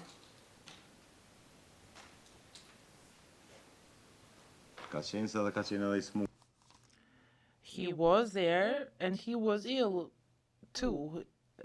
It was difficult for him to move. So is it your statement that he was ill and spending his ill time at your family compound? Is that what you're saying? That he was up at your family compound. That's where he stayed in March and April 1999.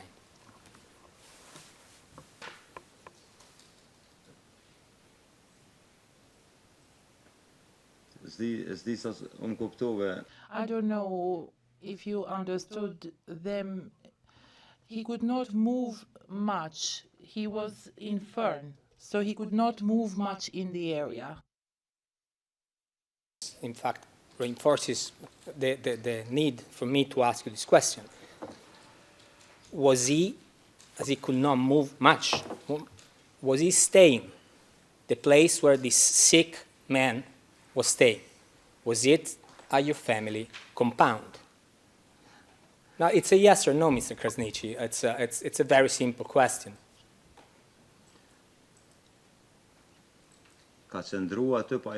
He was staying there, but he was not that ill as you might think, lying in bed. He was not that ill. He was using medicine.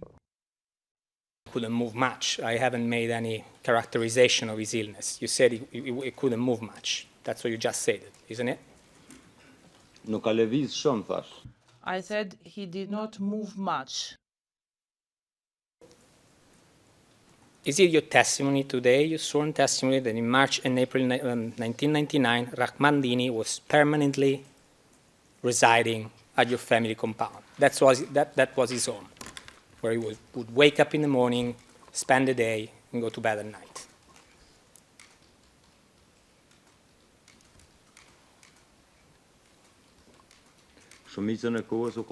Most of the time he was there. Most of the time. Yes.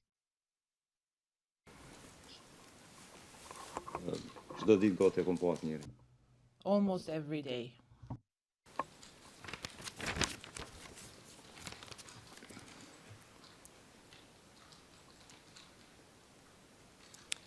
Now, Your Honor, If I could have, I would like the witness to comment, to offer him the public testimony of 2 KLA witnesses who testified here. And I would like to hear the witness's view on that, as I think that may be some discrepancy for what is said today. Please proceed.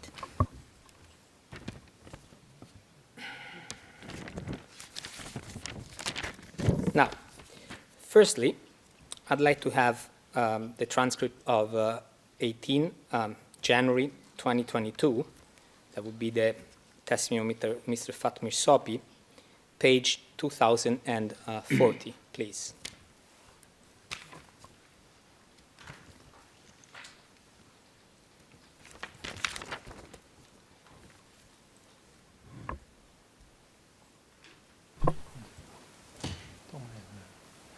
Your Honor, I would like to... Witness, can you take off your headphones, please? Thank you. Defense counsel, you have the floor. Yes, Your Honor, the prosecution implies that, he says, I think that may be some discrepancy for what he, the witness, said today. Now, that I think is a conclusion for the prosecution, but I would not want to imply that necessarily it is a discrepancy in what the witness says, or it could evenly be that what whoever is being quoted could mistaken or say something wrong or whatever. So implying that it is a discrepancy, I'm not sure whether we can imply that. So I would just want to make sure that the prosecutor goes carefully on this issue. Your Honor, if I may... No, wait. We just let him finish the phrase. So, but I think your point has been making. That is my point, so please... but the prosecutor has not even started yet. No, that's why I do it in front, because I don't want to interrupt. Neither did I want to interrupt you as I did now. I'm sorry. So that's all I had. Yes, Mr. Prosecutor, I would say just start. Will do, Your Honor. Thank you.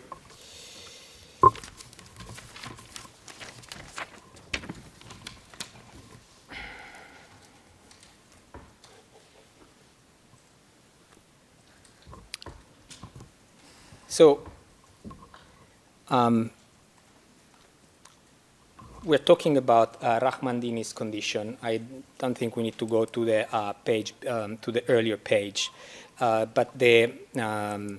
Sopi stated initially, reading from line 2, Rahmandini was in good condition, health condition, when we were together to organize the ranks of the KLA in most of the villages in Gola. But in the meantime, his health condition deteriorated, and he was not in good health condition somewhere in the middle and end of the war. And this is pretty much in line with what you stated. You told us that he was ill. So would you agree with what Mr. Sopi said here? Mr. Witness, it's not enough that you nod. You also have to say it out loud. I apologize, Your Honor. Rahmandini was ill. Lately, he was ill following the tortures he suffered in Serbian prisons. This is what he told us. It was a consequence of the beatings and the maltreatment by the Serb forces, Serbs in prison. With what I've read so far, in terms of what Fatmir Sopi stated about Rahmandini. What do you...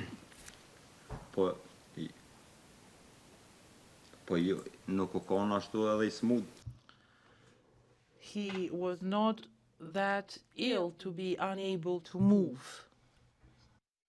Of the prosecutor, he read something out, and specifically, in the meantime, his health condition deteriorated, and he was not in good health condition somewhere in the middle and end of the war. Is that, according to you, true or not true?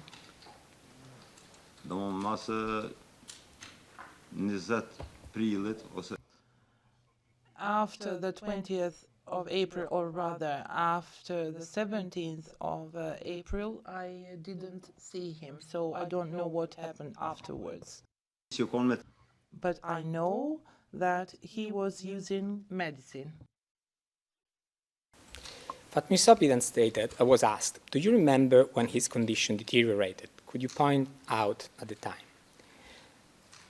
Mr. Sopi stated, I don't know when exactly, but I know that he complained little by little, so much that at some point he was unable to act. Do you think that's a fair statement of the condition of Mr. Dini, as you recall it?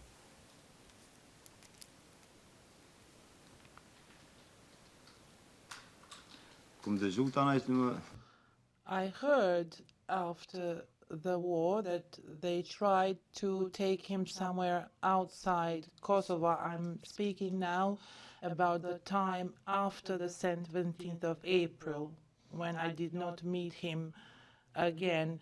So I heard that during the war, after that date, they tried to take him somewhere outside for treatment, but that was unsuccessful. You said you saw him almost every day, so I would like you to cast your mind to that time.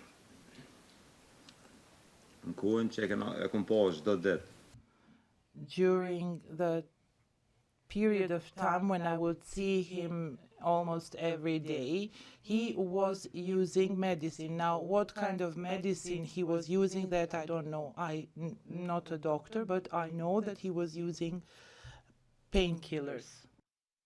Earlier that he couldn't move much because he was ill. You stated that a few minutes ago. I don't know, I will find the reference, but it's... in the room, Prosecutor. Honored Prosecutor, I did not say that he could not move. He moved less. Not to be able to move is something else. When Mr. Sopi said that Mr. Dini had issues with breathing and he couldn't walk, you dispute that. That's not how you recall him in March and April 1999, when you claim he was staying at the compound.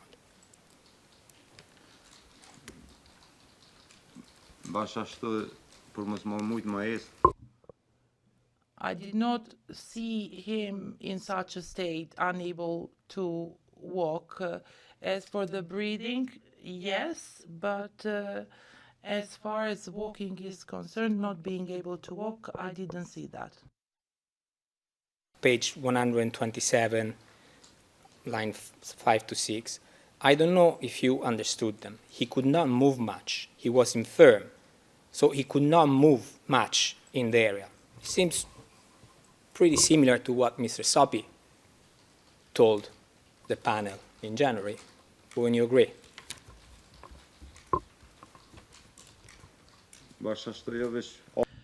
Not exactly, but approximately, because somebody who cannot move, for me, is somebody who is very ill. He could move. But you stated that, page 126, lines 24-25, it was difficult for him to move. You stated that, right?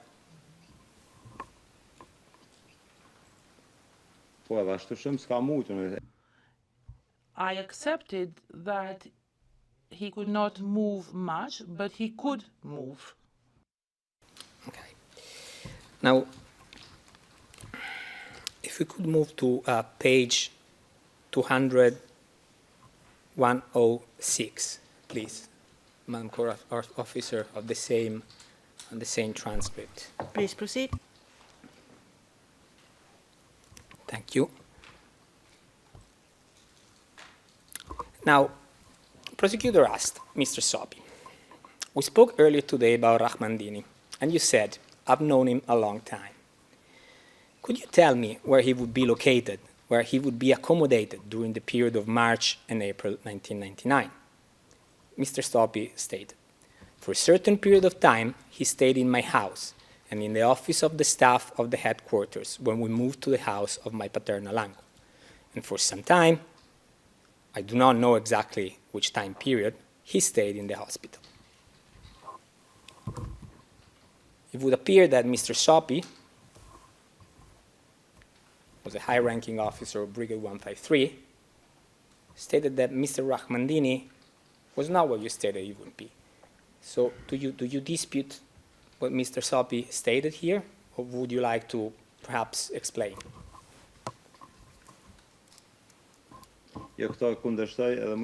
I'm disputing this, and I can tell you of 100 witnesses at least who were there and who saw him on a daily basis, or rather most of the time.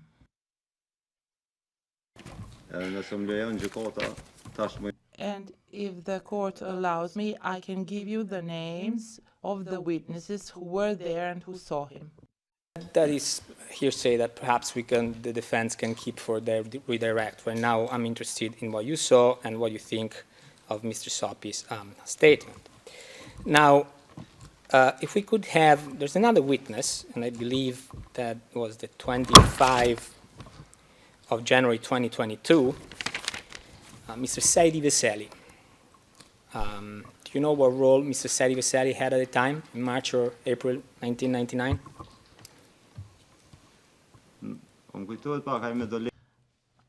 He was dealing with papers. I remember it a bit.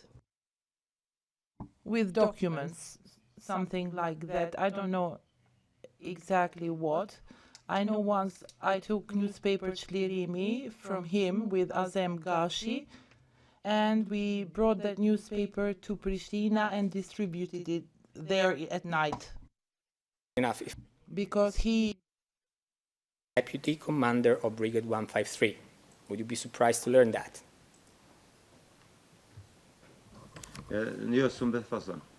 No, I wouldn't be surprised. Could we please have page 2259 of the testimony of 25 of Mr. Veseli? I believe it's 25 February 2022. That would be, yes, correct. Thank you very much.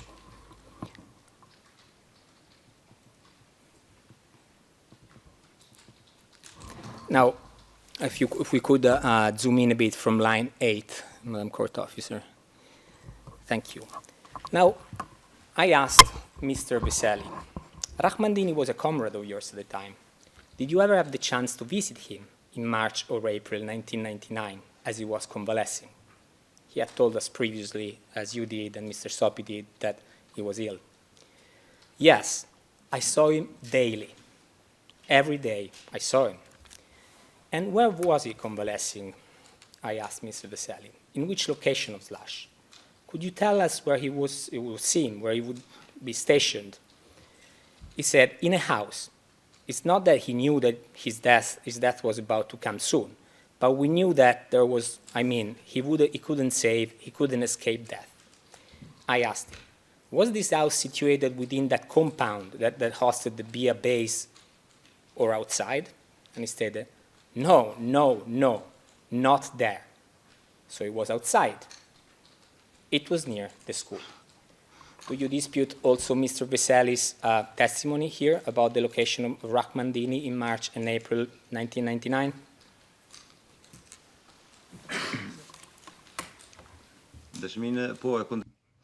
I fully do not agree with it, because Saidi Veseli is saying that he stayed only near the house where Fatmir Sopi stayed. He stayed in another house which is only 200 meters away of my house. And a witness to this is my mother, who is 80 years old. And there are many others who saw Seydi Veseli in that neighborhood of Tsubay. There were 7 or 8 houses there, and I don't know why he denied that in his statement. He denied? He didn't deny anything. I asked him. He told us that he would see his sick friend, Mr. Rahmandini, every day. He would visit him every day. That's what he stated. So I asked him, where would you see Mr. Dini? He told us in his house. When I asked him whether it was at the compound where Bia was staying, he said no, 3 times. And he said that he was staying elsewhere, near the school. So what is it that he denied? I don't know what he thinks. I'm disagreeing with it because he is denying in his statement that he stayed for a month in Subay neighborhood. There were family members there, my father, my brother, and many others. And people from 153 Brigade was also using that neighborhood as accommodation. Where he was staying, there's already a very small portion of that. He just talked about visits, courtesy visits he paid to his sick friend. He's not denying anything of what you're saying. Where do you see that? Are you saying that, are you disputing that Mr. Veseli was visiting Rahmandini? He lied? Yeah. No. No, I'm not disputing that. I'm not saying he is lying, but I just don't understand why he would deny certain things. The place where Seydi Veseli was staying was only 250 meters away from our house, Your Honor. Is Seydi Veseli denying here? I don't understand. Could you please explain? Why didn't he speak about how things were, the reality? For example, that Rahman Dini was staying in our houses. What's bad in this, in Rahman Dini staying in our houses?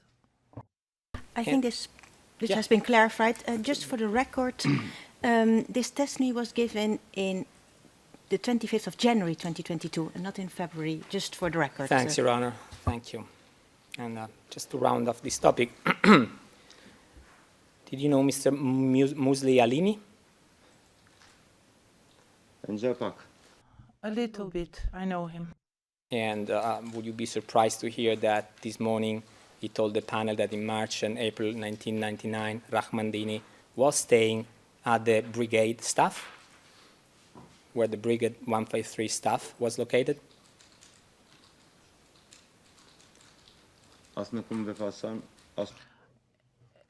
It's not surprising to me. I'm not denying it. They know what they're saying for themselves.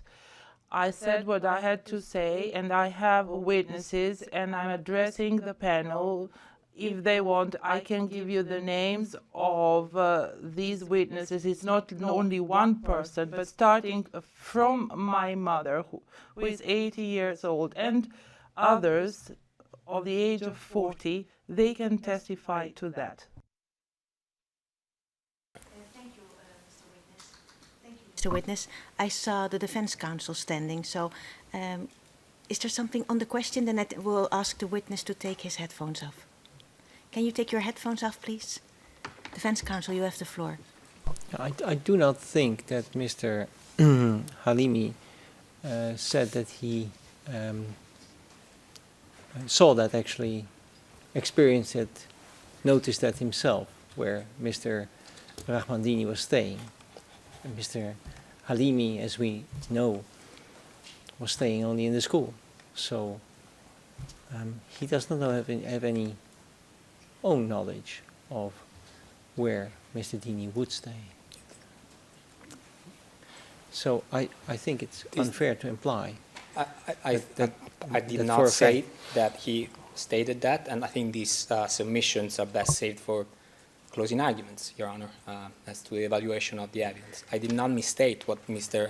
Musil said. I think he stated that, according to to what he knows, Mr. Rahmandini was staying there.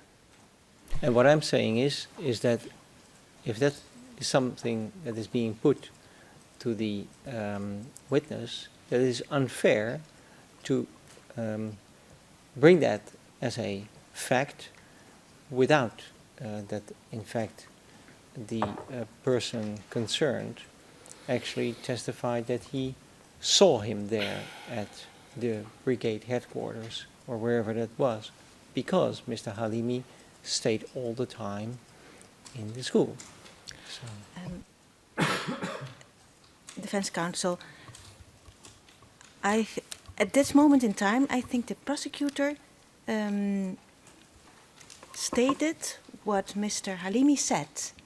And if that is true or not, if that is a fact or not, for now, nothing is there are some facts, but it's not a fact at this moment. But he can confront the witness with something he can confront this witness with what witness Halimi has said. I don't think that there's something unfair in that. And yes, we are here to protect the fairness of the proceedings, but this is not unfair. Mr. Prosecutor, you may proceed, and Mr. Witness, please. Microphone. Word with my colleague, if I may. Please proceed.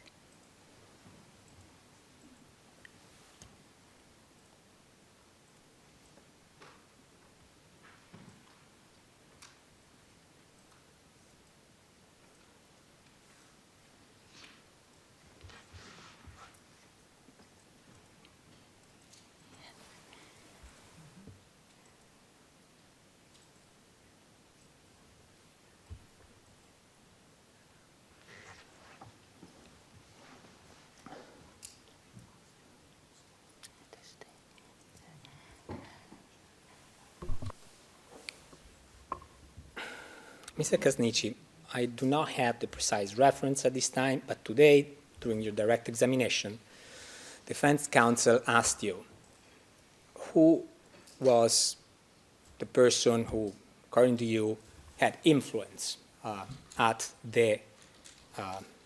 your family compound while you were staying there. Do you recall that?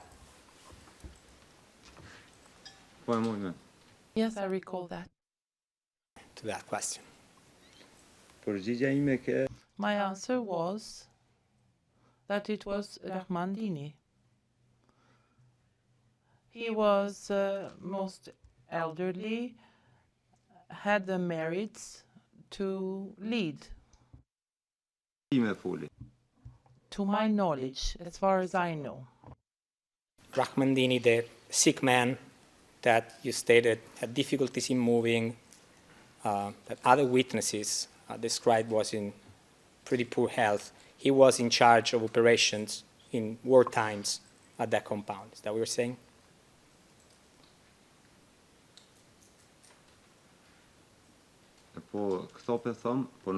That's what I'm saying, but he was not in a state that you are saying, in a difficult, very difficult health condition. He could walk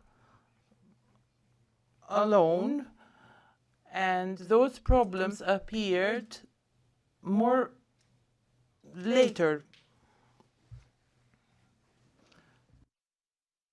And do you know? The therapist begins before. Do you know what role Rahmandini had within the KLA? No, I don't. I'm not good with ranks and levels, commanders, deputy commanders, captains. I don't know that.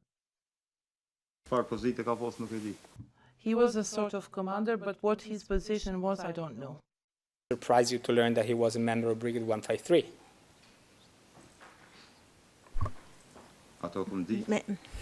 That I knew. I have some difficulties with the question. Would you be surprised? I would prefer just a question because I don't know what the answer means when you ask that. Well, Your Honor, the witness stated that, I will rephrase, but the witness stated that he doesn't know what role he had. So I'm putting to him whether learning that he had a certain position is something that he takes issue with. Perhaps it's ill phrased, and I'll keep that in mind, Your Honor. Now, when you said that he was the person of influence at the compound, first of all, do you know that if the BA unit was part of Brigade 153? I didn't know then. Do you know now? Now I do. That it was part of Brigade 153. 153. Don't misunderstand me. I didn't say that it was part of Brigade 153. So it was not. No, it was not. Wait. Can you take off your headphones, please? Correction, he said it was not. And to the interpreter, that was line, page 140, line 9. Is that the... Yes. Yes. Mr. Witness, you can put on your headphones again. Thank you. Mr. Prosecutor, please proceed.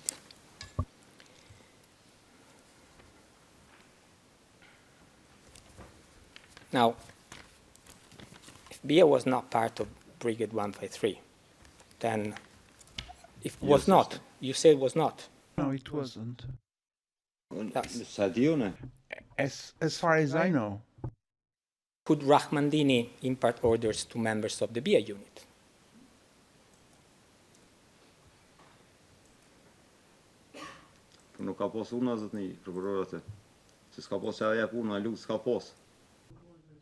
There were no orders. There was more work to organize ourselves. So it was wartime, correct?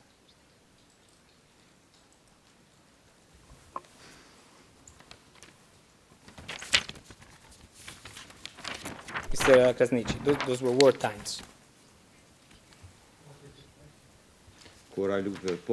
Yes. But in our part, there wasn't any fighting until April. So you're saying that nobody was giving order to, there was no orders imparted there. Is that your testimony today?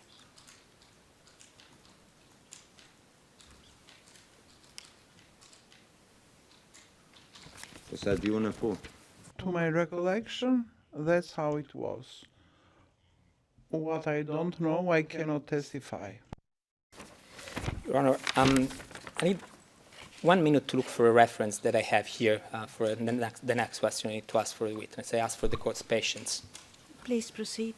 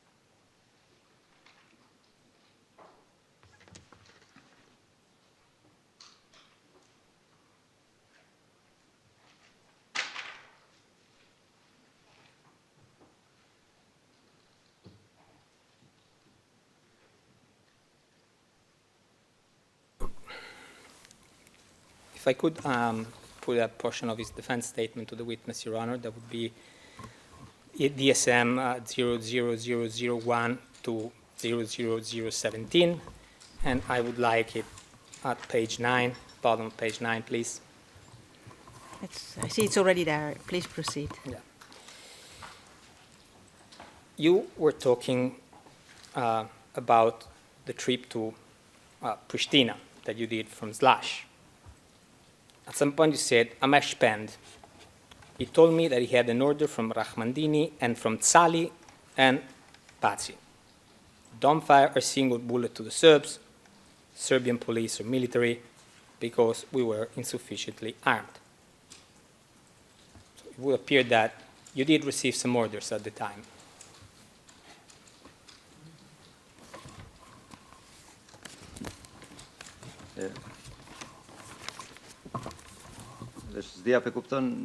I don't know if you understand me right. I didn't take orders, but Spend conveyed to me the words of Rahmandini, Salih Mustafa, and Batsi. They said that don't fire any bullets because we don't have sufficient munition, and the life of citizens is more valuable than the life of a soldier.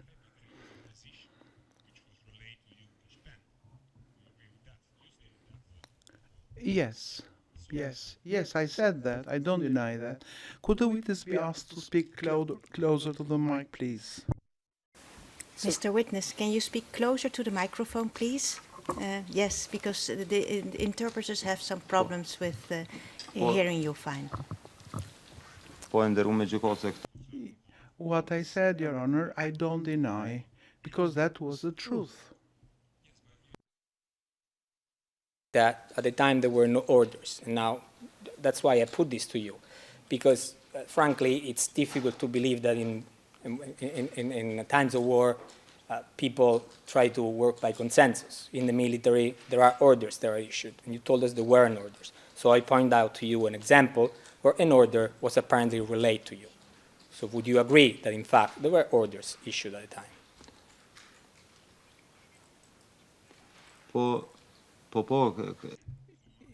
Yes, I agree with that.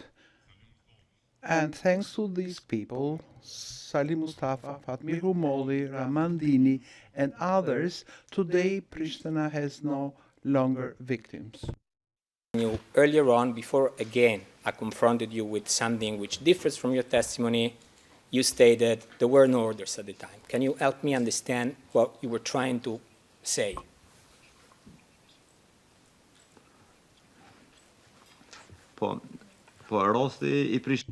That case of Pristina and that of Slash, that between them there are great differences. Because in Slash there was no fighting, it was a quiet atmosphere, and we didn't need orders.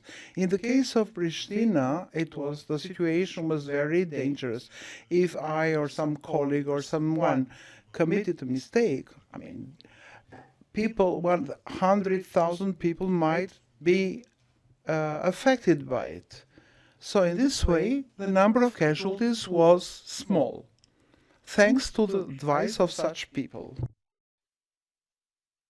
That in the area of Slash, there were no orders imparted. We understand there's different military formations, there's Brigade 153, there's BIA, there's Kardak Zone. There's no orders. There's just a work by consensus sort of thing. Is that what you're saying? I'm repeating it. In Slash, in our compound, as you put it, nobody needed any orders. We knew what we were supposed to do. For example, in the morning I went to collect woods, I lit the fire and did whatever I had to do. And I didn't need Ramandini to tell me, go fetch woods and come back quickly. He knew I would do what I was supposed to do. Something to the witness, for my understanding, and I'm talking about something which was elicited from the witness today, page 67, lines 1 till 7. And then, Mr. Witness, you were asked who was in charge of this location at the time you were there. Was there any person who would decide in any matter what would be done with people who would be there, or any person who would be commanding soldiers? Was there any such person there? That was the question, huh? And then you said, to my recollection, Rahmandini, Bali was, or Isa Castrati, were people with more experience, older, and we turned to them every time we had a question. I understood from that testimony of you that there were people in charge, there were commanding soldiers, so people who were in the lead. So maybe we are not understanding each other. They were the boss, or not? Maybe I understood it wrong. I'm just here and Yes. say, do this, do that. And then you are giving orders. They are in command. They are in charge. They are the boss. Were there such people? Would they say, you have to do this, you have to do that? I said earlier it was Rahmandini, Isa Castrati, who told us do this, do that, but not in the sense of strict orders. We didn't need those orders. In the case of Pristina, it was a strict order. Mr. Prosecutor, you have the floor. It seems to me that every time that you mention some authorities and orders being imparted, you name people, but you never name Salih Mustafa. Now, you told us today that he was the head of BIA. You told us that at the compound there were BIA members. You told us you yourself were a member of BIA. How did Salih Mustafa exercise his authority?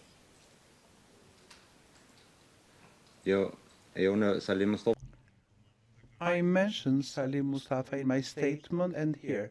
In the case of Pristina, that of 21st of April, 23 years ago today, when he received us in Keçekol village, we went with the wounded to Kolich village, and there he said, go continue with the wounded towards Mayats. I don't deny that, and this is the reality. Which hosted BIA, or Salih Mustafa, and his men would occasionally stay, according to your testimony. You never saw Salih Mustafa telling somebody to do anything, ordering, instructing, requesting that something be done.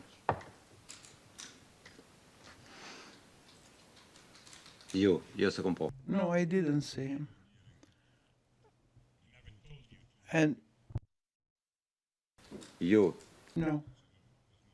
What did he have to say to me?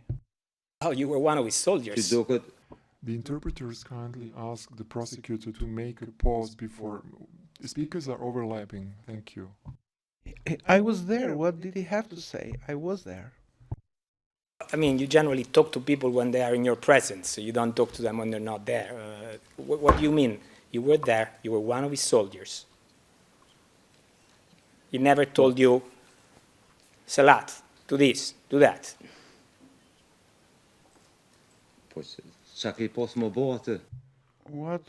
was there to be done? I don't know if you understand me. We might fetch some waters, give him something to eat, some bread, to go to school, to get the bread from the school, because we started from the 2nd of February to get the bread from the school. This was something that we knew. Nothing to do for the BIA unit up there, apart from fetching bread or water. That was it. Yeah. I think you fail to understand me. I'm saying that. I'm not following it neither very well. What did you do there? It was winter. I went to fetch wood and lit the fires in the stoves. Somebody wanted to go from a village to a village, and he told me, take this person with your tractor to that place. And from the 2nd or 3rd of February, I'm not sure, kitchen started to operate in the school. I went to get the bread from there and brought it. He told me once, and then I knew that it was part of my duties. Someone else knew their own duties. We didn't get any clear-cut orders. Mr. Prosecutor, I would like to remind you that you have been using the same amount of time as the defense. So, Your Honor, with the court's leave, I asked for like 2-3 minutes. I'll move on from this topic. I'll round off my cross-examination with just one last brief topic, and then we'll be done. Okay, just proceed. Thank you, Your Honor.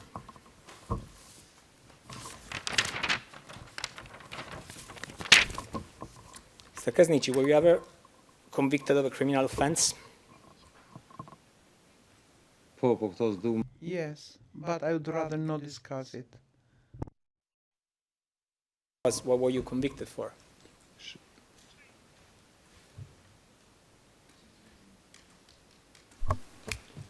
Mr. Witness. May we go into private session, please? Madam Court Officer, please bring us there.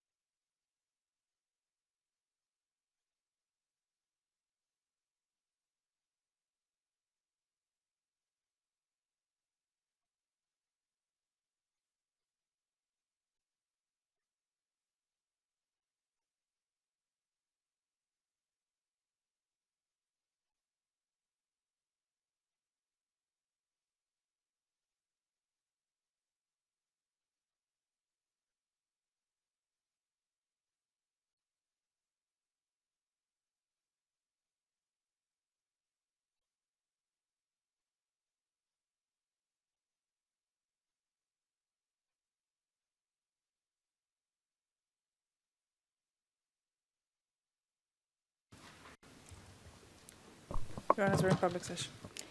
Thank you for that. Victims' Counsel, do you have questions? And how I much? do, Yes. Your Honors, thank you, but I'm looking at the clock, it's 17:25. I believe I could be able to finish that off within the next 5 minutes. Okay. Then you have the floor, Victims' Counsel. Hello, Mr. Krasniqi. My name is Brechtje Vossenberg. I represent the participating victims in this case. My question to you concerns the building 4A. We were talking about building 4A, and you told us that it was built out of mud, and then you clarified that it was built out of a mixture of straw and mud. Do you remember saying that? Oh. Yes. House next to building 4A, so just to be clear, I'm talking about the building that's been referred to as 3 to 4, so the ODA with the bedroom and the basement underneath. You told us that that was also made out of mud, and I'm on page 95, lines 10 to 12 of the transcript. Would I be correct in saying that that house was made out of that same mixture of mud and straw, just to be clear?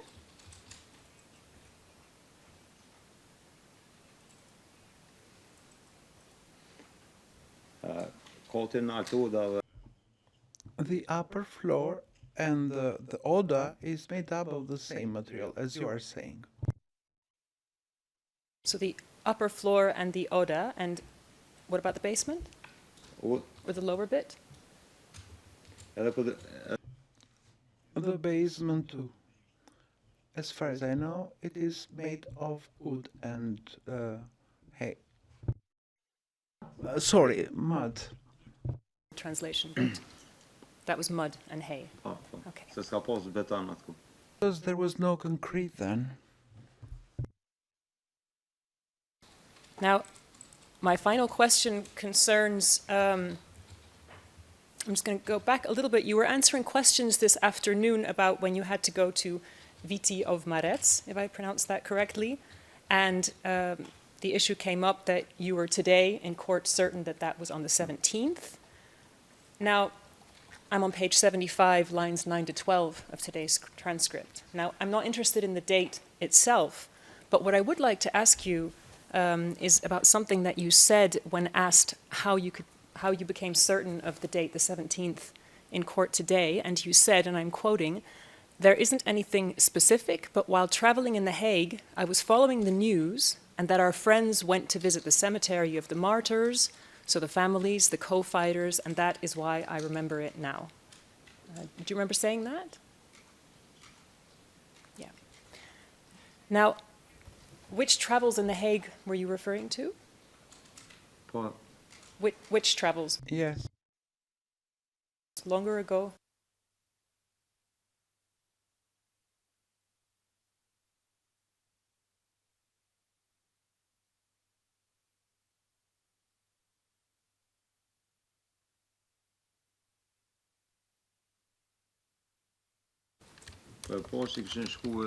I saw some comrades, family members had gone to Viti of Marets.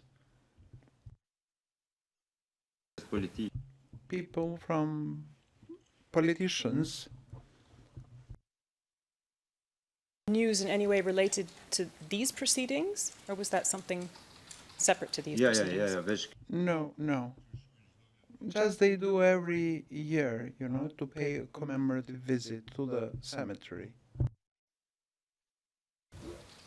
Okay, well, those are my questions. Thank you very much. Yes. Thank you, Your Honors. Victims' Counsel, that was very precise. Okay, we will wrap up for today. Mr. Witness, we will continue, I think, tomorrow, but before I usher you out, I'm going to do a short inquiry to see where we stand with the examination. Defense Counsel, would you like to do tomorrow a redirect examination? Yes, Your Honor. And could you give the panel an estimation, approximate?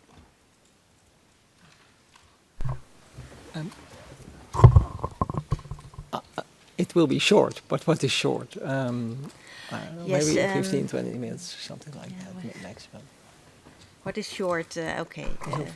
That is what I said, 15, 20 minutes maximum. Okay. Thank you for that.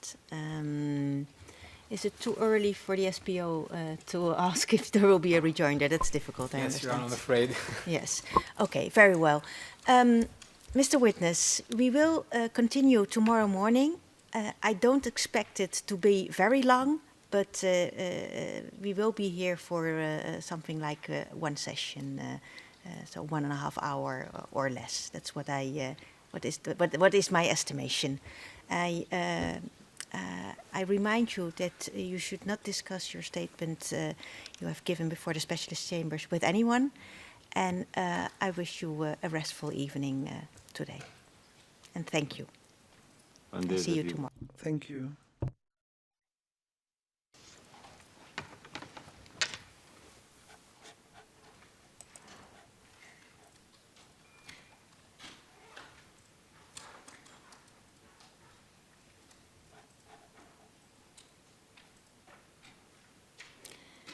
And before I adjourn this hearing, and before I will be asking you if there is anything else to raise with the panel, I would like to give an oral order, and then we call it a day. The panel notes the joint request of the SPO and the defense made this morning in court, seeking an extension of the time limit until Monday, 9 May 2022 for their applications for the admission of material used during their respective questioning of the witnesses who testified in the month of April 2022. The panel notes that a relatively high number of witnesses are expected to have testified by the end of April, namely 9 witnesses. In addition, only 2 more defense witnesses are scheduled to testify in the month of May. In order to allow the parties and victims' counsel sufficient time to prepare their applications, and with a view to improving the efficiency of the proceedings, the panel decides, pursuant to Rule 9, Paragraph 5a of the Rules of Procedure and Evidence before the Kosovo Specialist Chambers, that the parties and victims' counsel shall submit their respective applications for the remaining defense witnesses by Wednesday, 25th of May 2022. And this concludes the panel order. Yes? Very well. Then we will meet again tomorrow at 9:30. We will continue with the testimony of witness 1300 and then proceed with the testimony of witness 1500. And the hearing is now adjourned. All rise.